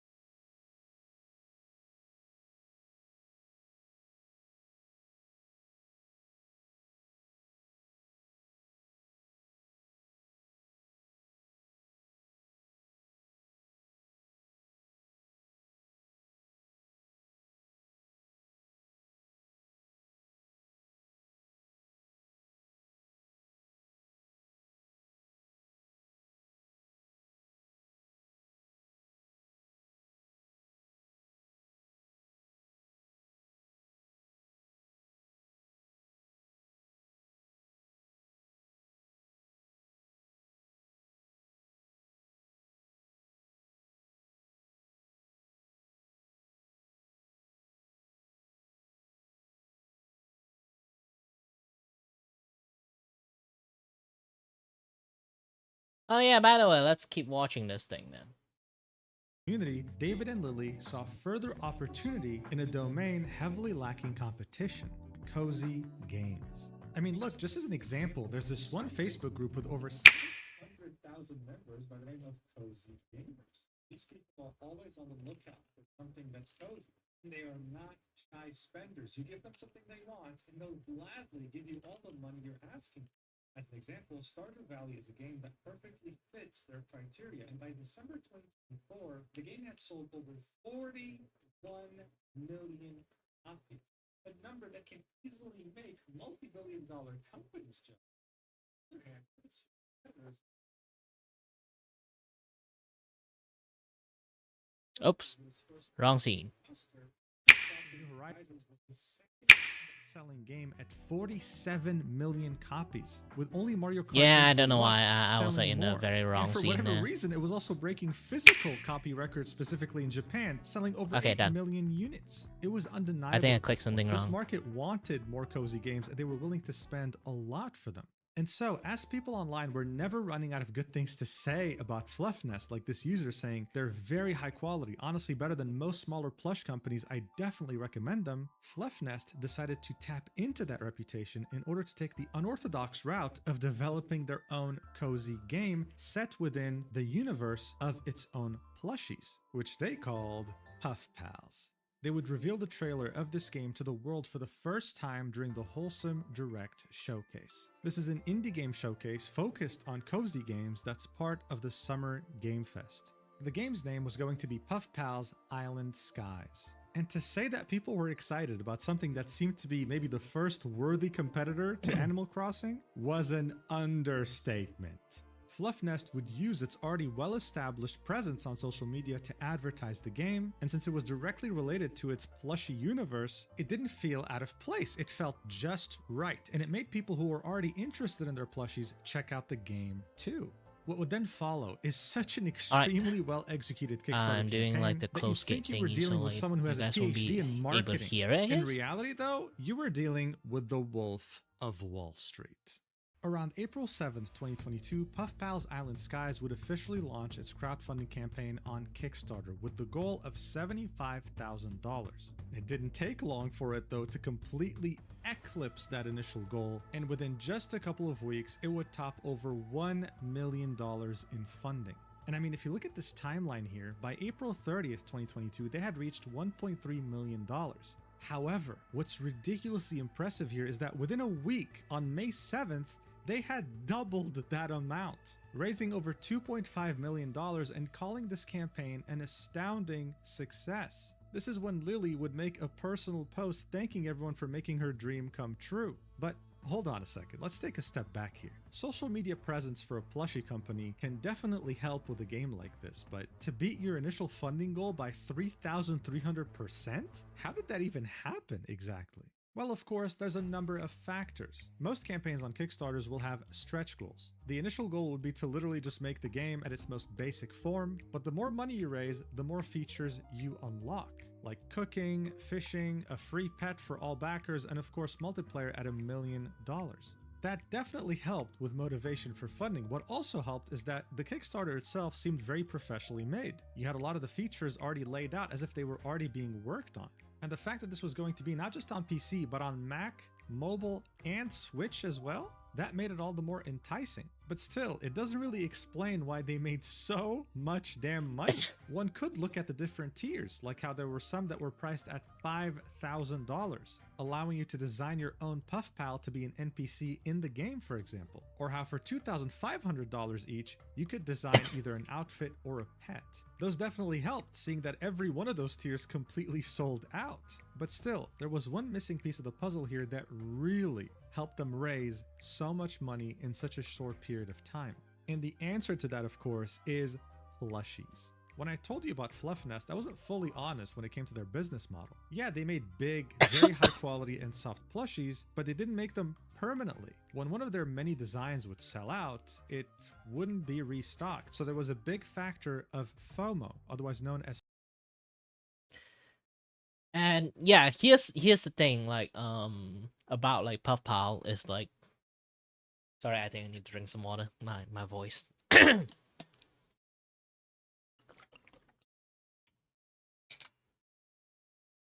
So, Puffpal is basically they are the Labubu from before. If they haven't bankrupt, they are the Labubu of Labubu. Okay? They were the Labubu. It's limited edition plushie and everything. But again, the tariff actually kind of like screwed them over, so like, you know. Fear of missing out. As you can see, this dragon, for example, was limited edition. Once it would sell out, it would never get sold again. This is part of the reason why their business was so successful. You'd have people spend a lot of money trying to collect as many of these plushies as they could, because once sold out, they'd never be sold again. Fluff Nest understood this all too well, which is where add-ons come in. You see, in a Kickstarter, you can pledge whatever tier you want, like for example, getting the game for $20, but then after having pledged, you can add add-ons to your total order. And in this case, they had quite a few plushies that were very highly sought after, sold only on Kickstarter, never to be sold again anywhere else, especially not their website. But since you could only buy them after pledging an amount to the Kickstarter campaign itself, it of course made many want to just pledge, for example, $1, or hell, buy the whole game for $20, and then add this on. And of course, the amount of money paid on the add-ons would contribute to the total pledge. So if you bought the game for $20 and a plushie for $45, your total pledge would be $65, and it would count to the total $2.5 million raised. And here's the deal, seeing that this game had 42,000 backers, all you have to do is divide 2.5 million by 42,000 and you'll see that the average pledge by backers on this game was close to $59 each. Seeing that over 30,000 of those backers paid $20 for the game or $30 for alpha access, it's safe to say that most of them bought an add-on like a plushie that truly helped this game raise such a ridiculous amount of money in such a short amount of time. It seemed like Fluff Nest really knew what they were doing, to a worrying degree. This was an incredible effort and made people have the highest of expectations for this game's development. So once the campaign ended, there was no time to waste. For the next year and a half, they would encourage all backers to join their official Discord server to hang out and build a community together, and this is where you'd also be able to interact directly with both Lily and David Pentland, as we can see right here on this video call, in which they were having fun designing a tea house. They would also share some processes of the game's development, like its music production, and overall, it seemed like they were on the right track. But, as you can imagine, it wouldn't take long until they would have to face their first setback.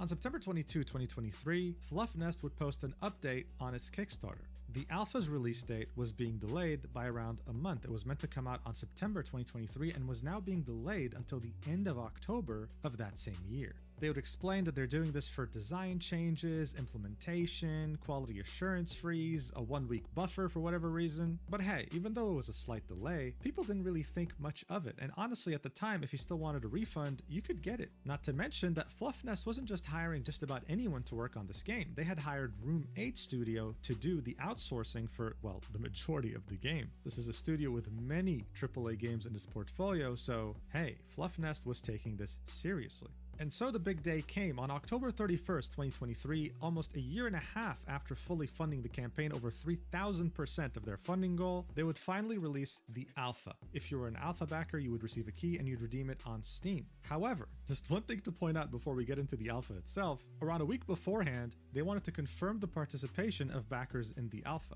That way they can send them the keys. But the way they did this was in a survey format. So if you were an alpha backer and didn't see this update, you wouldn't get a key. And hell, if you were an alpha backer and filled this form out, you probably also wouldn't get a key because it was kind of disorganized. But guys, don't worry, after a couple weeks of this alpha, Fluff Nest had collected its feedback and things were going smoothly. People were kind of okay with the controls, hated the camera, had a lot of feedback to give, and Fluff Nest was listening. They were already ready to work on Alpha 2. Let's go! Yeah, sure, there's a few backers in the comments saying I've never received my alpha key, but whatever. They'll get it for Alpha 2, okay? Don't worry. During the first alpha, within the first and second week, they had released the Alpha 1.1 patch and the Alpha 1.2 patch. This was normal. And when the testing period had ended and they had collected their feedback, backers were expecting the next big patch to be, well, Alpha 2. But a few months had passed by, and on February 21st, 2024, they had released Alpha 1.3 with max support. There were a lot of enhancements, updates, patches, bug fixes. I mean, yeah, sure, they were taking their time and being a bit slower, but hey, at least they were doing something, right?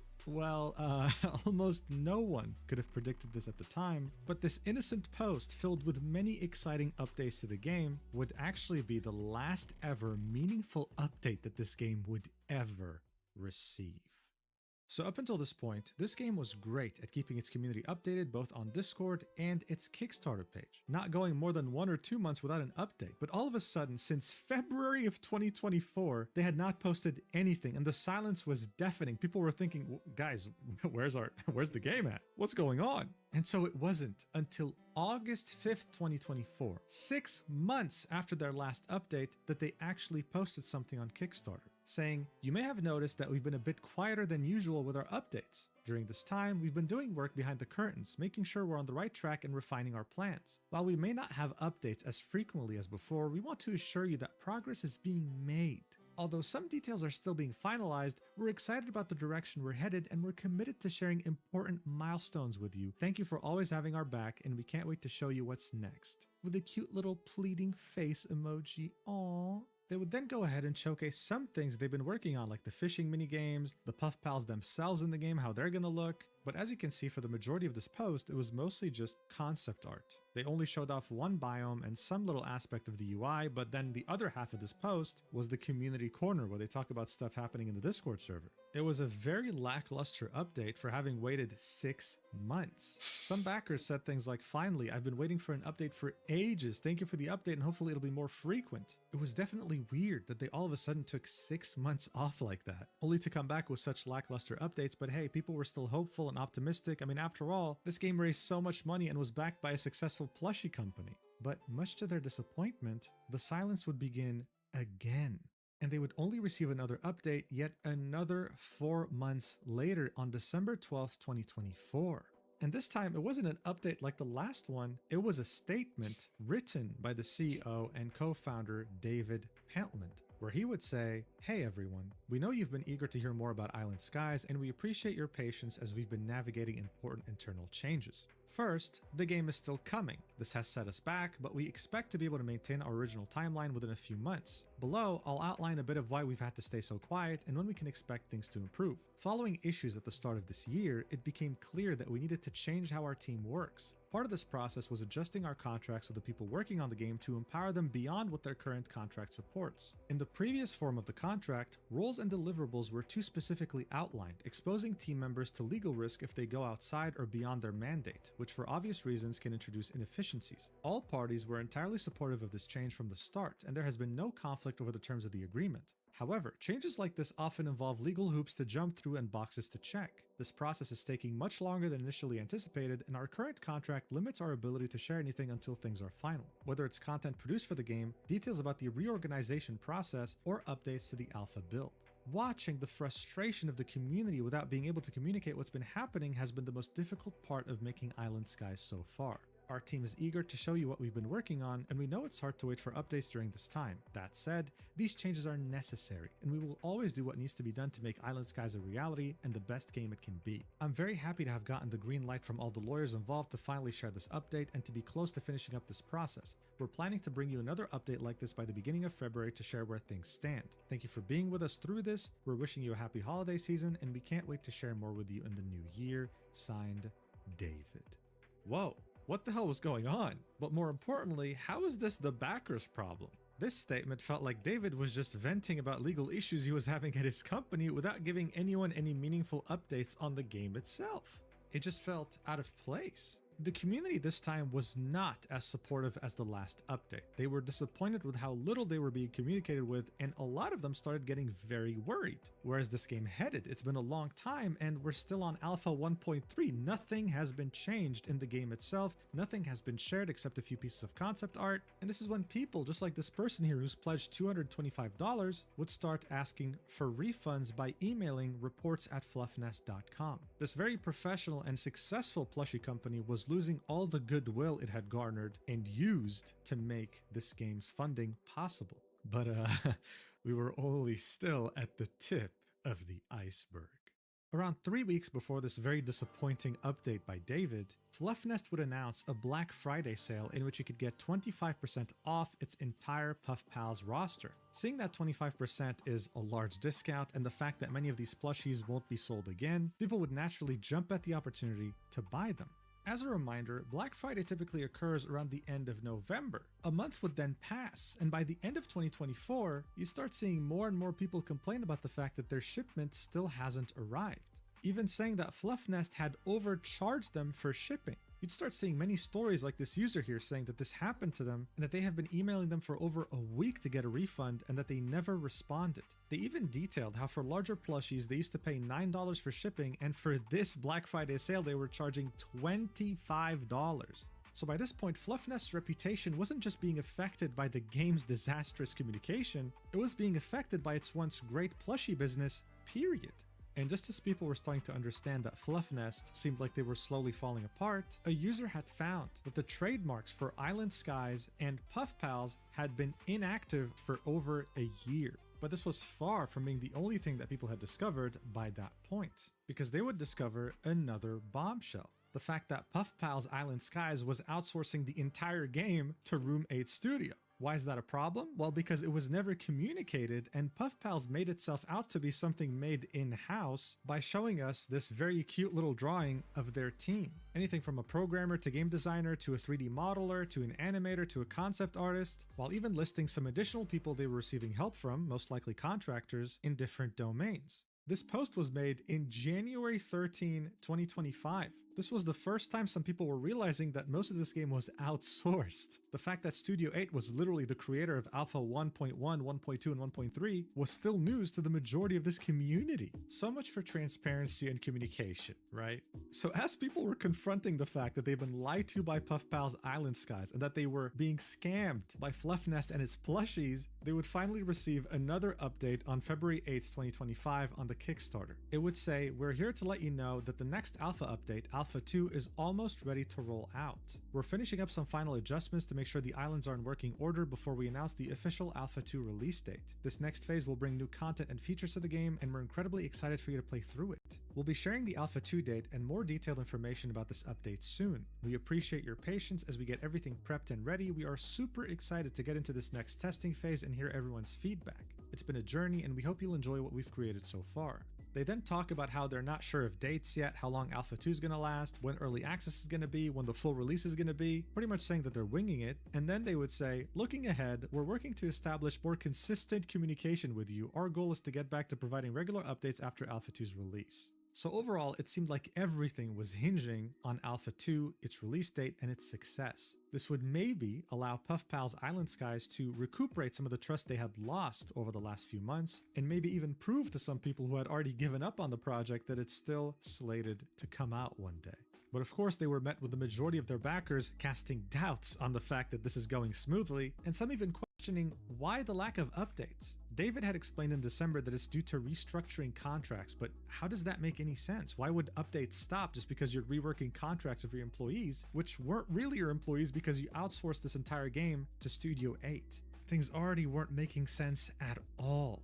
The Discord server wasn't any better because for the duration of this silence that occurred throughout 2024, the only updates they'd have is new Puff Pal plushies. But hey, to be fair, just 19 days later, the game would have another update on its Kickstarter. Maybe they actually meant what they were saying. Maybe their communication was actually going to be regular now. They would again start off by saying that they apologized for the long gaps in communication, that there were external factors that prevented them from sharing information earlier, saying that they recognize how much this has impacted trust in the project and led to uncertainty with the Island Skies community. We truly appreciate your patience as we navigate this project. Alright, so what's the deal here? What is the current state of the game? They would say, up until now, we were restricted from providing updates to the community. That period has come to an end, and we are excited to summarize some of the changes we've been working on. We had hoped to have an Alpha 2 build ready alongside the lift of the information embargo, but that did not happen. Instead, we will summarize the changes here, and we'll bring you more information as we get closer to Alpha 2's launch. And then, this is when they would hit you with a big slap to the face with something that was completely unexpected.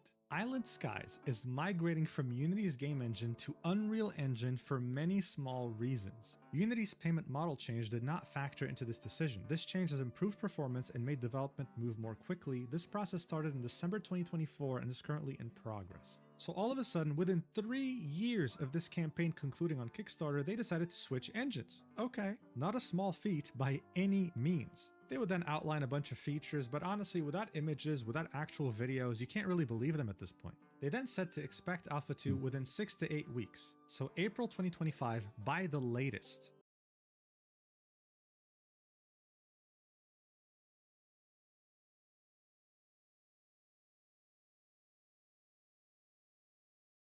Hi there, Adams. Sorry, I can't read your full name. I'm having trouble seeing very well. A guy who have eye issues doing animations. Great. Yes. I'm essentially seeing things like in double vision, so sometimes it's a little bit hard to read names. It kind of like lump it together when they kind of like lump it together.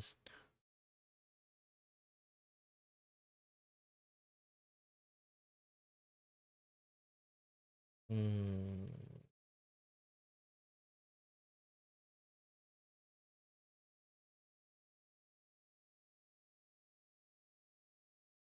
Want to watch this?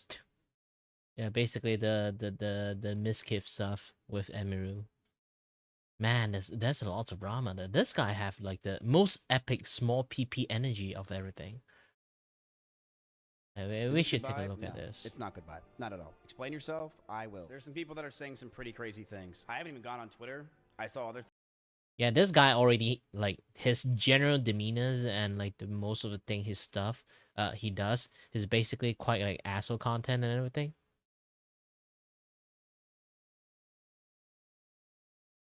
So like when, you know, when yeah, when stuff happened to him, I tends to just see like maybe he's at fault first. Like no matter like what kind of like, you know, like a clap doesn't happen with when there's like, you know, when there's like two hand, when there's no two hand. So yeah.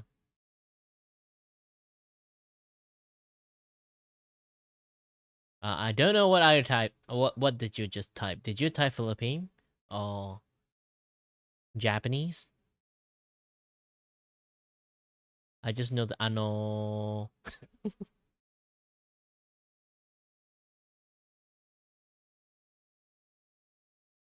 Or do you want to type Chinese? You have to list the language that you're typing first before you write some like very weird language. things. I'm like, damn. But I've been around for 10. I may be a Malaysian, but my language capabilities still have a little bit limited. I know Chinese, I know Cantonese, I know Hakka, I know Hokkien, I know English, I know Malay. You know, it's like it's going to complicate it when you type something that beyond that.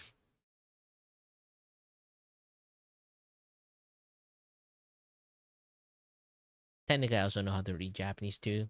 Read difference. It's Tagalog.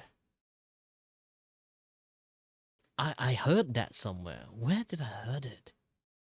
Is it very English mix of Philippine language?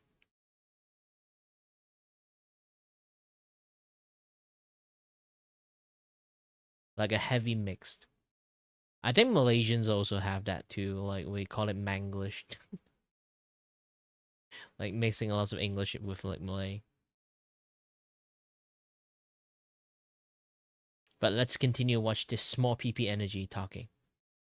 10 years now. A lot of you guys know, pretty far away from this stuff at this point, but I am totally okay with exposing a lot of things and saying things. At this point, I think it's pretty obvious I will not be friends with any of these people after. Like see, like this self-destruct like capability is like very how would I say? This is a tendency of like a guy that like just trying to be nice, help a lot of people, but he always like help with like, you know, he's a very negative person, but he tends to help a lot of people, and then like now he felt like abandoned, and then now he just go full nuclear mode. And when I say that, it's not exactly he's a very kind person. It's more like he does that because he just tried. You know.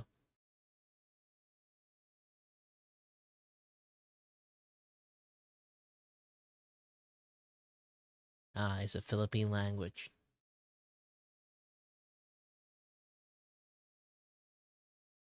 Yep, I still do not understand a single word. I did say I'm Malaysian, so I'm not from Philippines.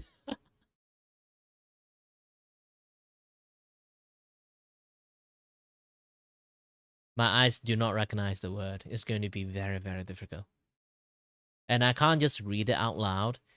Oh, you say bye. Then, well, have a nice day. And whatever you're doing, remember to have a nice time. Have a positive days. Be for positive. I'm doing like the hand sign for like the thing. But yeah.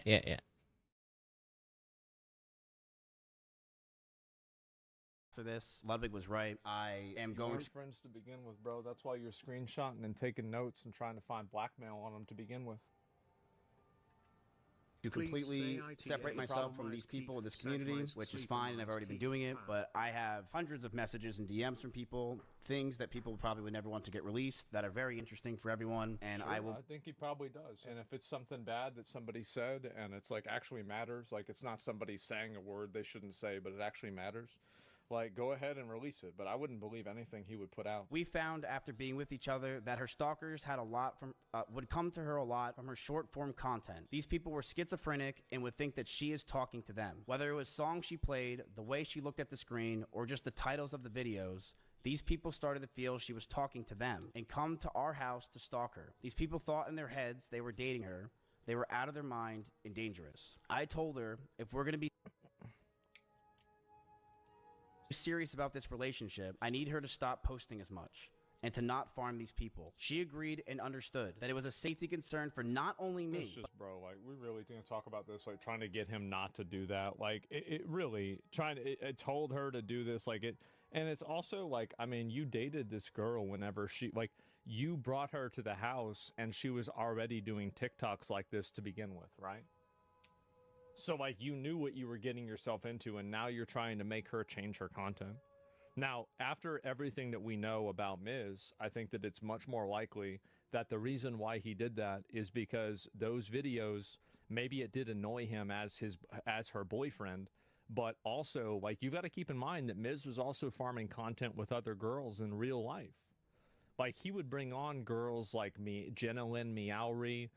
He would bring on, you know, I remember Peach Jars would be on the stream, and that it wasn't like super sexual, but it wasn't not sexual either. And like there was an innuendo there, right?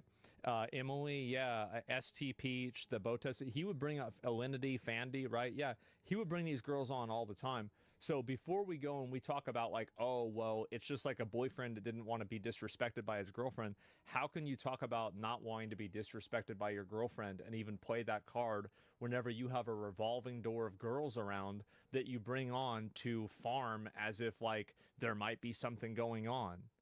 You see what I'm saying? So like it's the implication of that, right? And so like really that it's just bullshit. And so even if you believe that, it's a double standard that he had. So it's like you took a girl that makes TikToks and makes short form content and you bring her into your house and you say you're not allowed to do this anymore. Meanwhile, you're doing the same type of stuff, and Miz has his own stalkers and his own shit too. It's not like he doesn't deal with this. He deals with it too. And so at this point, I think that especially now that it's been so openly discussed and revealed that he cares a lot about viewership, I think that it's much more likely that the reason why he didn't want her posting that content is because that content would get her a lot of attention. Because it did. Big surprise. So this is the reason, like, I mean, you see kind of the reason, like, I mean, it's just, it's bullshit after bullshit after bullshit. None of it even makes any sense. But the house, Russell, Simply, Corey, Is it or wrong anyone to have double standards? Yeah, it is. Yeah, I mean, that type of a double standard is wrong. that was in my house or anyone that was near us. She agreed that she wouldn't want to hurt anyone else and knew that posting these types of TikToks and posts can mess with us and is something I'm not comfortable with as a guy. So she would tell me you're that not comfortable with it as a guy, but you think that she has to be comfortable with you having all these girls on your stream. The same as, by the way, you did to her. if I had a problem to let her know. And at first it was minor things here and there, but over time it got harder and harder to deal with. There were more stress on top of this. We both had to hide the relationship from everyone. If anyone You both found had to, like, why did you have to? I know why you had to. I know why you thought you had to. You're not going to say why, are you? Let's find out if he says why. out or was known, I could get in a ton of trouble with OTK and cause a ton of problems. That's exactly right. We would have been totally okay with it. He would have had to be able to do it. We could have just signed something. It would have been totally fine. It would have been no issue at all. He was more worried about his standing in OTK, and he was more worried about making sure that he didn't look bad and lose money in OTK, and that's the reason why he wanted to keep it private. So it wasn't even about her or about him. It was about money and his position in the org. And we would have never done that even. We would have been like, Hello okay, there. fine, we're happy Is it for I? you, Miss. Good job. Claudia, You just have to sign this the paperwork. studio mascot and here. then Emmy also has to Want sign to this chat with paperwork Curie, too. but he is too focused on his work or It would have game? been such an easy thing to do. Because do you think that, like, we really didn't discuss this ever? Of course we discussed this.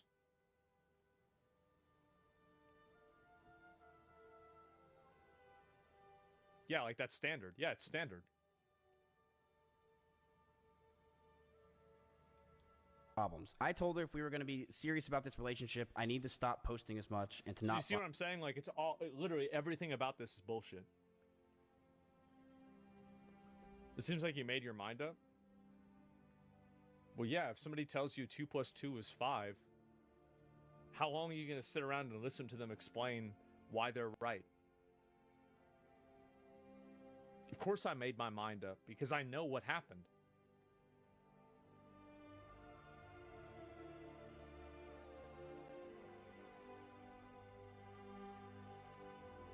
On these people. And then there was more stress on top of this. We both had to hide the relationship from everyone. If anyone found out or was known, I can get in a ton of trouble with OTK. Would not have happened. Would not have happened. The reason why is because you lied. You lied. If you had come out and said this at the beginning, it would not have been a problem. It's the fact that you lied repeatedly, and you forced her and coerced her into the same lie.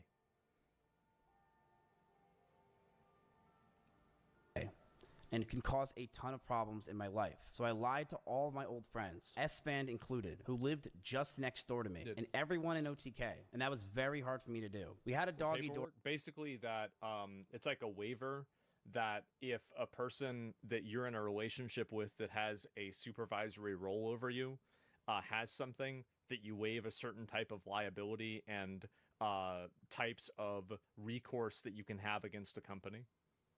Like, I don't know the specifics of it. You can ask an attorney, and they can explain it further. It's like an HR thing. It's very standard.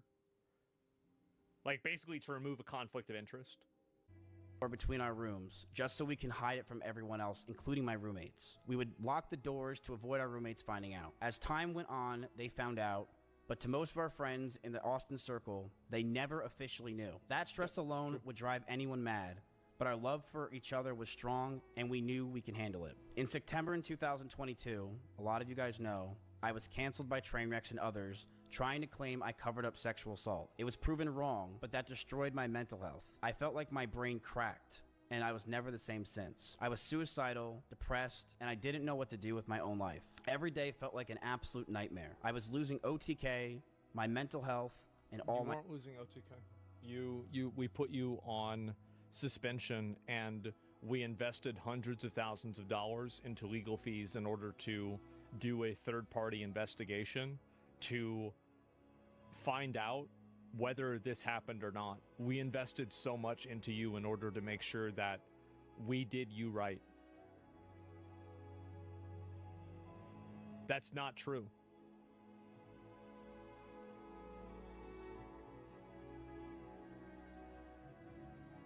my friends. Emiru was one of the only people that were there for me. She ditched sponsors to go with me to Japan. She went with me anywhere I needed because she wanted me to be happy.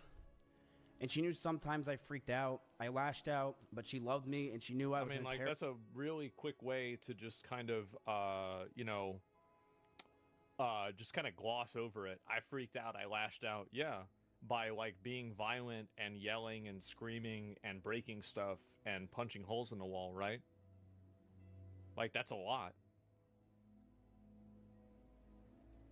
Terrible mental place. It got so bad that stress and constant talking about the same things over and over and no sleep and depression that most of my hair started to fall out and Emiru started to hurt herself while we were in Japan. I'm not going to comment on that.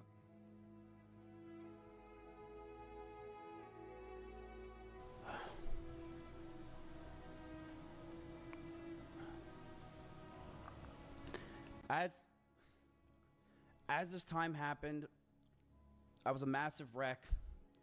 Couldn't think straight, and then you hurt everybody else. See, like, I don't feel sorry for you at all, because you hurt other people in the process. Like,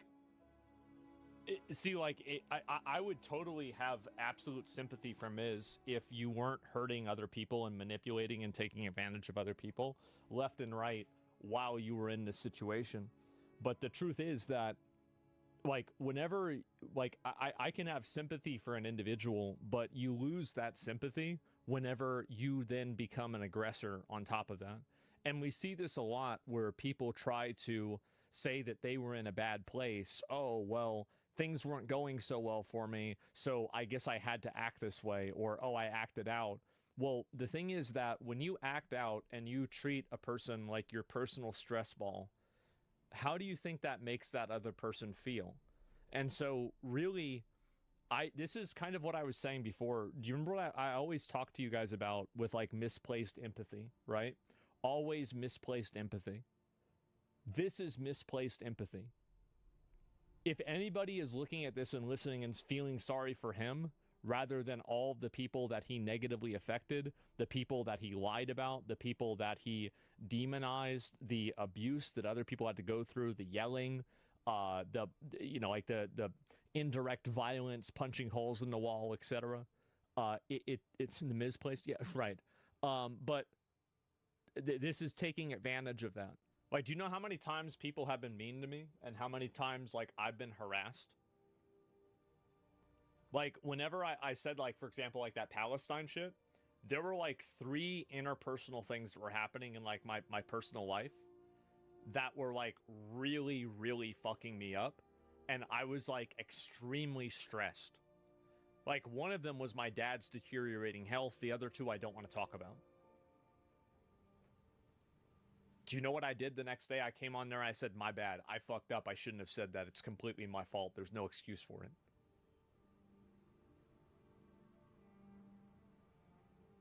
That's it. It doesn't matter. Like, if you have a bad day and then you hurt somebody else, you're a bad person. That's it.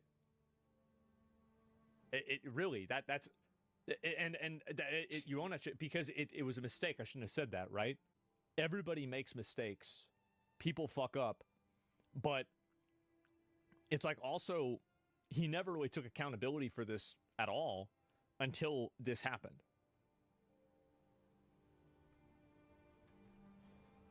Taking accountability for their actions without lashing on others. Yeah, that's the way, by the way, that's the way normal people behave. You owned it? Yeah, exactly.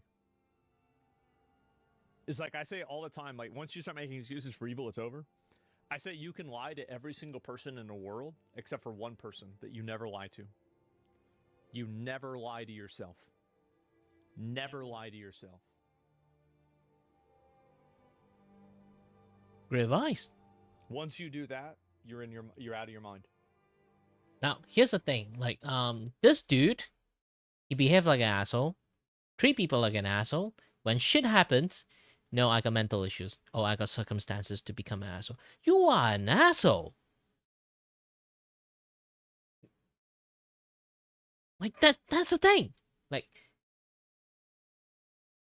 If you behave like an asshole, just admit that you're a fucking asshole. There's no situations that justify that you are being an asshole. I can say that, yeah, he's in a bad place, blah, blah, blah, yeah, that stuff, maybe. But still doesn't justify being an asshole, though.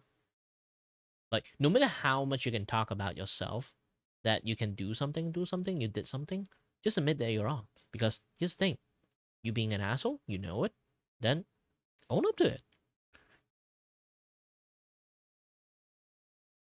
You think you're an asshole because of this and that. I'm just going to like turn off the video.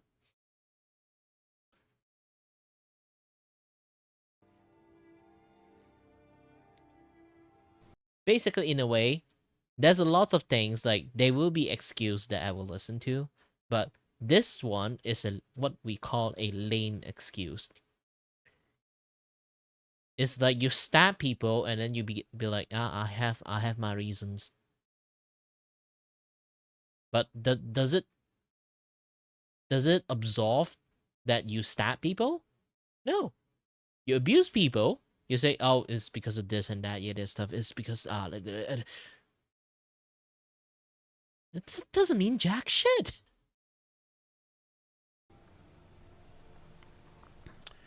And being that Emeru hung out with me all day, literally zero sympathy. Zero sympathy because I've had to deal with shit that's like way worse than this multiple times. Like, you can look at, in terms of like mentions and like Twitter mentions and everything, like the amount of damage that, like, on an average, like Mizkif getting canceled back then, that happens to me every month.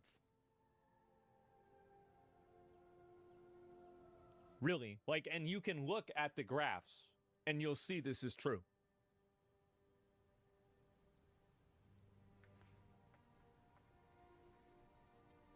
he too started to become high strung. Like, here's the thing. This is why when I have like my medical stuff that happening to me, I, in many way, okay, in many way, it doesn't matter. The reason I always like seems that I have nothing happens to me, but sometimes when I talk about it, it sounds like I should have a very difficult life. I should be like very negative thing, this kind of thing. I'm not.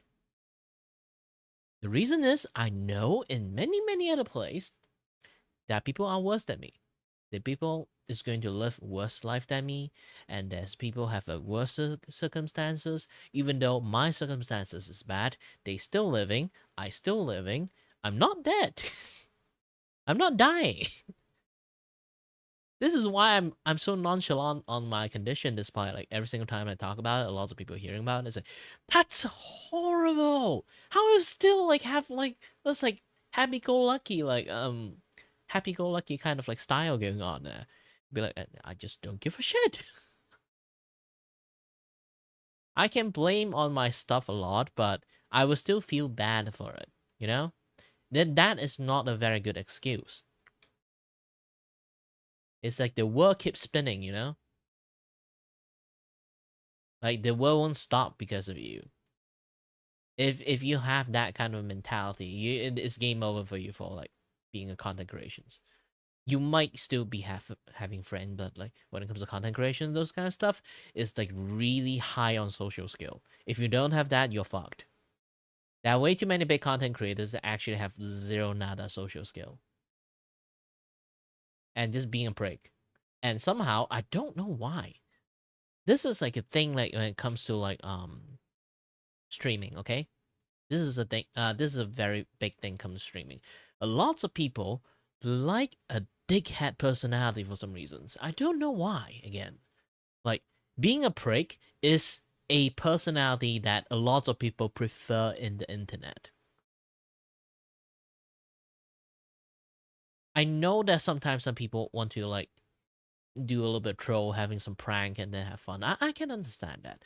But being an asshole and being like a little bit troll, like once in blue moon, like having just want to have some fun, you know, and just flat out being an asshole to people is a very different spectrum. A lot of people think like being troll and being an asshole is the same thing, but in reality they aren't. Like Pirate Software, I really hate that fucker.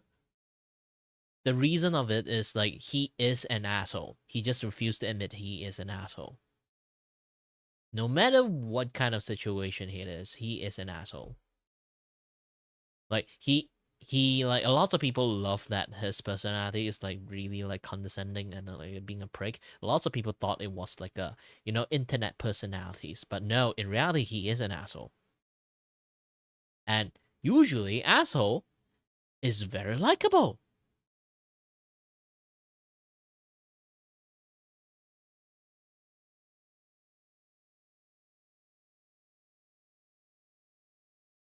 Yeah, that's the main point of like when it comes to like, a lot of this kind of things. Like assholes is really likable. I don't know why. Ugh. And even I could do better. I'm not perfect. We would yell at each other, fight, and argue all the time. Things we never once did. I felt this relationship was taking a huge strain, but I thought it could be fixed over time since things were just so amazing that first year. But I'm so gay. But as we stayed around longer, I started resenting her a lot more. You can take it out of only mode. Emeru has a lot of rabbits. It was her calling when she first moved in. These were a big part of her life. But as those rabbits moved out of her room and into the living room, they started to see disgusting neglect. No food, no water. Which he lived in the house, by the way. He lived in the house this whole time. So he let this whole thing happen. Like, assuming all this is true, he let this happen. Like, that's a best case scenario. He let all this happen. Times not having clean bedding for weeks. I, along with... I'm not sure like Emery is kind of persons that if she are busy or like very stressed because of you, didn't take care of the rabbits, shouldn't you be the one who take care of the rabbits?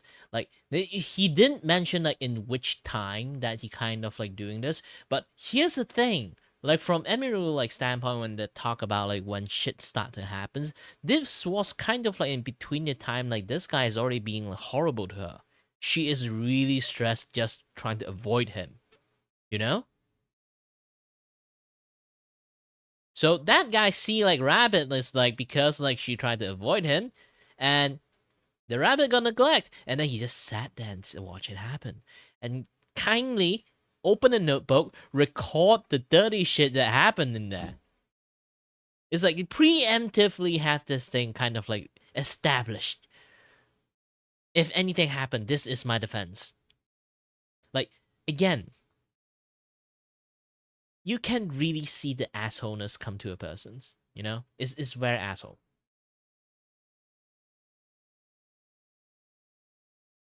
Many others who would come over, would give them what they needed, and I would tell her all the time to take care of them, but to no avail.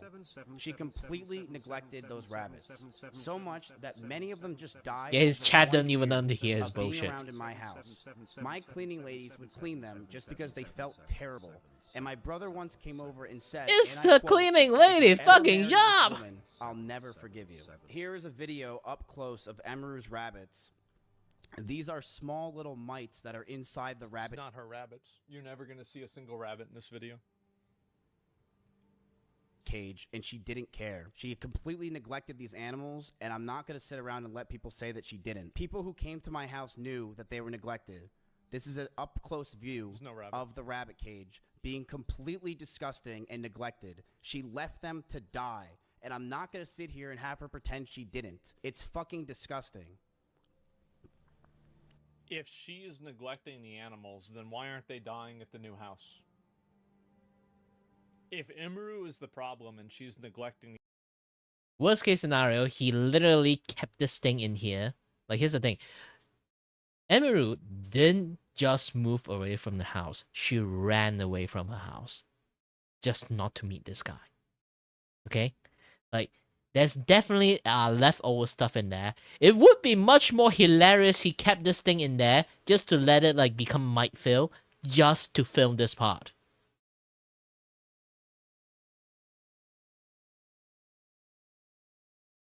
These animals. Then why are there no dead rabbits in the new house? And why are there no dead rabbits in the house before this?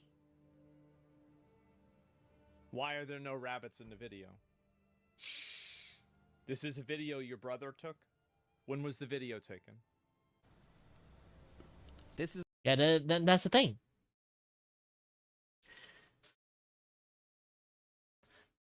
Like again, the timelines does matter when you want to like show some evidence like this. This guy is just an idiot. Like I say again, he is a complete idiot. And if you want to lie, be a better liar.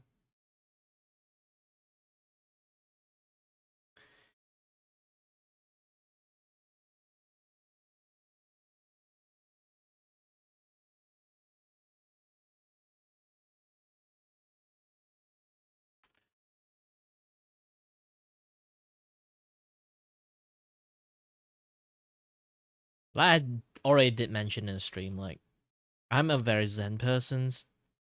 Like even the most like trolling persons, I would kind of like, you know, be fine with it. But a fucking liar,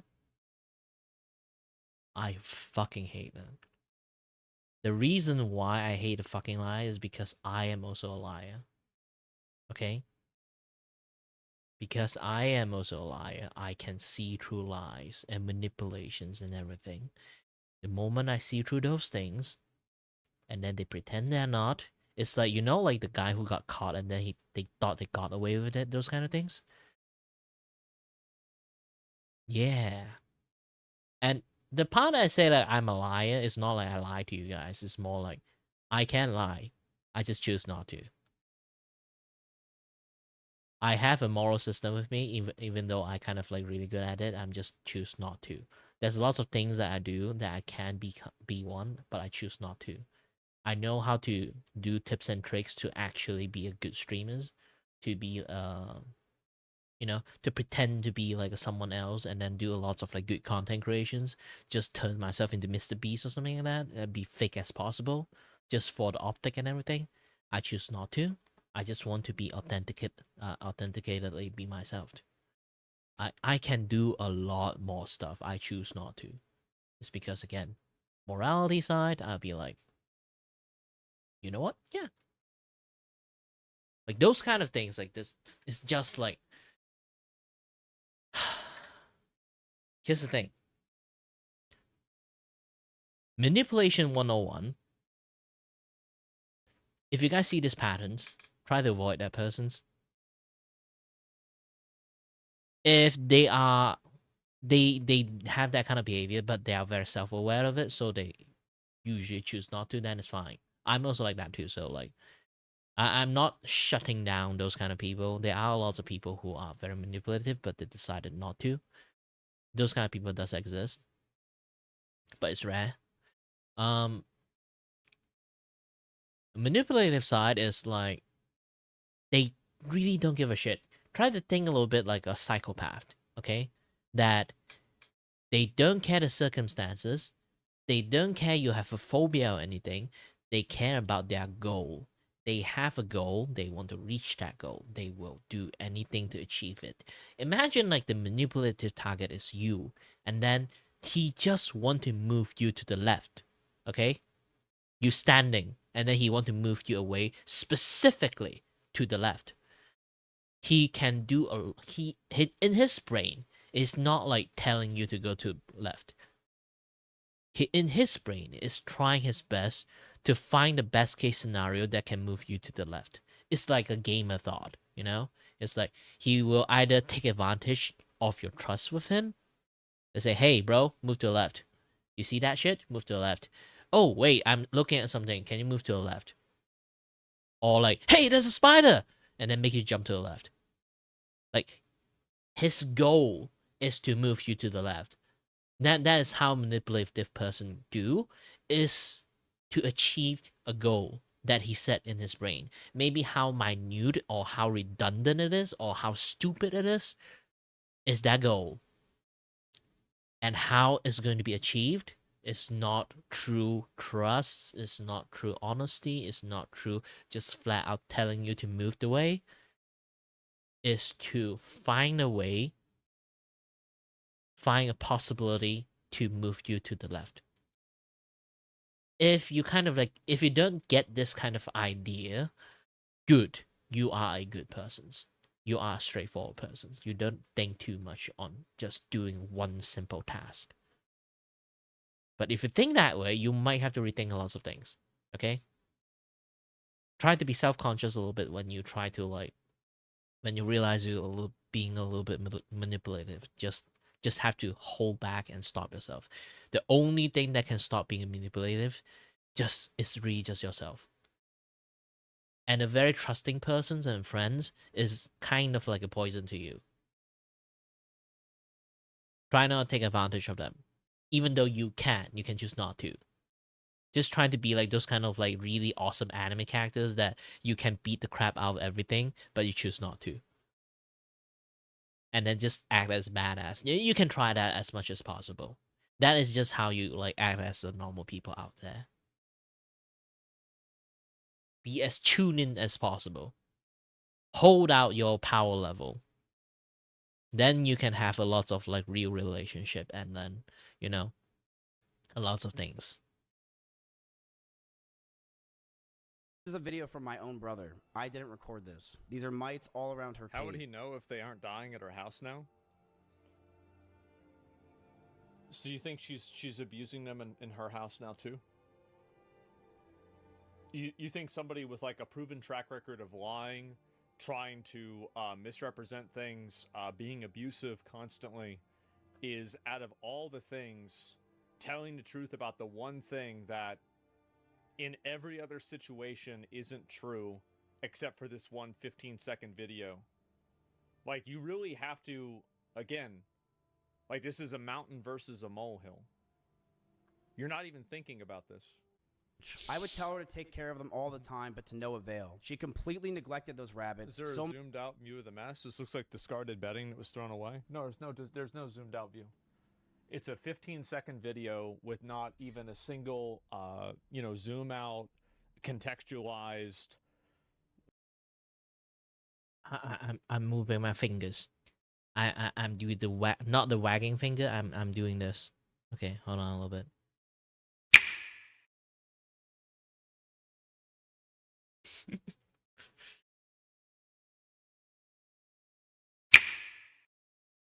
Manipulation Artist 101. Smoke ball. And also, here's the thing. He is a little bit delusions. From a lot of things, he slowly spiral into a delusions thought on a lot of things. So, like, here's the thing. He might say he told Emery to take out the rabbit. He think he say it. But who knows? Like, again, timeline on how Emery see this guy. Most of the case, he yelled at her. Like, again, being fear of just meeting this guy outside her room is real for her. If that guy's always sitting outside the living room, would she actually come out? No. The sheer stress of seeing him. That alone is scary. Anything. And the rabbits aren't even there. Much that many died just over a year or two of being around in my house. My cleaning ladies would clean them just because they felt bad, and my brother once came over and said that if I marry her, he'll never forgive me. In fact, when Maya came over during my cancellation, she actually commented on Emeru's rabbits and said, "These rabbits are completely neglected and this is disgusting." Emeru wouldn't clean the cages, and the smell became so bad that we started to have the rabbits just be outside. I told her if that's the case, she's got to make sure she's giving them water, because they are her responsibility. Instead, these rabbits were left outside in 100-degree heat with no food or water or anything. I can't comment on what Maya said. Most of the time being in cages with no bedding besides poop all over the place. Emmy didn't care. She would sit inside and play League of Legends all day. And what this showed me is that I don't want her to be my children's mother, and I couldn't see myself marrying her. Which is the reason why you texted her 40 times after this, after she left. And you, like, chat GPT'd, potentially, you know, things about how you wanted to get married to her, and you told multiple other people that you thought that you were gonna get married. You're just lying. He's just lying. Like that's all there is to it. Yeah, and it also makes, like, the thing is, like, him saying this, I don't think he realizes this, but it also makes Russell and Simply look really bad too. Which are like two people that are getting AoE'd by this, that he just doesn't even consider the way that they feel at all. And I think that really that's another example of an entire pattern that we're all seeing here, is that Russell and Simply now are being because they live in this house, and they were also complicit with, theoretically, these animals being mistreated. So you see how quickly he... Because he just see it himself as the main character. Again, main character syndrome. Main character syndrome. I got side character syndrome, but this guy have main character syndrome. just throws people under the bus. Even his own friends.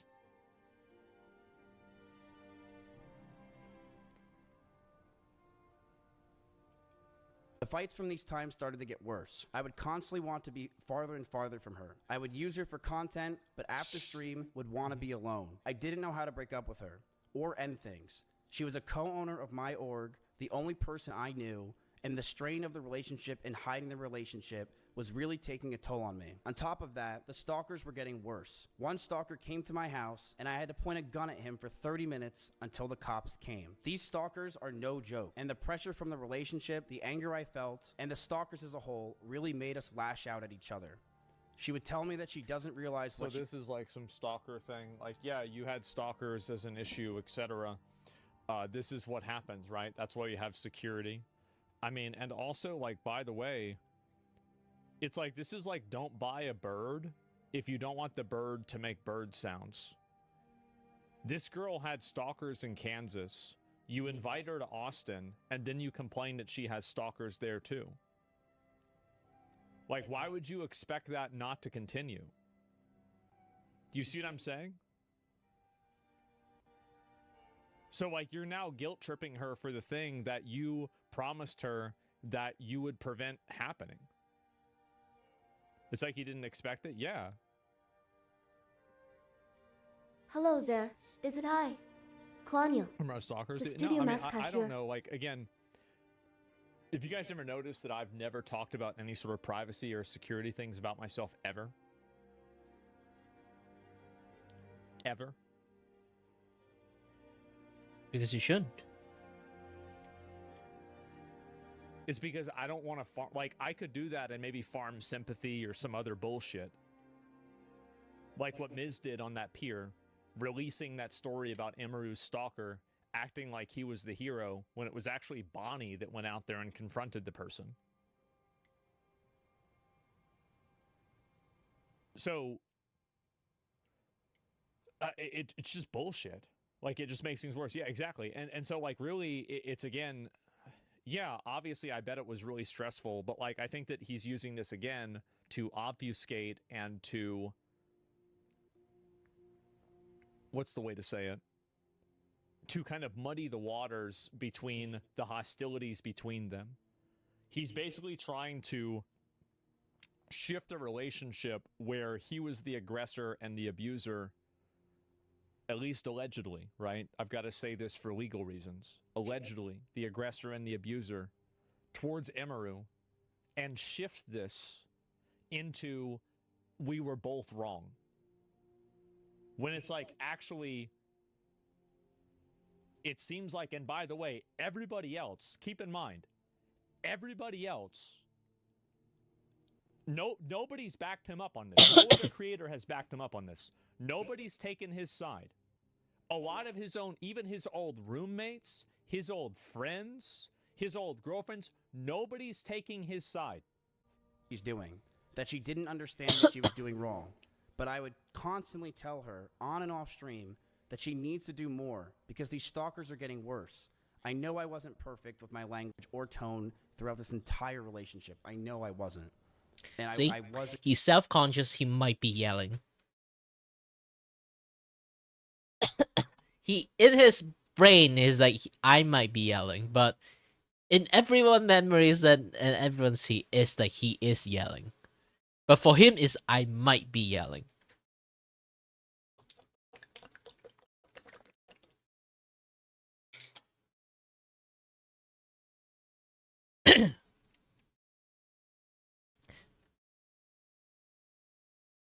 Again, how I see like how does everything happen, his brain have an own version of everything.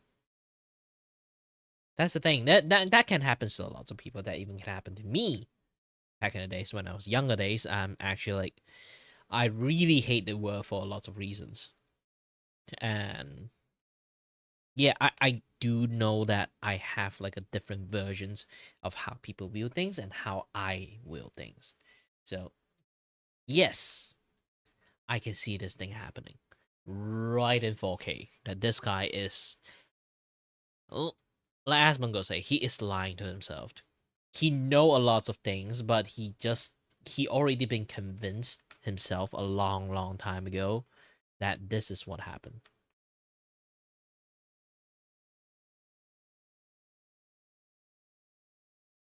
This is why he can't see it. He's digging a hole and everything because the things that he see and the things how every other people see is a complete different versions of it. He can really strongly believe it and say it so much to a point that you might even believe him because it's such a stark difference of everything and he's so confident at talking about it. But in reality, it's just so fucking wrong.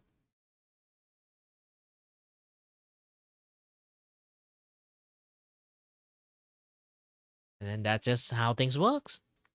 Aggressive at times. In regards to being controlling, I told her many things. I told her to Even dress Asmon older, is like stop rolling wearing his eye pajamas, at this to moment. stop talking about stalkers and schizos as a whole.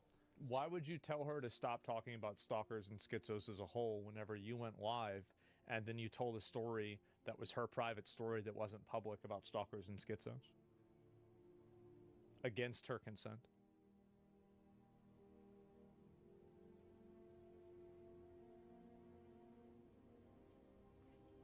Stop talking about past relationships, and yes, I didn't want her to travel without me. I also said that I didn't want her to hang out with specific people. This is because I didn't want her to get hurt. I didn't want Emmy to get assaulted. I didn't want some man to do something to her when I'm not there, and I wanted to keep her safe. And I know with how my mental was. Oh, if I'm that friend, I am the guy who's going to say don't get close to you. I mean, that's like kind of like definitely a really... It's really kind of minimizing it, right? I didn't do anything. I didn't do everything right. Yeah.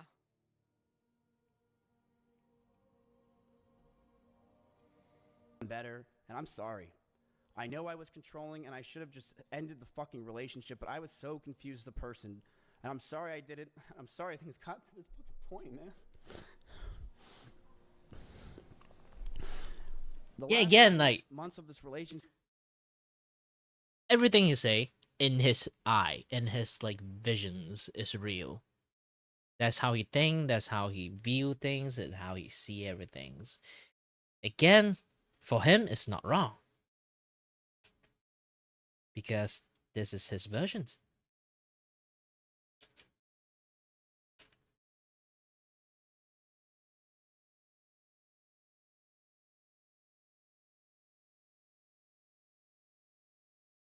Sorry, a little bit yawning. A little bit yawny. Yawn.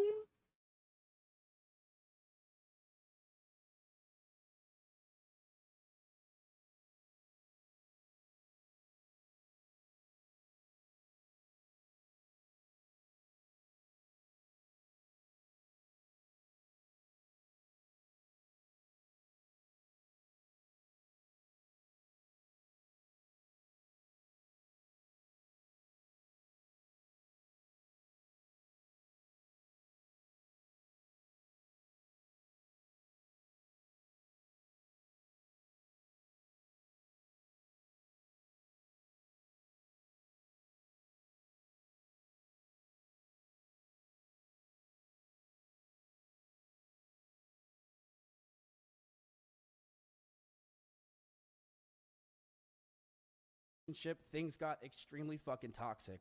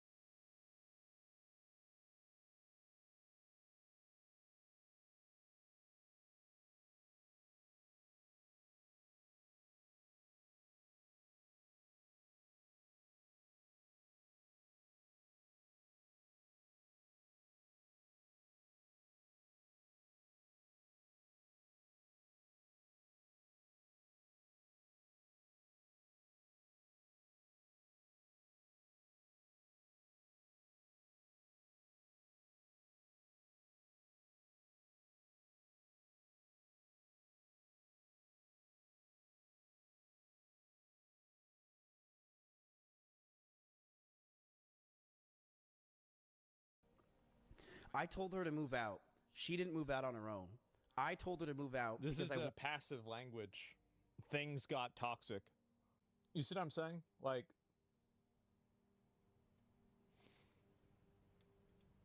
wanted space, but she still wanted me around at all times. She would get upset if we didn't sleep together or if we weren't around. She always wanted me to drive over keep in to her mind that, like, ever since this happened, there have been 2 additional people that have alleged that he assaulted them within less than 24 hours of this stuff coming out.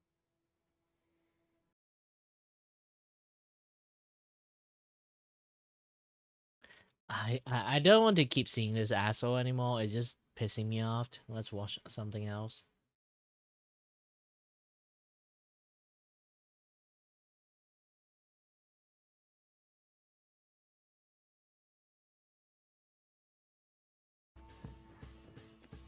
You can't even get close. My hat's cooler than yours. Yeah, come on. Get close. You're gonna lose that arm. I'm not even gonna be sorry. You're gonna lose that arm and I won't even be sorry. Come on, try it. She's just going to run out of stamina. Gotcha.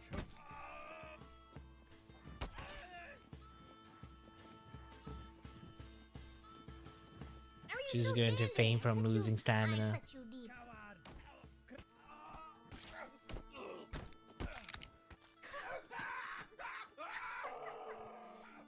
How did she manage to win? I win. I win.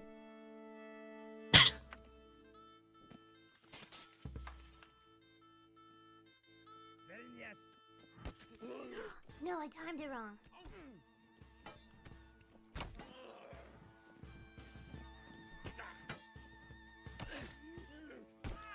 No!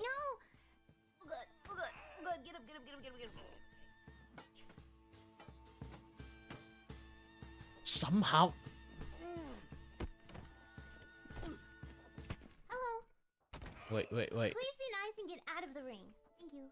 What are you doing with that? How did she manage to survive? Usually you can't even stand up. What are you doing with this one? What are you doing? What doing? What doing?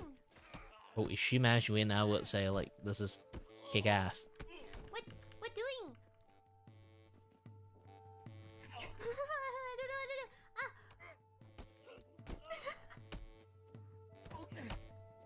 Oh, you can do it! What's the matter? Can't get a grip? Holy shit.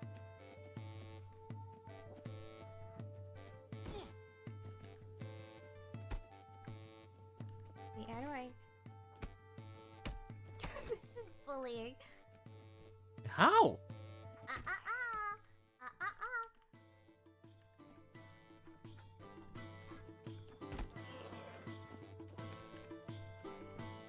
Come here. Come here. Okay.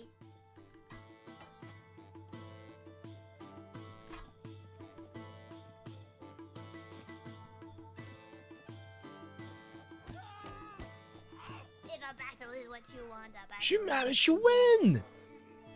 Oh heck! Character shoot blood out a long time ago.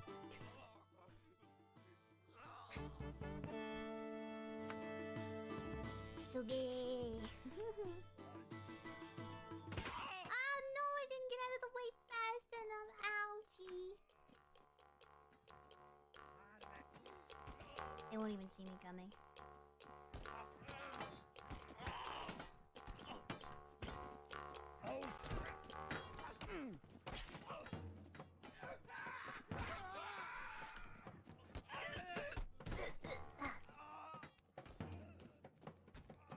Can I throw this? Do you think I could throw this at somebody?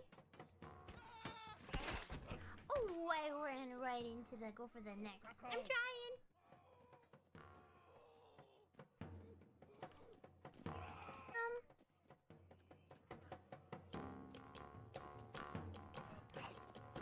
We're just a bunch of dudes fighting in tights. At least we have clothing on now. You guys think it's... I feel like I'd be too... I would feel too vulnerable if I had to fight without any clothing on.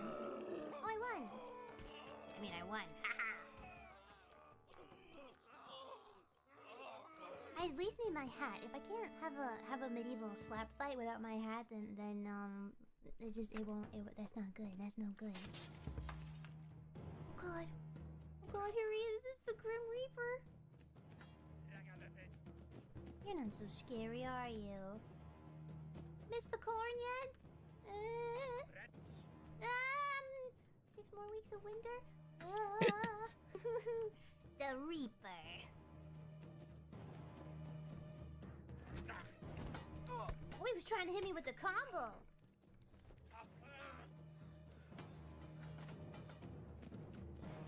Get in his range. I gotta get in his range. I gotta get in his hug zone.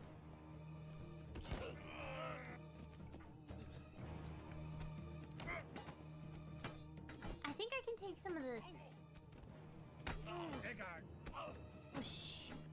I'm pretty sure I can take some of the weapons off of his side. I think this might be... wait! I can win this! I can't win this. I can win this! I can't win this. I can't! I'm dead.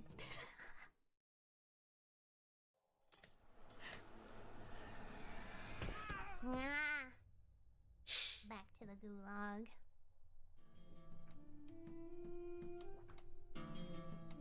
The scythe has mad damage and range. Am I meant to get up to him and yoink his mini scythes he has on his belt, maybe?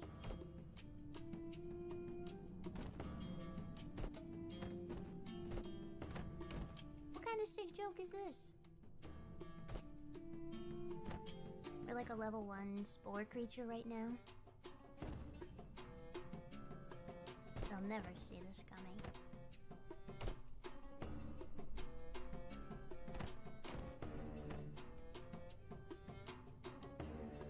Oh, you just had to...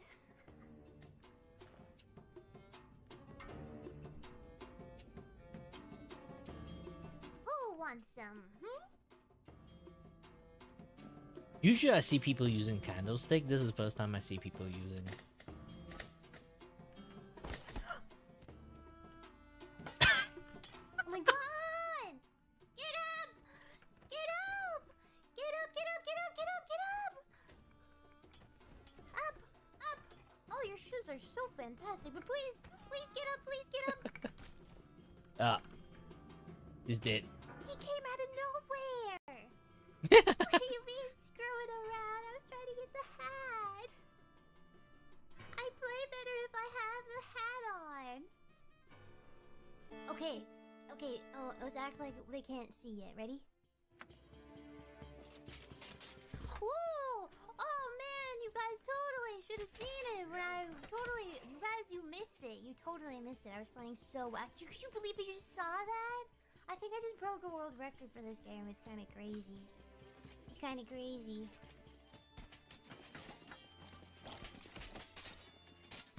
Ah yes, real men fight like this. Frame rate hurt. Whoa, no way! The princess is mine. The princess is mine. Stop kicking me. The princess is mine. Oh. Crikey? Crikey! How about you foul beastie out?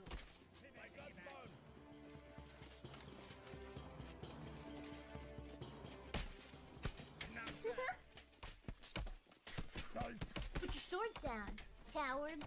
Put your swords down, cowards. Fight like a real man. This is how real men fight. Yeah, put your swords down. Yeah, let your blacksmith's work do the talking. I need a nap. Hold on, I'm tired. Wait, I need a nap. 1 second. 1 second, boys. Ow!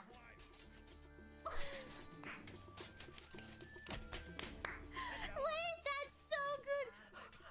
I can see. Wait, I have both of my legs. 1 and 2. 1 leg, 2 leg. Okay.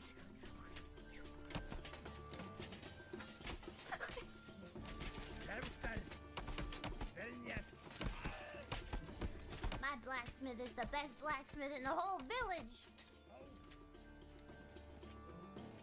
Ah!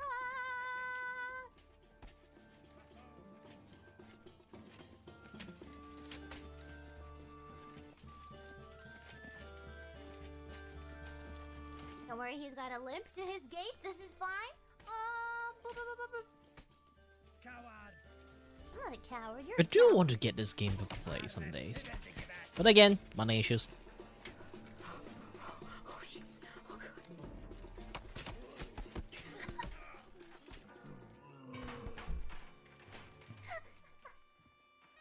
Wait, that's amazing.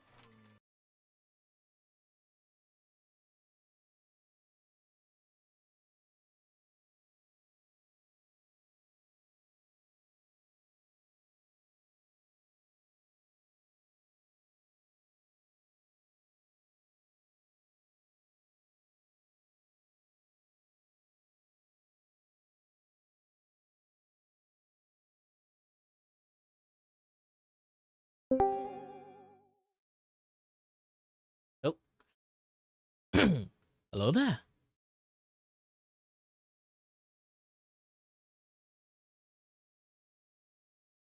Adama, you can chat in the PC if you want.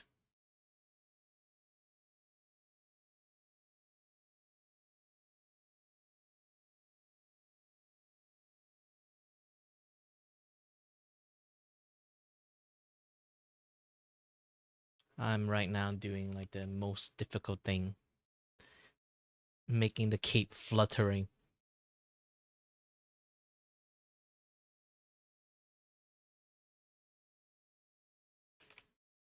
Ah, it's fine, it's fine.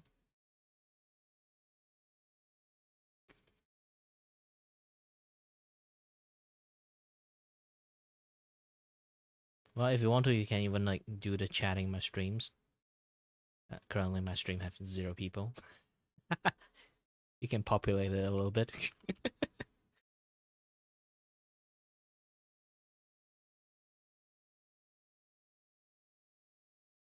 Technically, I think Good Kings is here. He's always there.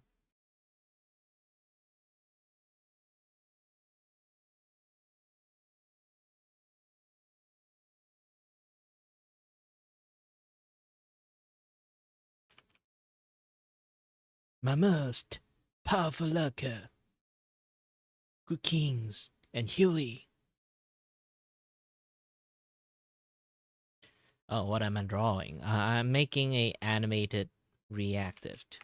If you haven't seen any of my animated reactive work before, let me finish this thing first before I can show it to you.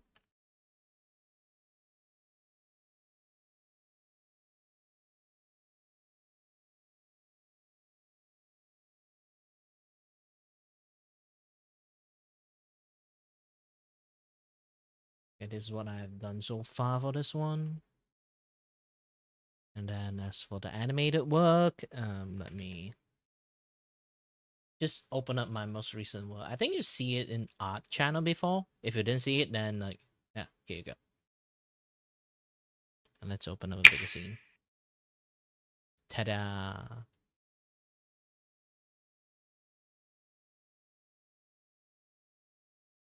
So this is like a very low animated like budget animations. Not lots of people can pay for full-on animations. So there's like a cheap version of it. Animation is expensive. Technically, like animating the cape is also very expensive. But I choose to be. You know what? He's a long-time customer, so I'm going to give him some bonus.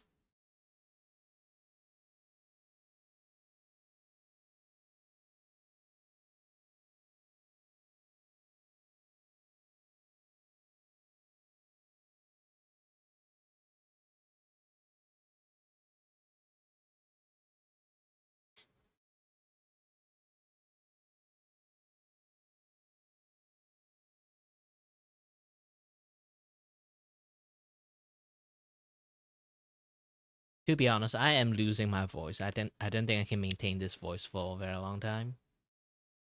If you guys don't if you don't know, it's technically this is kind of like my streaming voice.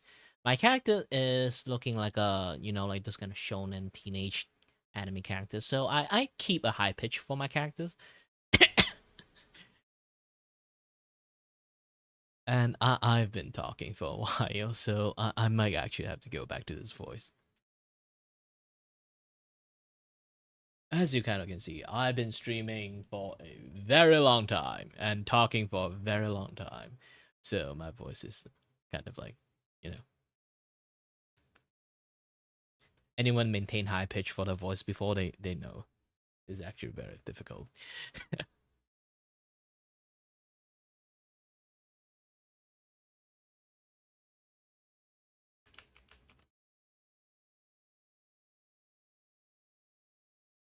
It is actually quite hilarious. The part that I'm a guy that usually people who like give it a high pitch on, like, you know, for their characters is like usually it's like for girls in the streaming scenes, and then they decide to do it that way. For me, I did the opposite. Like the guys usually would go for low pitch, and then the girls would usually go for the high pitch, and then I'll be like, you know what, I'm going to go for the high pitch.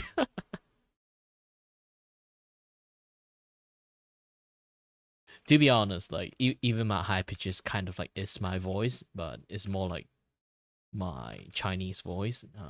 I'm a Malaysian Chinese. I'm multilingual, so I speak different language. So when I speak Chinese, my voice is a little bit higher pitched. When I speak English, actually my voice is a little bit much more relaxed. Even in my Cantonese, I speak like that too.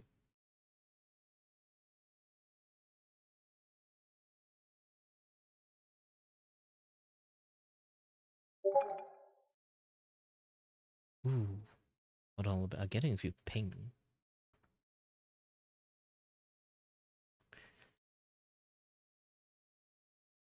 Who ping me? Nobody. Yeah, just get ping for no reasons, but not here.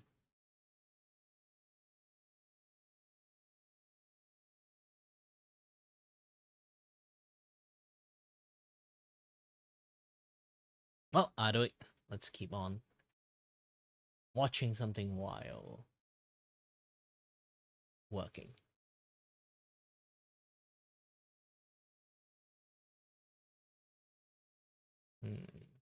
I don't know who should I watch. I did watch like 10 clip today, so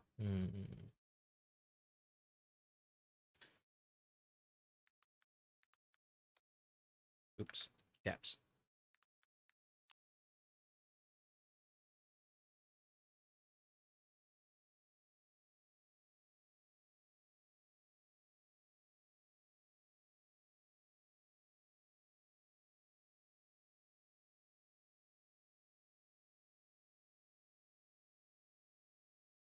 Yeah. They have more clip.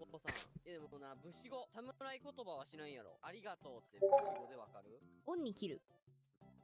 おお。違う？合ってる合ってる合ってる合ってる？へへへ。やっぱさ、国籍詐称してるよな。何？日本の人でしょ？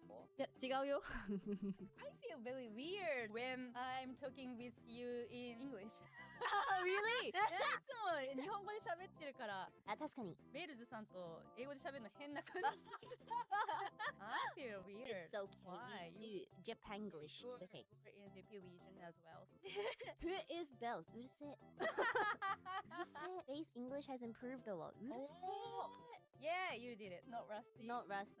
Okay. Excuse me, I am Holly Ian. Thank you very much. Really? I didn't know that. Excuse me.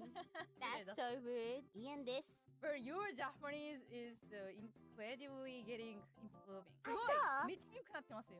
そうですか。ありがとうございます。English 上手。Yeah, I agree. Wow, I just read a kanji right. Shocked me to my core. And you wonder why that waiter thought you were No! Oh my god, can I talk about this? Oh my god, I am so confused. I don't understand, okay? Ina and I went out to grab food. We were speaking English the entire time. The waiter was speaking English because the waiter wasn't Japanese. But the waiter could speak Japanese and could also speak English. So we spoke English. He took our order in English. And then when the food came and our drinks came and everything, for some reason, whenever he got stuff for Ina, it would be in English. But then whenever he came to my side, he'd be like, oh, suzumasu. Like, this. And I'm like, okay. But then I would order in English. And then when I order in English, he kind of replied in English because Ina was also ordering at the same time. But then when we were leaving, he looked at Ina and was like, thank you so much. And then he looked at me and was like, arigatou. You had the aura of a friend in Japan Ina was visiting. And I was so confused. There is that like awkward moment where like, you know, when you go to... Is it possible that they look really like a Japanese person? Like, maybe she have like pale white skin. Continue to reply in Japanese. But I remember she... ただ、はいか、いえ。ベイちゃんはナンバーワンですか？ベイちゃん is number one English speaker in Holo JP. Yeah.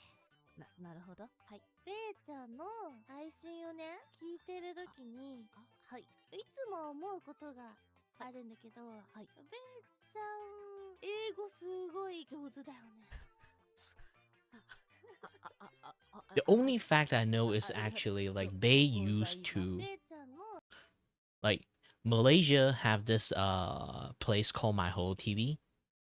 From what I heard, Bay used to work in there. I'm not sure it's as like an agency, you know, as a managers or like as a talent there. I don't know. Because like I was like before that times. Back then I didn't even know like My Whole TV was a thing, and then like, so I don't know.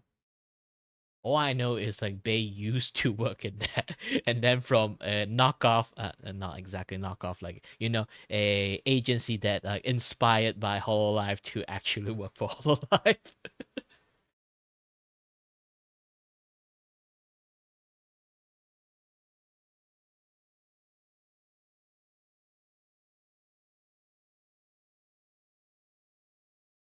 Yeah, that's like a thing too. Like back then when I was like in universities, because well, again, like I'm Malaysian Chinese, and then I have a very pale white skin. That's the thing. Like, because I always like in indoor, usually Malaysian have like, you know, like usually have brownish skin, even for Chinese, because like we are in a country of eternal summer, so everything is like really hot here. Due to circumstances, I'm always inside my room, so I'm very pale white, and I speak English a lot. Almost just speak English. Lots of people thought I was a Japanese person because Japanese like exchange students, because I never speak a lick of any other language aside from English. And I'll be like, have you heard Japanese Hello speak there. English? Is it I? Oh, Claudia, my TTS. the studio mascot here. Skip.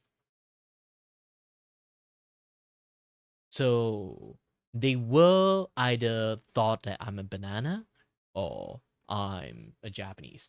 It's only this dual spectrum. And then the moment I speak other language, they'll be like, wait a minute. The moment I speak Chinese, they'll be like, oh, what? You know how to speak Chinese? Yeah, obviously I'm Malaysian Chinese.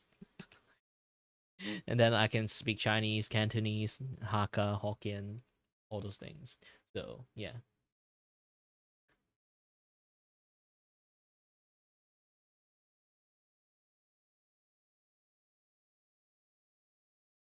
Being multilingual as a Malaysian person is kind of like it's a very like normal things. But yeah. Besides, I don't. In many cases, like if you ever heard any people like Malaysians speak English before, um, yeah, it kind of didn't sound like most of them. Maybe I can channel my Uncle Roger energy, and then I can speak like this if I really want to. But generally, I don't speak like this. Only my friends. When I speak with my friends, they can't understand a single word I say. Then I will be switching my accent to this one. But generally, I won't use this. Because you know, it's not my actual way how I normally speak. I only developed this speech pattern just for my friend. Yeah, then that's how things work.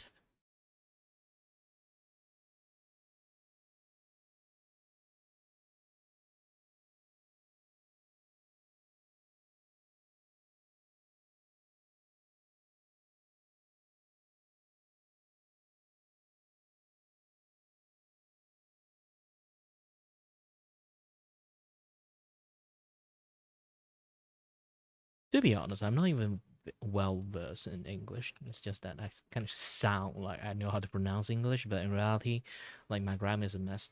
I can't speak English that well. I'm a fake Englishman.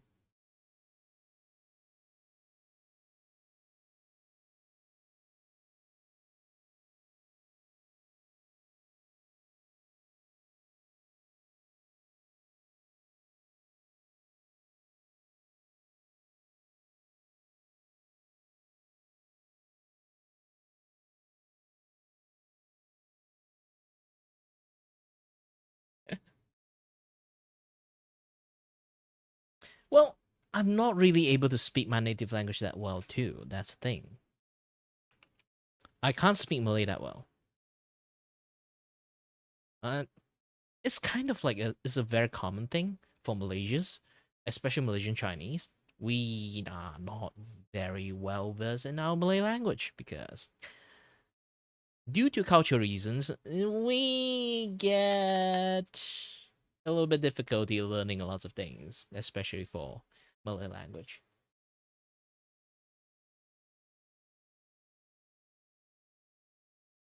If you don't know this before, Malaysia may be like a very like well diverse country, okay, but the entire system is a little bit racist. This is why.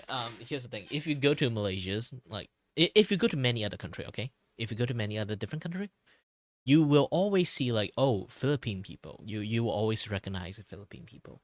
If you go to Indonesia's, you always like recognize the Indonesian people. But in Malaysia's, weirdly, in Malaysia's, if you go to there, there's so many different cultures. There's so many like diversity in there, but you can identify each and individual of them. Like you see this person, oh, this is Malaysian Chinese. Oh, you see this person, oh, this is Malaysian India. Oh, you see this person, oh, this is Katazan. Oh, this is that, this is that. Like you can really identify them individually because Malaysia exists like quite a long time. So it's like it's already been at that point. It should have like everyone is just mixed race at that point. But within but it's not exactly racism. It's more like a different big part play about it is like we kind of like treat everyone well. It's just that there's like this one part is like we just don't accept everyone's religions. Just that all. So because of that, everyone kind of stay in their own lane. And then like eventually that we just have like this like very big gap distinguished, like Chinese stay Chinese, Indian stay Indian, Malay stay Malay, those kind of things. It just happens. Obviously, a lot of like mixed blood still happen, but I won't really say it's like going to be like really common thing. It does exist, but it's kind of rare. So being mixed is kind of a rare breed, like in Malaysia.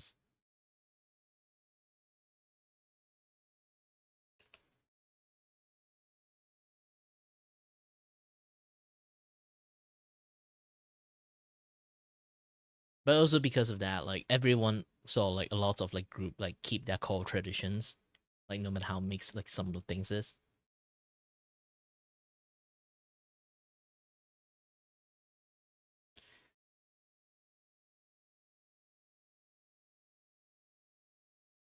But there is a few rules that is not really like playing balls with like a lot of systems.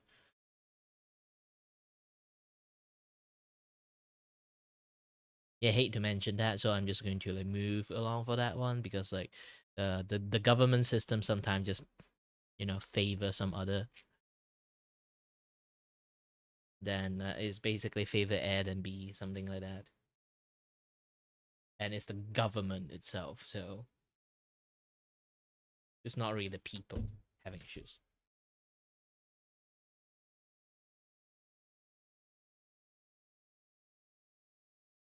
Ooh, finally, I have finished the cape, the 6th frame of the cape. Gosh dang it! It's going to be it's going to take a long time to actually do it. Let me try to just play it first.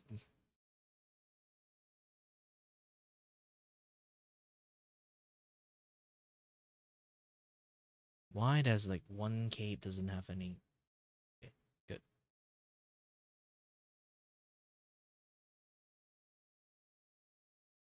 All right. So far, so good. Let's go ahead and split this clip and select this one. Drag this thing out to 1 frame. So this thing entirely like is 1 second.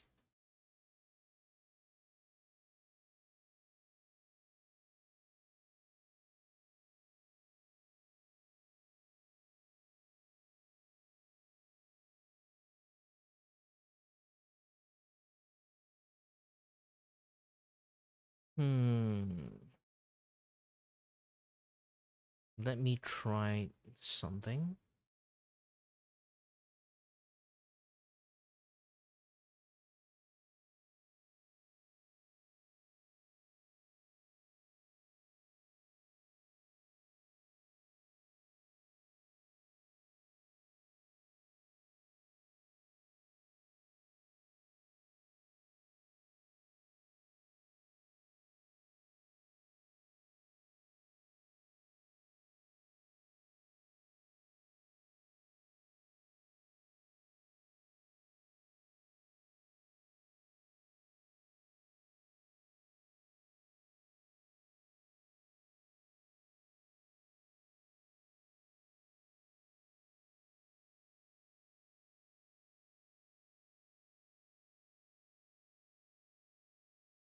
I try to randomize like the frame a little bit more. Let's see anything change.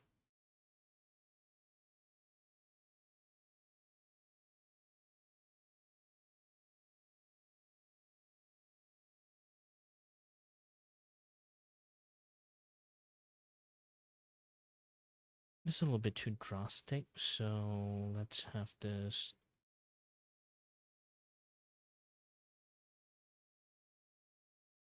on keyframe. And yeah, cape is always the hardest to kind of like draw because like there's so many layering and also depends on the um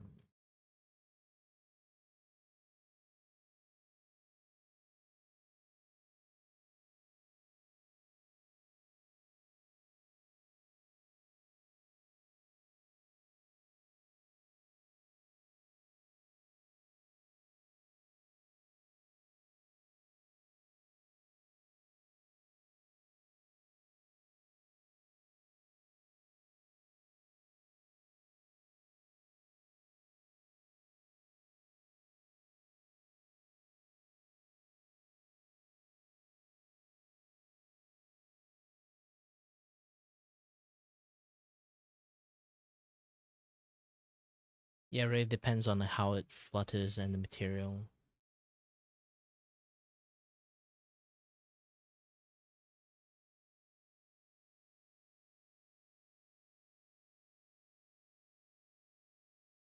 Okay, if I hide this and behind the body.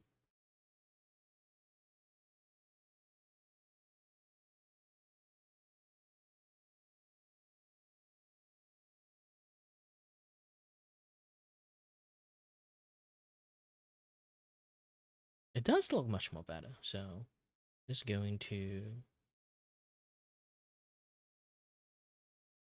hold on, adopting this one, but the much more high degree range of change and stuff.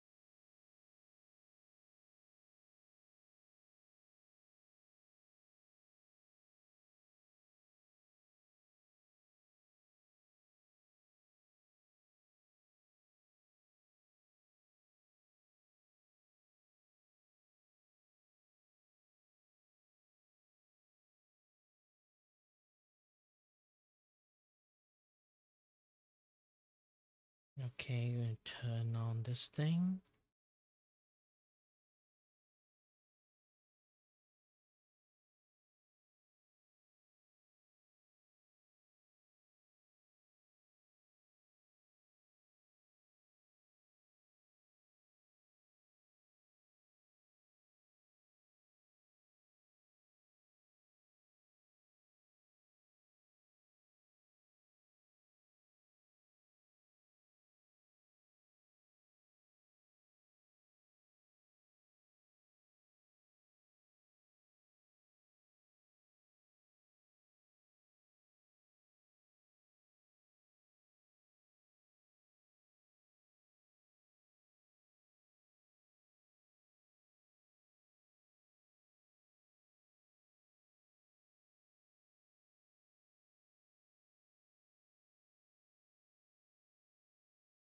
Alright, I'm gonna add a few more. Just layers in.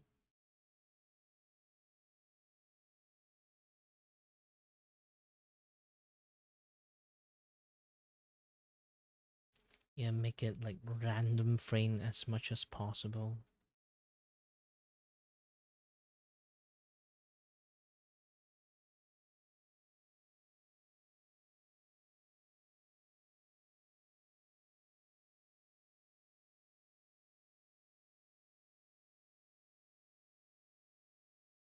Actually, I might have to move this like frame a little bit different.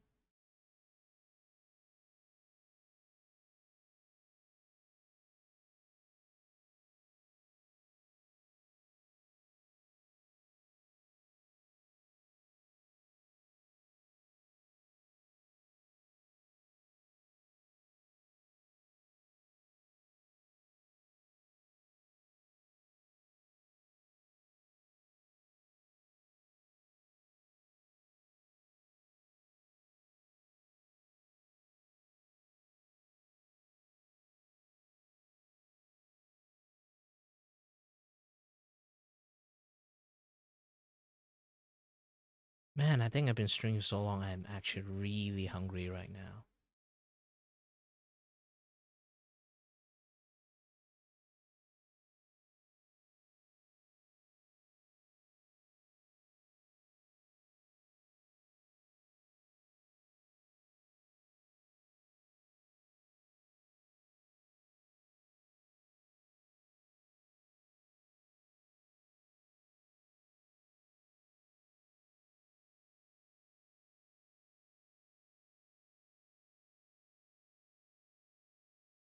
time is it? It's already it's close to 5. No wonders. I have this very weird family traditions. We eat at 5.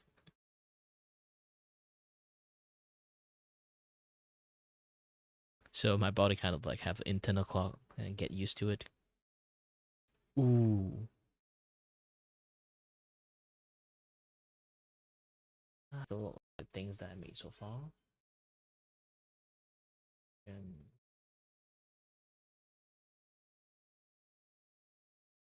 I did made crop out of this, so it's just like a normal movement. You can see like the subtle shift of like the breathings and everything.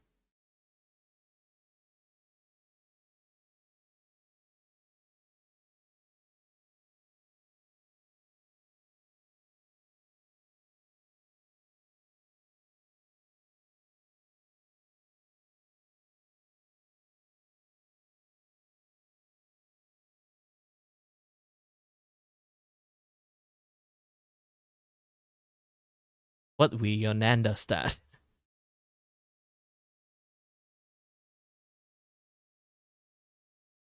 Hold on a little bit. I need to take another test.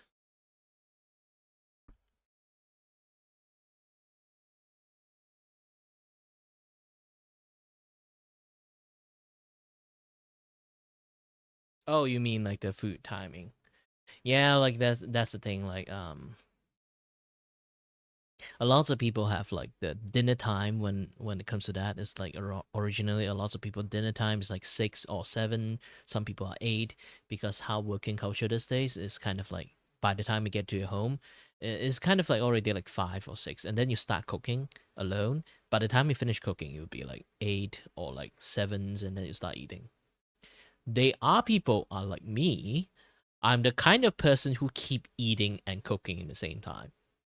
I'm not even kidding about it. It's just that when I lived alone back in the days, from my uni times, I actually keep cooking and keep eating the dish that I just like finished cooking, and I'll just keep munching on it, and then while cooking some other dish at the same time. That's just how I normally do, especially when it comes to like Western style kind of food, when it kind of fried stuff. You have to wait for a while, so I usually cook the food that kind of easily prep first. So I finish cooking those things, and I keep munching on it while cooking like the one that is like going to take some time to finish.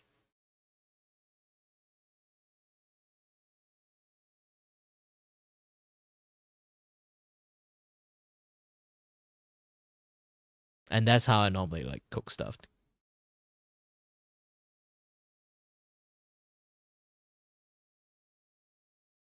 I put it in the wrong place.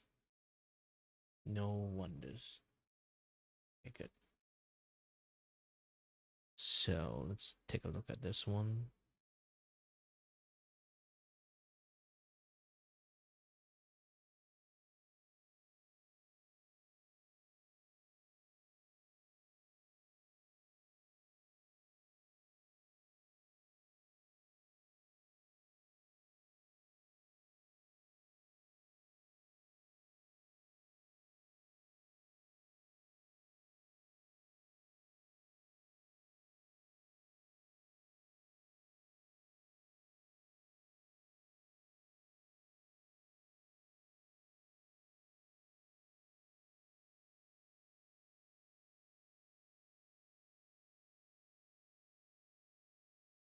Okay, one last thing is about eye.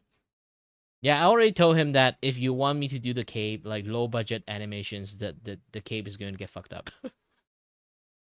I can't do cape that well. It's not like that it's not like that bad. I mean, like it does have a little bit difficulty when it comes to doing that.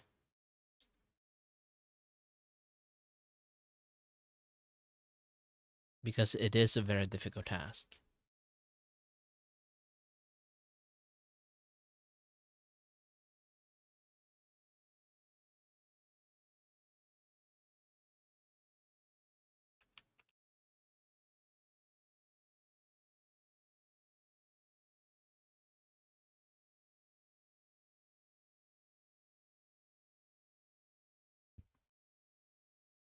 All right.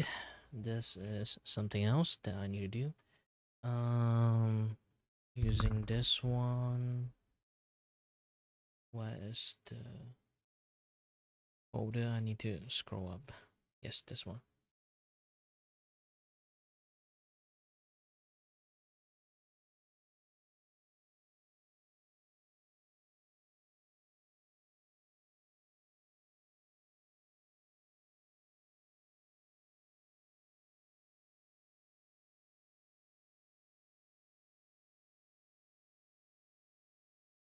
And the new timeline, this is going to get into this. Alright. And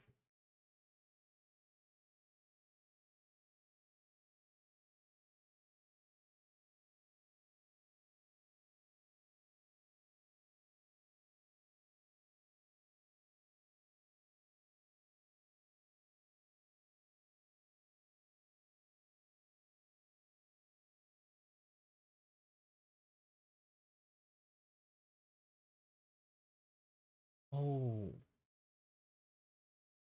undo this. Oh, now I know why I can't do this. Gosh dang, turn this thing off.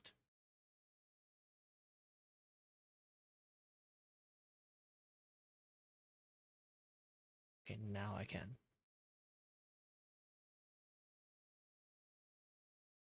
Dun dun dun dun dun dun dun dun dun dun dun dun dun dun.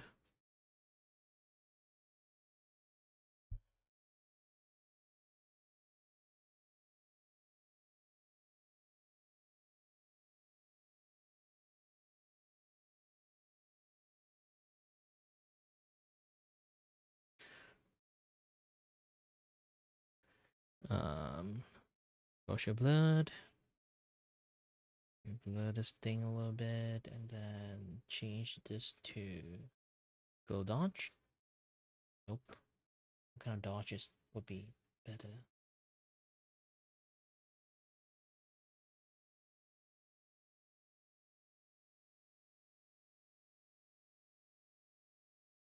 It's going to be very difficult to do this one.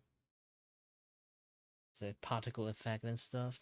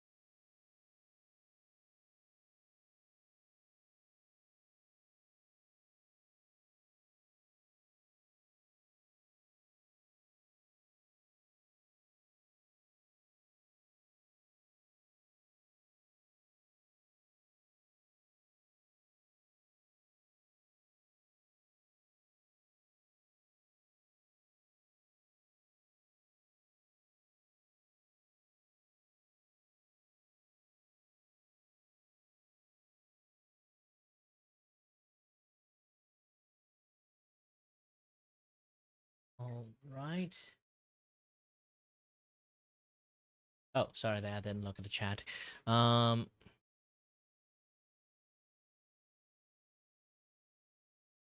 there, Yuri. And then also like answer to your thing like Wilbert is yeah, basically the tackle is him actually. It's like in between. Like sometimes he like stream as a tackle, sometimes he stream as a Spartan. Really depends like which one he wants, like the mood he have that day, I guess.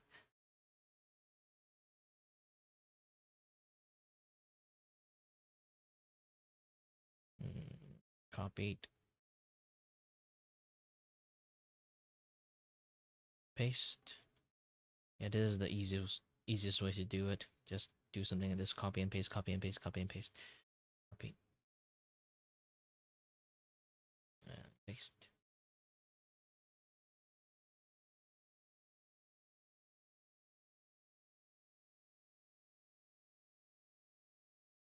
With this, all I need to do is just a little bit of strong blood. No, I don't think strong blood is going to work.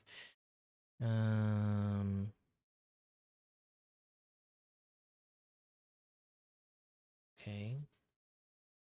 Just going to quick filters.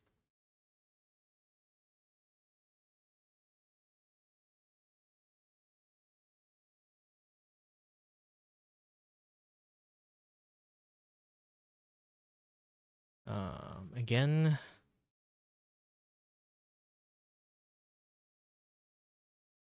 Gaussian blood. Having this on maybe 9. Not 90. God, gosh dang it. I say 9, they give me an extra 0 for no reasons. 9. Okay.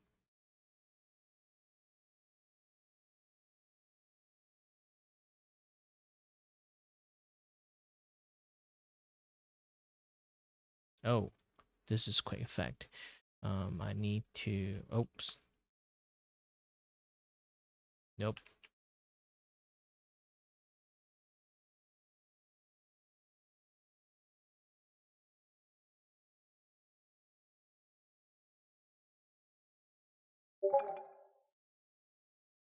Filters, blur, Gaussian blur. 9. Filter, blur, Gaussian blur. 9. Filter, blur, Gaussian blur. 9.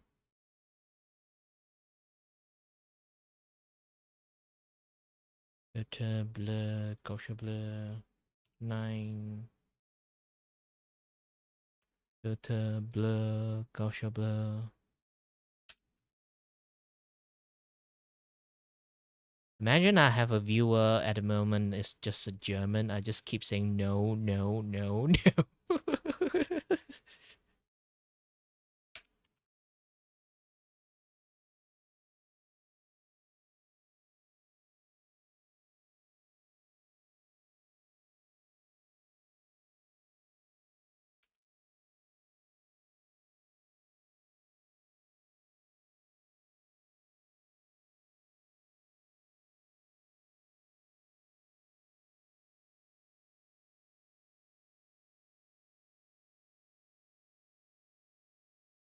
Hello there, is it I?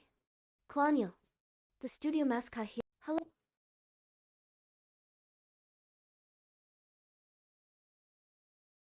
Hello there, is it I? I Hello keep there. skipping. She keep playing. She know I keep skipping her. Oh no, my TTS has gone sentient.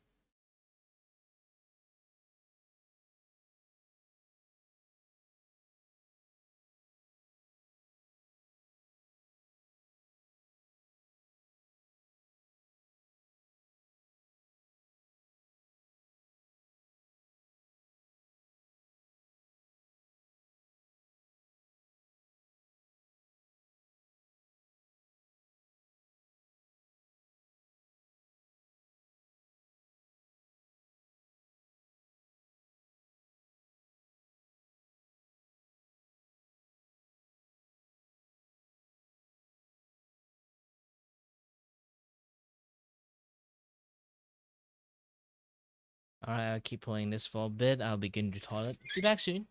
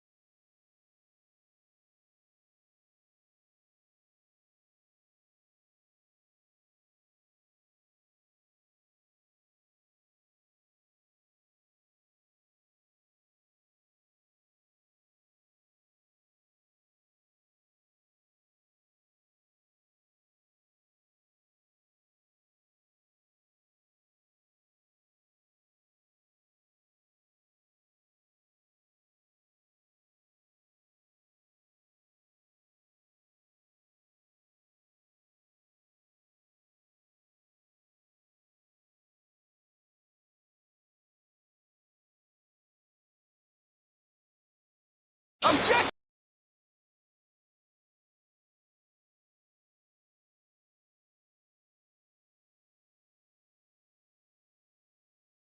And I'm back.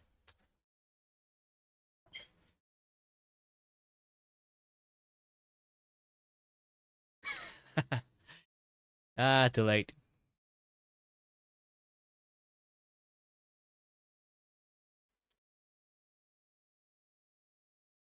The lighting is still okay, right? I think the cave is kind of like I grown to it. It's a mistake. I have, but it's something that I grown to it.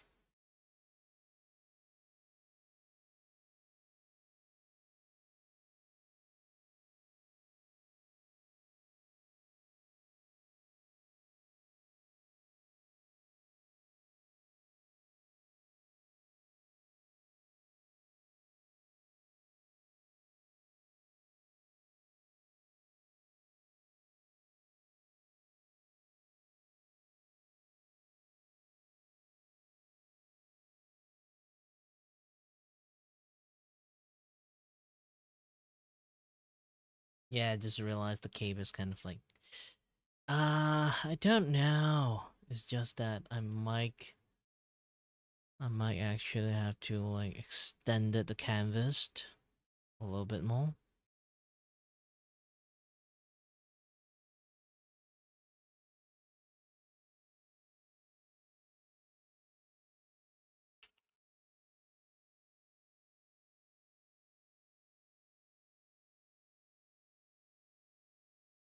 Oh, my stomach is screaming at me right now.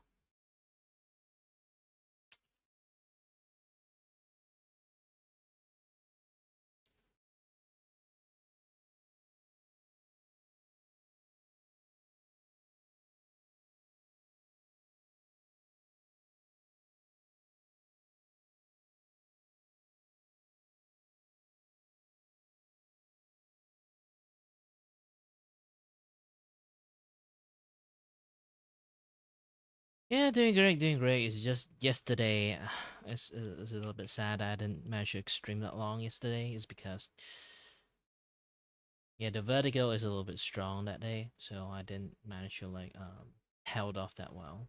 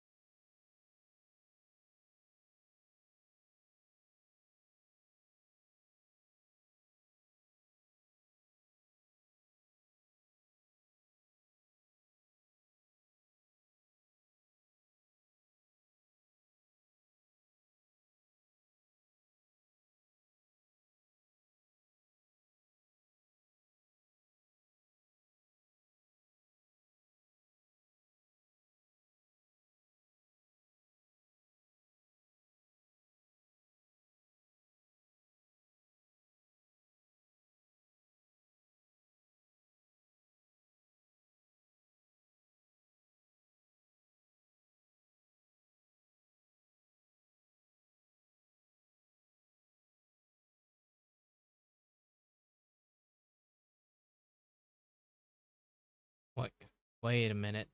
Wait a minute.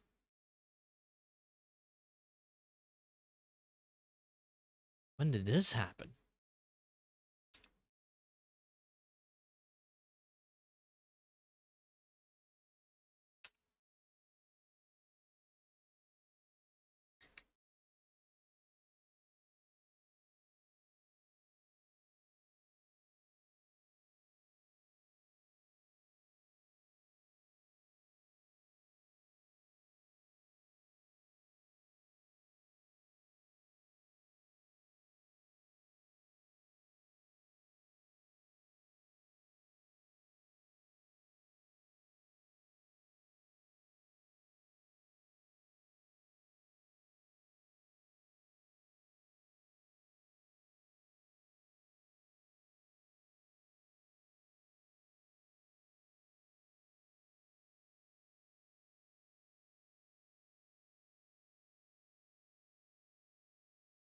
Yeah, it's not the eye shading, it's like the light wave that you have.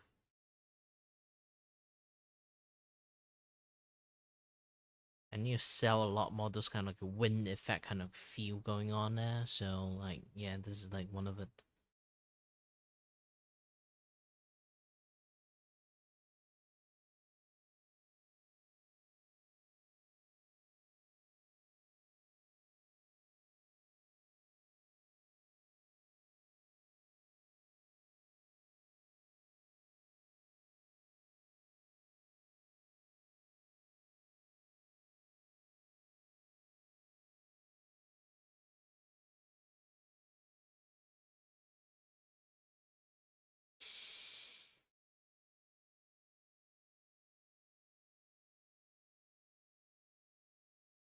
Oh, by the way, I've been seeing this thing like I did say a lot of time like I'm from Malaysia, right?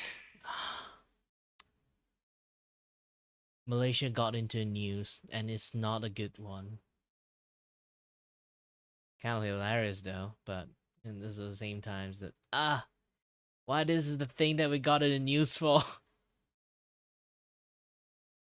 Once considered a powerhouse in Asian football, Malaysia abruptly fell from grace after numerous match-fixing scandals throughout the 90s. The nation was never able to recover from this storm, and a few underwhelming generations later, Malaysia found themselves 178th in FIFA rankings. This was officially rock bottom. Basically last rank in FIFA. In response, the Football Association of Malaysia decided the solution to all of this would be to improve their outdated grassroots and youth development.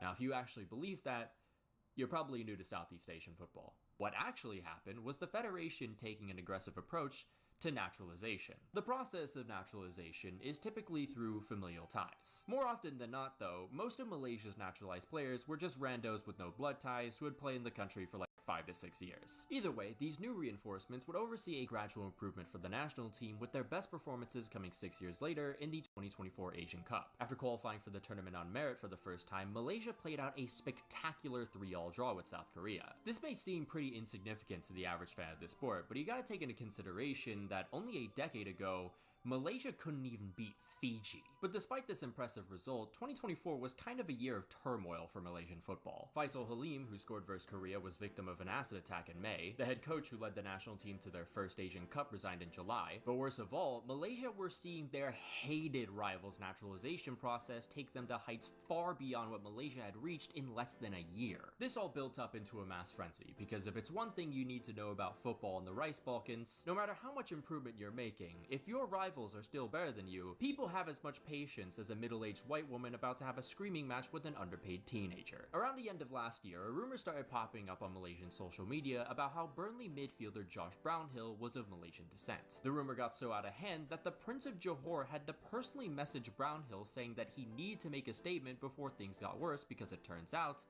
he wasn't Malaysian at all. Due to this incident, Malaysia would once more become a laughingstock amongst the rest of the region. And yes, that included nations currently under a military junta and whoever Indonesia's government didn't massacre in East Timor. However, these were laughs of fools. Fools who had no idea what this nation was capable of. Because right at the beginning of 2025, the Prince of Johor announced that he had identified 6 to 7 players of Malaysian descent. don't you fucking do it. These were players of decent quality from more successful footballing countries like Spain, Brazil, Argentina, and the Netherlands. And TMJ, the Prince of Johor, was hoping to provide passports to them before Malaysia's Asian Cup qualifier versus Vietnam, a country they hadn't beaten since 2014. Then 5 months later, with 7 new naturalized starters, Malaysia finally got their revenge and absolutely humiliated the Viets. This result pretty much confirmed them a spot in the next Asian Cup, and even better, at the expense of their rivals that have caused them so much of their pain. And at last, Malaysia was no longer an afterthought, as the new look Harimau Malaya would strike fear into any future opponent that was in their way.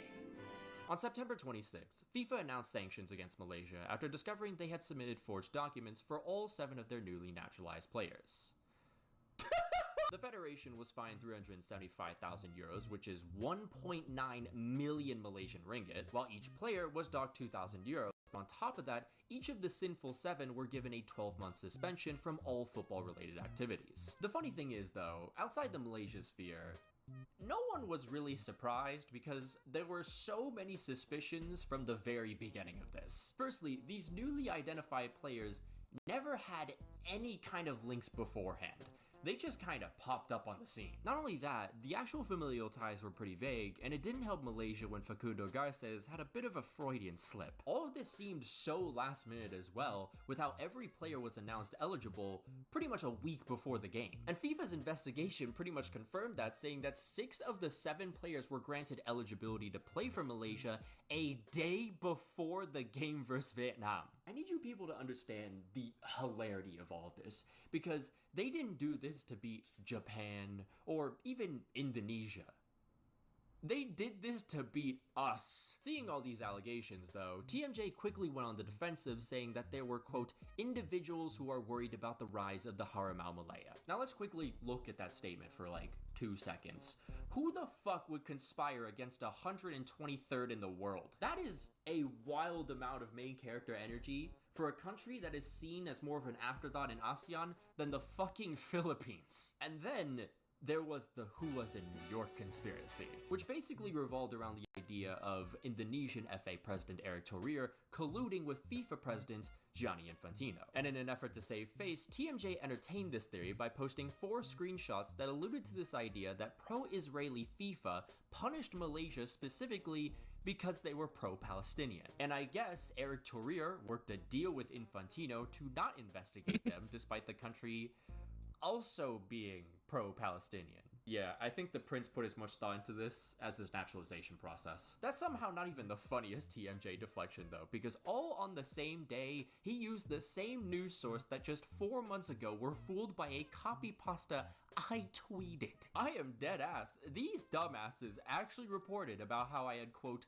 smashed my TV in front of 30 people, which led to my wife taking my crying children to a hotel for a week. By this point, most people thought TMJ was full of shit, but there were still a good amount of people drinking the juice, including footballer Liridon Krasniki. This is not about paperwork anymore. This is about dignity, about integrity, about a nation that has risen, and now certain people and forces are afraid of the rise of the Harimau Malaya. And let's not forget, none of this progress would have been possible without our crown oh, glorious prince, please put it farther down. I'm sorry. Going further into FIFA's findings though, there's one section showing each player's grandparent that was registered as someone with a familial tie, where their fake birthplace is, and where they actually are from. And it is the funniest shit ever. Maria Belén Concepcion Martin. Birthplace, Malacca, Malaysia. Actual birthplace, Santa Cruz de la Palma, Spain. Carlos Rogelio Fernandez. Birthplace, Penang, Malaysia. Actual birthplace, Villa Maria Selva, Santa Fe de la Cruz, Argentina. Omar Eli Ogado Gardon. Birthplace, Georgetown, Malaysia. Actual birthplace, Caseros, Buenos Aires, Argentina. Concepcion Agueda Alliance. Birthplace, Penang, Malaysia.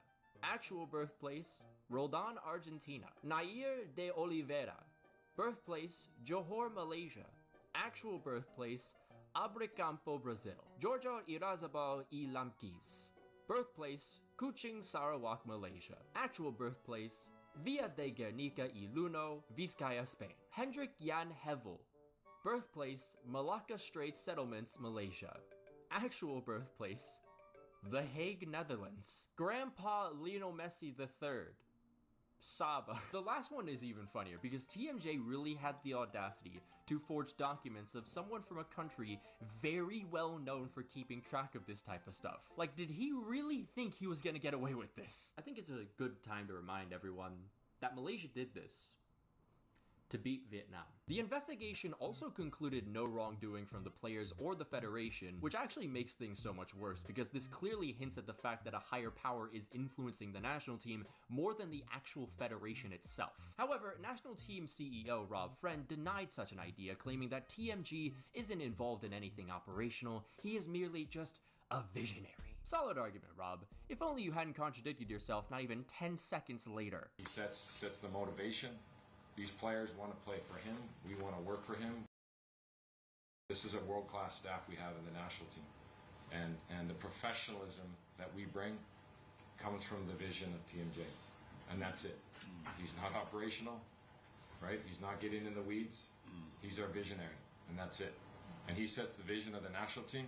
He holds the national team accountable. It's funny you mentioned that also, Rob, because about a week or so after his spiral into conspiracies, TMJ posted this, all the while Malaysia's federation was trying to fan the flames he created, and since then, he's not talked about the incident even once. Now that is what you call taking accountability 101. Even just taking a quick gander at Malaysia's footballing scene though, it's not hard to see that there's a good chance that TMJ is bigger than the federation. TMJ owns Johor Darul Ta'zim, which is considered one of the richest clubs in Southeast Asia. And you know, it just so happens that 3 of the 7 players that recently registered are now at that club. Not to mention, one of those players literally said that JDT was one of the reasons he wanted to play for Malaysia. How the hell does every single party in this have less subtlety than a fucking Marvel movie? Recently, the Minister of Home Affairs said that each player complied with Malaysian law and regulations for their applications, all met basic requirements of good behavior, have taken up residence in the country, and have sufficient understanding of Malay. This country cannot be serious, bro. You're telling me all you gotta do as a foreigner in one of the strictest processes of naturalization is be a good little boy? By the way, whatever happened to all those familial ties before? Are we just gonna forget about those now that they're actually fake and we're just gonna pretend that there's other reasons why they're Malaysian now? Also, what the fuck do you mean sufficient understanding of Malay? Fam, these players couldn't even sing the national anthem.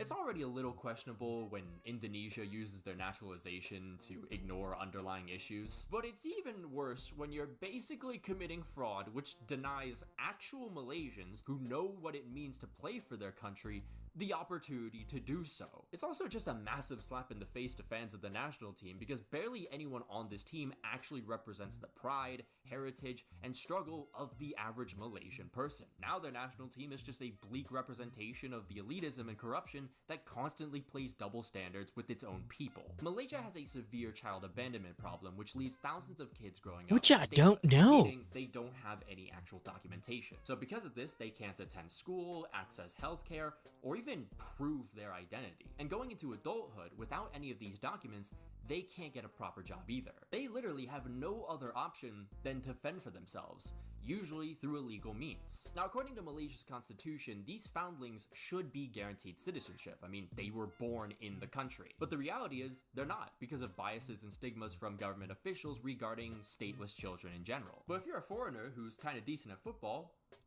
welcome to Malaysia! It's nothing but an insult to those who have lived in this country for all their lives that may never be able to officially call themselves Malaysian ever, while those who supposedly represent them say Malaysia is their country, even though they've never actually lived a single second in it before this year. By the way, if I haven't mentioned this already, they did this all just to beat Vietnam. Speaking of Vietnam though, if Malaysia's appeal is denied by FIFA, there's a pretty good chance AFC bans them from Asian Cup qualifiers. But don't worry guys, Joao Figueiredo just posted a picture of his whole family.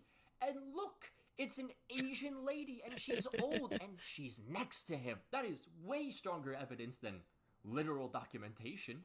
Checkmate, FIFA. Malaysia have really fucked themselves this time though. Their naturalization solution they've used since 2018 won't be as effective anymore because of this scandal, so this has to be a wake-up call for them. Because if not, they will easily fall back down to rock bottom when they couldn't even beat Fiji. But what do you guys think about all of this? And also, where are your grandparents from? This is Me, embarrassing. personally, my grandma is from Sabah. Of course, though, a massive shout out to all our members, including Janos Balas, Jeremy. It's like, out of everything, I found this in my channel, in my YouTube.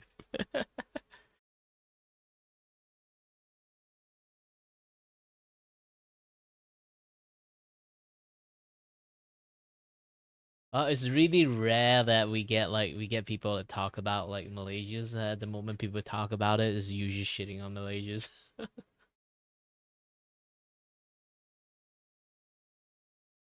Oh yeah, Trump and like Malaysia is having a fight.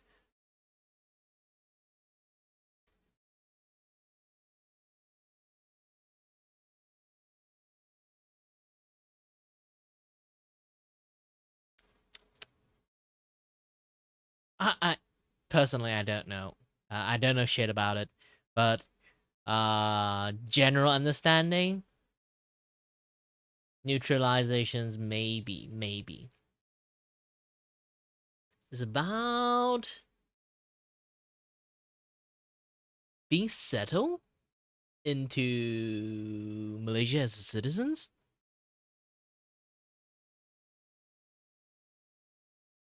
Yeah, I think it is that. Also, hard as you. Super low budget animations.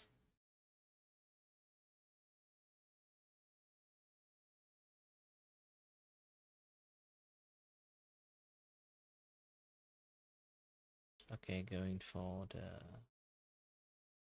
this one first. Then I'm going to export. Batch export. Not batch export. I'm going to animate the export. I'm actually really hungry. Ah. Oh, by the way, I do have to save this thing. Totally forgot. Save. Saved.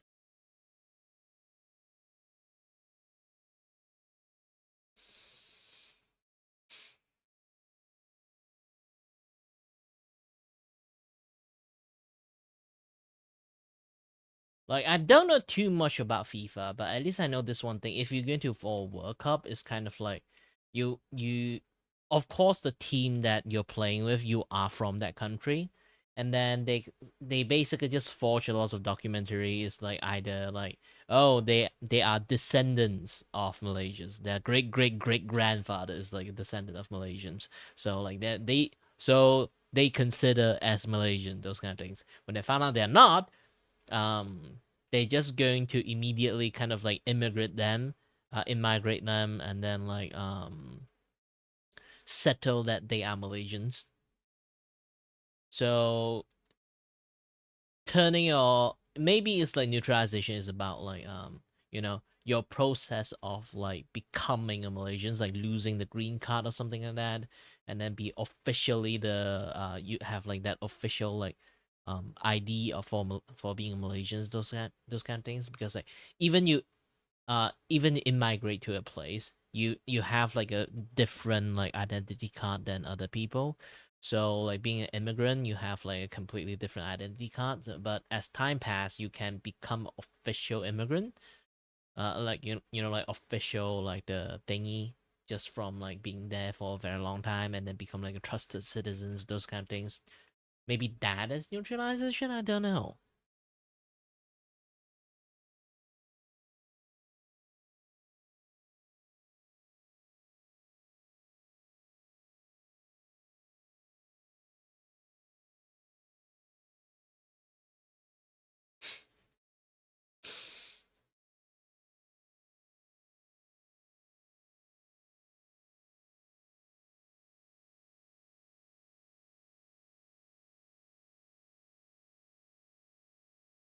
I'm Dungeon Master Brennan Lee Mulligan, here to answer your questions from the internet. This is Dungeons & Dragons Support.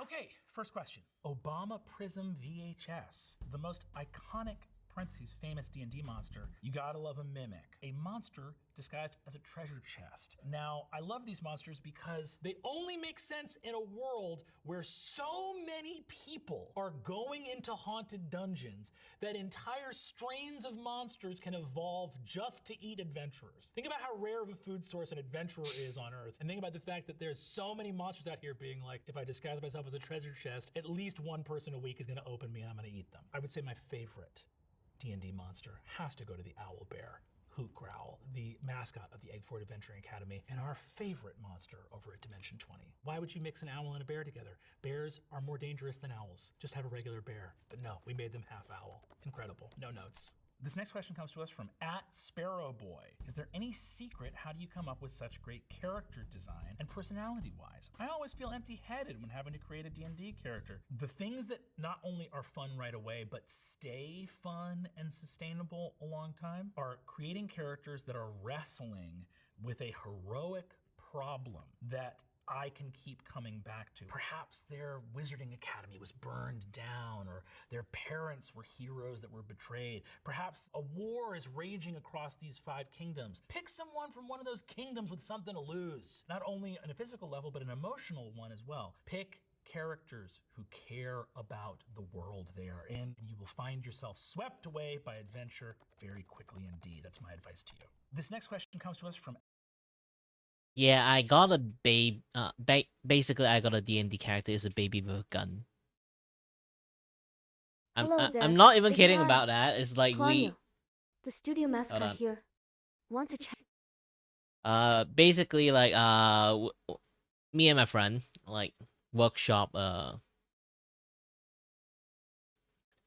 like character classes. Is basically it's a baby with a gun, and he have an arcane gun on him. It's a baby. It's basically is like a 5 months old toddler. The reason just not the 5 months old, like you know, like 10 months or like close to 11 months, and just like already learn how to crawl. That's the things that only the toddler know, and then know how to fire a fucking gun. And how did that happen? He's a arcane, you know, like he have an arcane gun, and obviously he's like a what do we call that thing again? Artificer, yes, artificers. So it's an artificers with arcane gun. The reason why the baby have a gun in the first place that nobody actually know, but the baby have like one really ridiculously high stat among the intelligence stat that the baby have. The baby basically have like maybe like just the basic minimum intelligence stat for like artificers, but the rest of the thing is like the strength is basically just 2. It only got 2 strength, and then like the rest like is also like very low. The only thing that's like really high on the get-go is like already 20 is charm. Because it's a baby, it have a very fucking high charm. And the thing is, how do they even get graduated from the artificial academy in the first place? It's just the baby just walks in, and then they just gave him a gun and a degree just because he's just too cute. So like the entire D&D is just like there's a baby with a gun, and then he can't do jack shit. And that is really fucking dangerous because he got a gun. You can't take a gun from the baby because he just shoot you.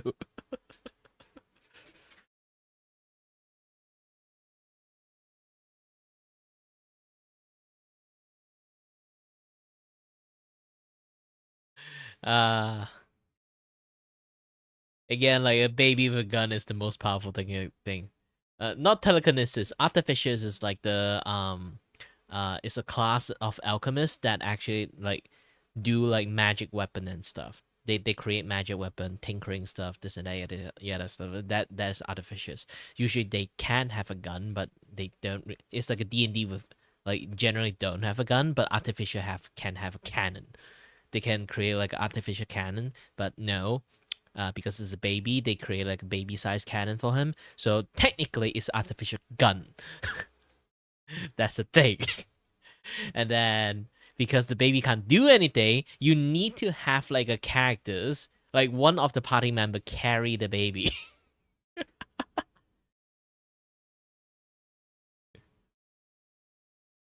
And then the baby randomly would have a the baby would randomly by random I will like roll. If I accidentally roll like what it's like a d20 dice, like time to time I will randomly choose like a skill called tantrum.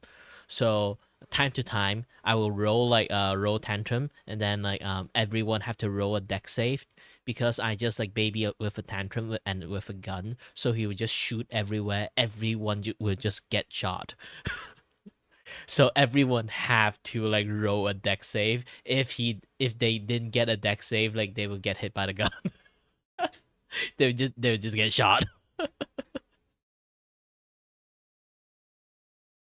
At I Love Your Mom 3, provocative. Question, what's the greatest magic of all? Answer, friendship, right? The greatest magic of all is not friendship, it's chronomancy, the ability to control and warp time. If friendship were the greatest magic, look, it's a pet peeve of mine. Greatest magic of all. Do you remember? Is friendship. What the is wrong with you? There's a lot of stories out there where the greatest magic of all is love or friendship, and it's like, oh, because you loved so well, it created a magic spell that protected you. That is so cruel to everybody else in that fictional world who died. Do you get it? If your love can magically protect you, then what follows from that is anyone who died didn't love hard enough. It's up. Just think about it for 2 seconds, all right? You can't be doing that. The greatest magic of all is powerful magic, and you should use that magic to help the people you love. They're not the same thing. Greatest magic of all, chronomancy. At Rogelio Val 123. So exactly, what are the stuff that you need to play Dungeons and Dragons? Do you need to buy separate sets of stuff, or do you make it yourself? Rogelio, my friend, first thing you need is friends, and that's hard to come by, I gotta tell you. The hustle needed to get 6 people to clear a Wednesday night is the stuff of legend. The rules of the game are contained in typically 3 books. We refer to them as like the core rule books. Sometimes the Dungeon Master will have those books available for you to come play. Sometimes they'll have them digitally, like on a service like D&D Beyond. Pencil and papers to record your character sheet. This is what a typical character sheet looks like. You can get these online and print them out for yourselves, or you can store your character information on a digital character sheet as well. And some dice that generate random chance throughout the game. You want to attack a dragon? Well, we don't just decide that. Where's the fun in that? We roll dice to see if you strike true or not. So with dice, pencil and paper, some rule books, and some pals, you could be playing Dungeons & Dragons right away. Now, you may have seen a lot of D&D tables in popular media with cool little figurines and miniatures like my friends right here. These miniatures are, listen, we can all agree, dope as hell, but they are optional. Miniatures and counters and tokens are there to physically represent battle and combat, but that is technically an extra. You can, at your table, play in a style that is known as theater of the mind. I like to use the minis and the counters because there's a lot of abilities in D&D that are hard to keep track of, and having a battlefield set out, I think, is worthwhile, so that if someone casts a fireball, with one quick glance of my eyes, I know exactly how many enemies just blew up. This dragon has been one of my most long-used miniatures. I think I was like 1 or 2 years old when I got this dragon. He used to have a little spout of fire, but I might have chewed that off when I was a kid. Regardless, this dragon's been with me for a long, long time and served faithfully and well. Good boy. Next question. From Drink Your Haterade on Reddit, what is the best representation of D&D in pop culture? With Stranger Things boosting D&D nostalgia, I've been thinking a lot about pop culture representations of D&D. What show or movie do you think has done the best job, and why? Well, usually if you have, telekinesis, your DM usually would just give them magic lock, that anti-magic and shit, so you can't do shit. Especially when you have a rogue that 100% your lock will going to be a magic lock. So only rogue can actually unlock it.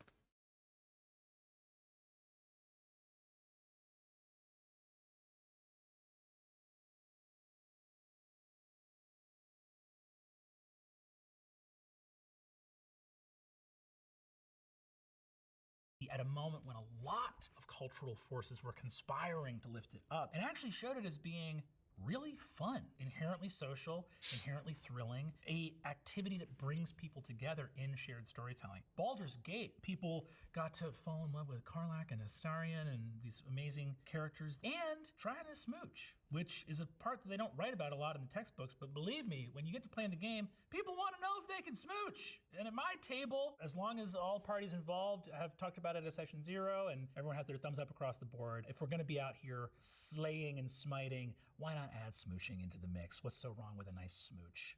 I tell you. There was also Well, my solution is like not the best way to play D&D, but there's also like they basically magic lock still works if you really want to do it, but you might have to roll a much more higher modifier to actually have things, has things done for it.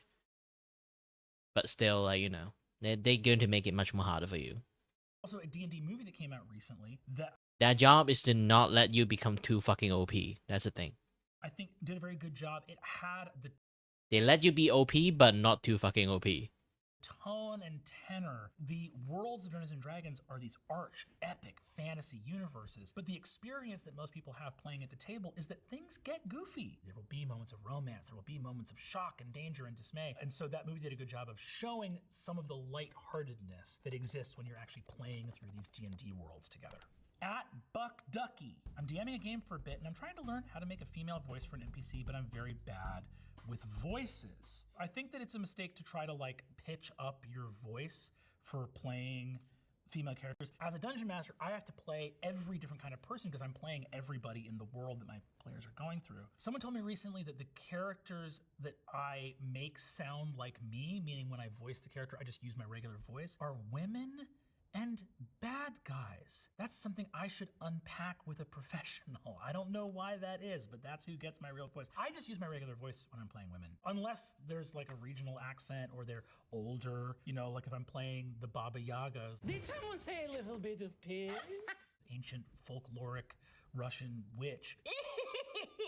Where's my pet? You do the voice for the character. I don't think you need to do like a stereotypical woman voice. At JL Moonlight 92 asks, can you tell me how D&D alignments work? How do I know if someone's lawful good or any one of the others? Alignment is an element of tracking player character ideals from earlier editions of the game. It was identified along 2 axes, your ethical and moral axes, and it produced 9 alignments. Lawful good, paladins, heroic, neutral good, most aligned with the good sphere above. Chaotic good, Robin Hood, those that stand against tyranny and oppression and fight for freedom. You have lawful neutral, which is a sort of automaton, rules for their own sake, neither good nor evil. True neutral, no values at all. Kind of cool, cynics maybe. Chaotic neutral, pure chaos for its own sake. Utter rebellion, anarchy. Lawful evil, the alignment of devils and those who seek conquest, tyranny, and oppression. Neutral evil, pure cruelty and oblivion. Chaotic evil, slaughter, rampage, ruin, sort of violence of the demonic realms. Those 9 alignments, people love them because, I don't know if you know this about human beings, they love personality charts. It's stuck around for a long time, even though it's not the most robust way to categorize moral philosophy, but goddamn people love a chart that tells them what kind of person they are. Camille Does D&D, the difference between paladins and warlocks is one's got an employer and the other's got a sugar daddy. But like, which one is which? If anyone's got a sugar daddy, it's clerics. You know it and I know it. When we talk about paladins in D&D, we talk about heroic holy knights that swear an oath to an ideal. When we talk about warlocks, we talk about people that have sworn a pact to an otherworldly entity capable of granting them magic. I believe that technically warlocks have the sugar daddy reputation kind of locked down, but I would argue that clerics are in a very similar relationship. I think the difference between a warlock and a cleric is aesthetic. More than it is anything sort of more tangible, but that's getting into fantasy cosmology and theology, which we simply don't have the time for. At Sizzletupkos. Why are wizards so squishy? What, you want hit points in addition to being able to bend reality with your mind? Wizards are so powerful. They're like the most powerful class in the game. If you can survive those low levels, you're gonna be dominating battlefields from here till the end game. A D6 is fine. I come from 3.5, where they had D4 hit points, and I think we should go back to that. I think they got it too easy as it is now. D6 hit dice. They should be squishy. Stay on the back line. Let your barbarian have some fun. This next question comes to us from Nui Ren. Among things I don't know, and I'm at this point kind of afraid to ask, don't be afraid. How many sets of dice do D&D players have, and why? Do you have separate sets for different characters or for different quests? Or just because they look cool? They look cool, my friend. Why not have as many as you can? I have an enormous pouch of dice. This is filled with dice. If I'm gonna throw an upcast cone of cold at my adventuring party, I need to have a ton of dice ready for that in the moment, ready to go. As you play the game longer, it actually is worthwhile to invest in more than one set. In your first set of dice, you will get 7 different dice typically. The first and greatest of them all is the D20. We say the letter D for dice, and then the number of sides on the die. So this is a D20 because it's a 20-sided die. Then we come down to the D12. I'm not gonna lie, it doesn't get a lot of action. It's sort of for barbarian hit dice, great axes, and not too much else in common play, but we love the D12. Fun fact about the D12, it never stops rolling. These next 2 dice I'm gonna show together, D10 and another D10, but you'll notice that this one has 2 digits in every place. So you roll these together, and here in the tens digit, you produce a number, so that's an 8, and then in this other digit, you produce a 9, that's an 89. Coming down from the D10, you have the D8. This one sees a lot of play. You're talking long swords and battle axes. There's a lot of cool higher level spells that do D8 damage. That's a real fun one. And then there's one for folks that have been strapped in going, what the hell is this guy talking about? The D6. You know this guy, you love the D6. This is like the normal die. We use the normal die. We're talking about fireball damage, talking about wizard hit dice. I use the D6 for recharging breath weapons, which you always hate to see, but you have to do it. It scares your PCs. It's great, it's fun. You will have these somewhere in your house probably in a normal board game. Maybe you're playing with like a new board game night with friends and someone goes like, pass me the D6. You're like, I caught you. You're a secret TTRPG player. Normal people don't call it a D6, they just call it dice. And then the D4.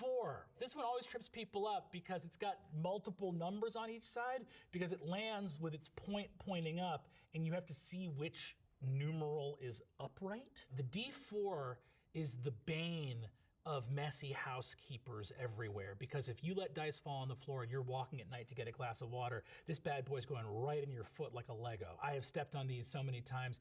And additionally, these are used for the smallest numbers possible. So like attacking with a dagger, like the damage of a small knife is a D4. Your D4 will always be the last dice on the table because they're hard to pick up. And so you're there looking foolish, grasping at your hands with these up-pointed dice. Frankly, annoying dice. I find the D4 annoying.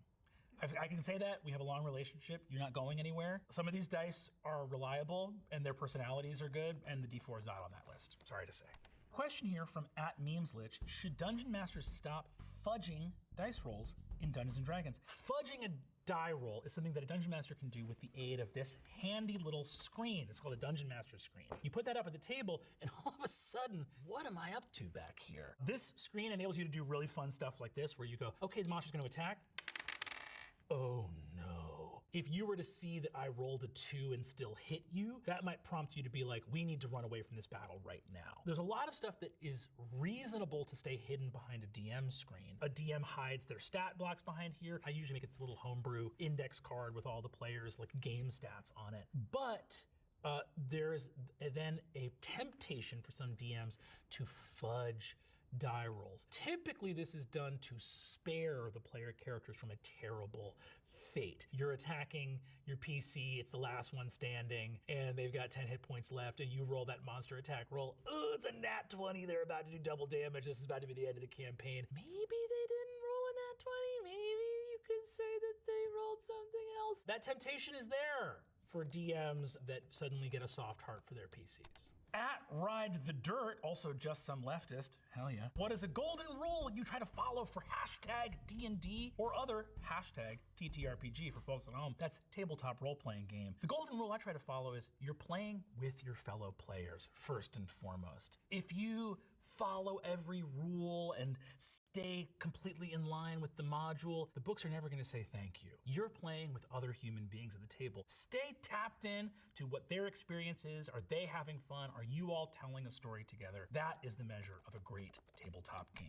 At PHX Mall asks, what's your favorite character race and class combo for D&D? I tend to come back to Paladin and Wizard. I love a Paladin's oath, striving for honor and justice. We did a photo shoot a while back with wonderful Andrew Max Levy as a Paladin. Who doesn't love a knight in shining armor? It's a classic hero archetype. And you get to smite.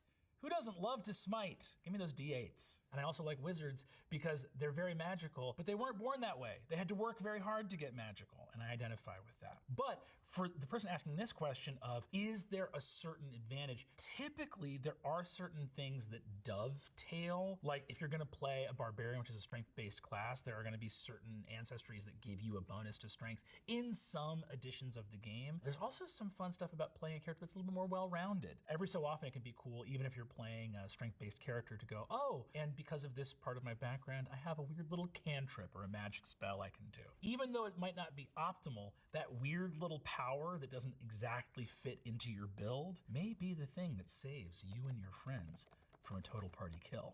At Delusional Do 1, how do you handle a TPK? Do you full reset or just pick up at the last save spot? Any other things you like to do after a party wipe? Handling a TPK, which for folks at home is a total party kill. It is when every member of an adventuring party dies all at once. I think sometimes the best way to handle a TPK is before it happens. If you're heading towards a battle that is absolutely punishing and stands a chance of really wiping out everybody in the party, say it. Say it above the table and say it in game. Have a moment where you check in with your players and go, hey, no shame in running. This has a chance of killing everybody in the party. Take your time. You approach the dungeon. Drums beat in the dark. Fires flicker from torchlight. The smell of death is everywhere. Taking the time to add some gravitas can sometimes wake your players up and go, oh, our buddy is suddenly being very dramatic and serious. I think we might be in trouble. If you do all that due diligence and say, hey, you can make a brave last stand here, you all may die. When they do, they had some agency in it. The thing that makes a TPK really unbearable is when players feel like it happened for no reason. At sessions canceled. Why do we always start games in tavern? Some groups tend to make their characters isolated from one another. Where do people congregate? In a medieval setting, in a public house, in a place of drink and libation and revelry. I would say probably there's a deeper answer here, and I haven't seen anything written about this, but I would hazard a guess that it is in maybe unconscious homage to the Inn of the Prancing Pony in Bree, where Strider first meets the hobbits in Lord of the Rings, which is a seminal text and serves as the basis for a lot of the lore within Dungeons & Dragons. This next question comes to us from @RottenWork. Does anyone have any tips for a first-time DM? I'm having my first session 0 for a campaign tomorrow, and I am nervous, LOL. First of all, laughter will help, so I'm glad that you're lolling. Second of all, you're doing a session 0? My friend, you're way ahead of the curve. Session 0, for those who don't know, is a pre-campaign session where DMs will line up. Sometimes people will do character creation there. Sometimes that happens beforehand, and the session 0 is just to line up what the adventure is going to be about, any rules of engagement. So the fact that you have got your situation buttoned up enough that you're doing a session 0, you're off to a great start. Second of all, tips. What's the nugget? Brennan, what's the secret little sauce? There's not one. You gotta slug it out like the rest of us. You gotta get your hands dirty. You gotta jump in 2 boots first and run the game. Is your first session gonna be clean? Are you gonna remember every rule? Are you gonna nail every NPC? Maybe yes, maybe no, but the point is this: your first session is the learning experience. You're gonna jump in and you're gonna learn so much more in that first session than any internet dungeon master could tell you. That being said, the answers lie in your players. Just listen to them, tap into what is bringing them joy, and you will do wonders, my friend. Rooting for you. This one's from @Gary268174.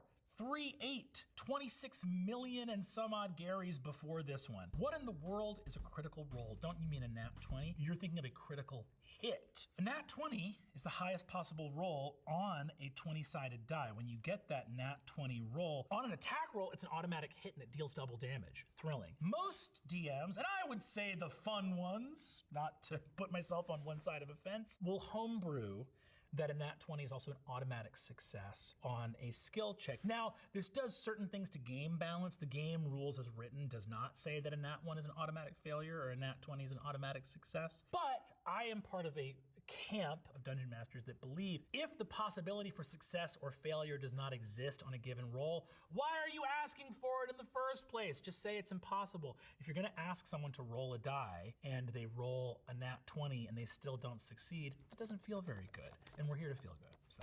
This next question is from Andy Doodle 56. Question for hashtag Dungeon Masters. If D&D is improv, in parentheses, yes and, with dice, what do you do when the dice really don't want to tell the same story that you do? There's a great expression, which is that the dice tell the story. You're taking a d20, you're rolling it. It's the most climactic roll of the campaign. I attack and get an 11. I needed it at a 19 or higher. I missed my opportunity. Perhaps I will be struck down the mountainside here. Your job as a dungeon master is to immediately start to think about what the story beat is that accompanies failure. Failure is not anathema to storytelling. Failure is a key and critical component of storytelling.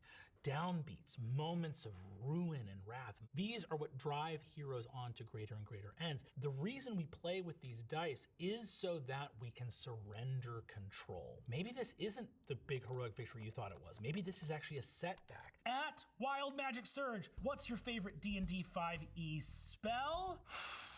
Oh man, is it Shield? I love Shield. It's just really fun. Reaction, +5 to your armor class. I think favorite D&D 5e spell, Fireball, Fly, they're all good.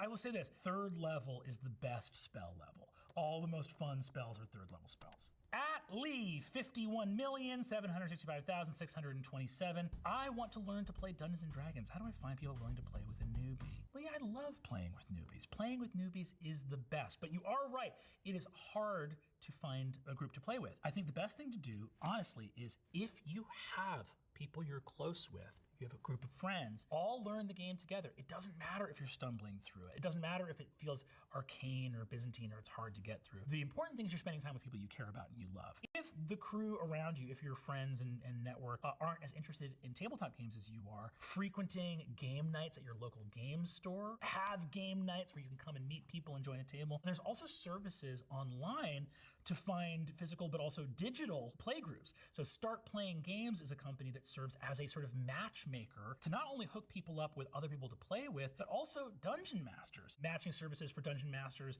that charge for their services. There's free dungeon masters, there's free groups that get together there. All these things are available for you at your disposal. So there's a range of options, but yes, it is a challenge, but there are ways to do it. Here's one from Bex Schwartz on Blue Sky.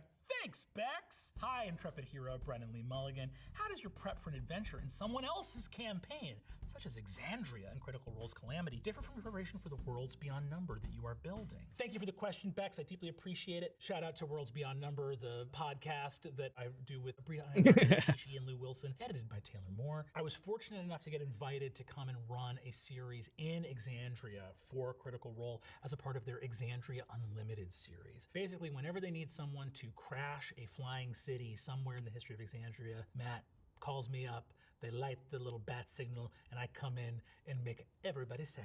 At the core of your question, Alright then, you have some fun. For me, I'm also almost finished this.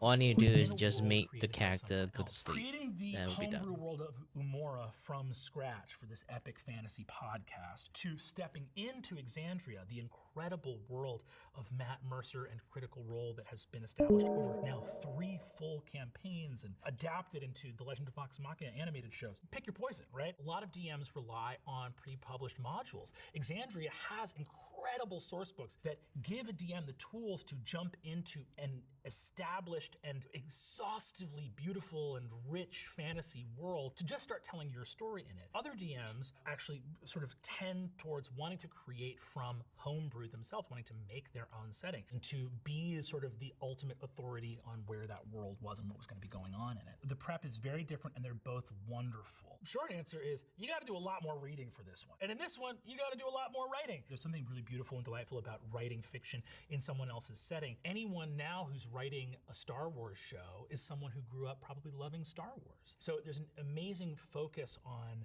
coming to something that you are a fan of and getting to light a little candle in that world. At Flora Rune, a question for D&D and TTRPG friends. What is your favorite magical item? The immovable rod! Small metal wand that has a button on it, and when you click it, it cannot be moved in space. That might sound trivial. The amount of shenanigans people get up to clicking it to fly, like jumping up like an acrobat. Someone was on an airship being chased by another airship, leaned off the back, clicked it, and left it in the air. And then you have to decide what happens when an airship collides with a ruler-sized bar of metal that cannot be moved no matter what. Chaos! The immovable rod. This next one's from Bryson Wolf on Reddit. What common D&D related behavior or quirk really grinds your gears? Mine is when people call the fighter class the warrior or call the wizard the mage. Not even sure why, but it makes me hate you a little. Bryson Wolf, do not give in to hate. They know not what they do. I think for me, probably the biggest pet peeve has to do with a player making a choice as a character that really grinds the adventure to a halt. I think sometimes people will hide behind the sort of lens of it's what my character would do and will do things that are a little bit antisocial at the table. And ultimately, there's not that much a dungeon master can do if you decide that your character wouldn't go on an adventure. If a DM comes out and says, your village is in danger. Your loved ones are in jeopardy. The fate of the world hangs in the balance and you alone hold the sword of destiny. And you go, I run. I'm getting out of Dodge. Good luck. Well, that's kind of the story over. Actually, I am incorrect. What's your favorite weird niche bit of lore that isn't fully developed? D&D created a cosmology for the afterlife called Planescape. And it made it really, really weird because they never kind of thought you were gonna go there. And then they built an edition that was actually set there. An infinite tower arises and ends in a torus of stone, like a big stone donut. On the inside rim of that donut is the city of Sigil, and within Sigil there is a Lady of Pain who has forbade all gods from entering that city. And her servants are known as the Dabus. Tony DiTerlizzi, the original illustrator for them, I always think of them as big, tall, white-haired Who's from Whoville. And they speak through emoji. They make little weird hieroglyphs out of light over their heads that only the Dabus can read. I think about them every day. What a crazy bit of lore. At Aiden Lair says, why did people think playing D&D was satanic? You're literally fighting Hellspawn half the time. That's a great question, Aiden. There's sort of two answers to this. One is D&D, by involving elements of folklore and mythology, had elements of things adjacent to the occult. There's a deeper answer, which is that back in the 1980s, it was like evangelical, moral panic about that. But really, the evangelical right in this country needs to manufacture outrage to hold onto its voting bloc. So that's your real answer. It was arbitrary, as the targets of their outrage always are. Fight the power. Are you going to include that? Hello there. Is it this I? Next question comes to us from Claudia, Shuffleupagus. the studio I wonder mascot how much here. prep a DM Want to like chat with Kiri, but he is too #Brennan focused on his does. work or game? What do his You can use notes look exclamation like? mark S space and type stuff to make me I have talk. terrible notes. My 14-year home game that I ran, the system I had for how to manage the lore was at the end of 14 years, 412-page indecipherable Google Doc. Paragraphs of lore interspersed with random initiative counts unlabeled as to what battle they referenced. Terrible stuff. So if there is any part of you that doubts your abilities as a GM based on having seen a GM out there in the world with like an incredible digital spreadsheet, or I know DMs whose prep work is flawless. Matt Mercer rolls up to the table with stapled sheets of paper with all of the lore of the setting. And I got like a bullet point list on a Google Doc and a wish and a prayer, and that's about it. I rely a lot on improvisation. That stresses some DMs out. Other people rely a lot on preparation. That stresses other DMs out. Find your style that's right for you. It brings the most joy to your players and your table. This one's from @YumDM. How many different editions of D&D do you actively play? I play most actively 5e. Up until last year, I was also playing 3.5 extremely actively. There are many editions of the game. I came into the game playing 2nd edition. You want to talk about crunch? Come talk to me about Thaco, baby, to hit armor class 0. Imagine a 10-year-old boy with 2 sliding sheets of graph paper to align a set of negative integers with the value of a die roll. That required some math. Negative numbers are good, tough. However, there are also many other games aside from D&D that I play. Other big ones like Vampire the Masquerade, Call of Cthulhu, Blades in the Dark. My friend Jay Dragon does Wander Home and Yazeba's Bed and Breakfast. There's great indie games out there for anyone who is like, oh, I've had a taste of heroic fantasy and playing Dungeons & Dragons, but I want a sci-fi experience, or I want a more poetic experience, or an even crunchier experience. The world of tabletop role-playing games awaits you. This next one comes to us from @WarforgedDice. D&D players, how do we feel about the new D&D rules/mechanics? Hey, I hear you. I know that we loved so much of the old way the game was played. The changes to Counterspell and to Divine Smite. Ask yourself this. If you were making a wizard or a paladin, were you allowed to do anything other than those abilities? No, you were not. Counterspell needed to be altered a little bit. Divine Smite needed to be altered a little bit. Every damage dealing build that was a super damage dealer had to involve Divine Smite. It was mandatory. Counterspell, mandatory. And anytime an ability in a game is mandatory, you have to ask yourself if it's a little bit out of balance. And the druids, letting them talk in wild shape? Yes, let them talk. I always want them to be able to talk in wild shape. That's a rule that just helps DMs out. When is it ever helpful for someone to not be able to speak? It's never helpful. Let the druids talk. I want that dog to talk. @NotCavid. Okay, but what if I said I wanted to play a Wild West setting D&D campaign? What then? We've played in many, many different kinds of settings and genres all across the spectrum. We have Fantasy High, where we play D&D in a high school for fantasy heroes. We play The Unsleeping City. At Madison Square Garden is a live show. We're playing D&D at the Garden in New York City because The Unsleeping City is set in a magical version of New York City. We even played a Starstruck Odyssey set in the sci-fi setting of Anarch era, written by noted comics author Elaine Lee, also my mom, if you can believe that. I adapted my mom's comic book series into a D&D campaign. There's a lot of people who enjoy home brewing and stretching the creative boundaries, chop shopping or jury rigging what they want their game to be about. Everyone has a different playstyle, and all are valid and good. @Dickie Minaj. So there's a Dungeons & Drag Queen show, and I'm just finding out about this? Yes, you can come over to dropout.tv, where we play a miniseries called Dungeons & Drag Queens. Say hi, questing queens. Hi, questing queens. With some of the best drag performers in the world, Bob the Drag Queen, Alaska Thunder, Jujubee, and Monet Exchange, who are so wonderful and incredible players and had the bravery and the chutzpah to sit down and play D&D for the first time on camera with me. They were phenomenal. The number one thing that you want to look for in a new player is how much they care and how invested they are. And all of them went into it with their full heart and were just naturals right away. Took to the game so effortlessly. It was a joy and a privilege to behold.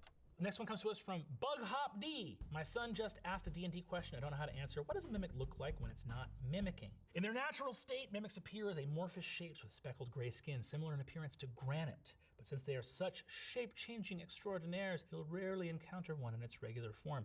Mimics are shape changers, much like doppelgangers. We had a mimic in our high school for heroes setting, Fantasy High, that looked like a standard examination room desk. I like to imagine that they have a penchant for disguising themselves exclusively as furniture. So, those are all our questions for today. I'm wishing all the best to you and your table. May all your hits be crits, and I hope you learned a lot here about the wonderful world of tabletop role-playing games. From here at D&D Support, Brownlee signing off. Oh, finally, I finished! Sing along with the casting video, and I'm so hungry!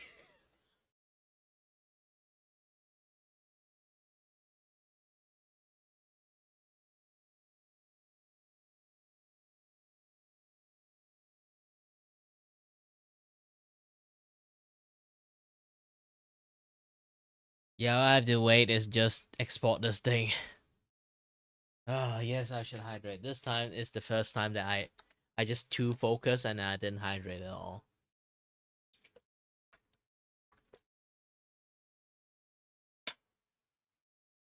This is why artist is charged very expensively. Okay, we do focus our task, even the low budget one. We are still trying our best. Sometimes we try too much. Okay, this is what I'm gonna show.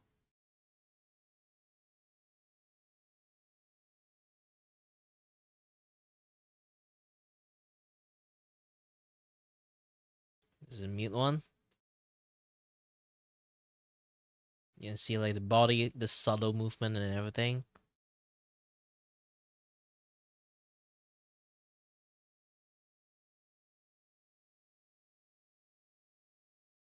This is the one that is like not talking. And then this is the one that is talking.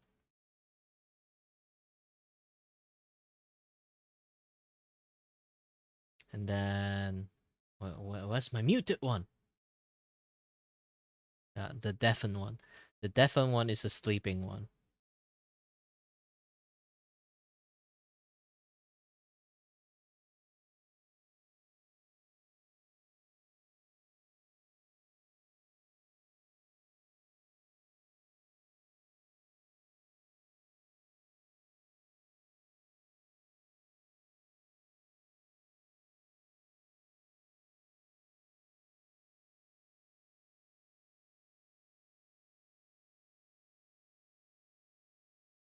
The only thing at the moment, it kind of pissed me off, is I messed up the shield. Should I fixed it? I need to fix it. Yes, it's my mistake. I need to fix it. No, it's fine, it's fine, it's fine. You don't need this. You know what, I already finished this. I'm going to export everything later on. Maybe I fix the shield and then re-export them one more time. Just with that, and I'll be done with it. But so far I'll just like take it offline and then I'll start working on my stuff. Either way, thank you very much for watching, and as always, guys, stay healthy, stay safe. Until next time, stay tuned on the next stream. Bye-bye.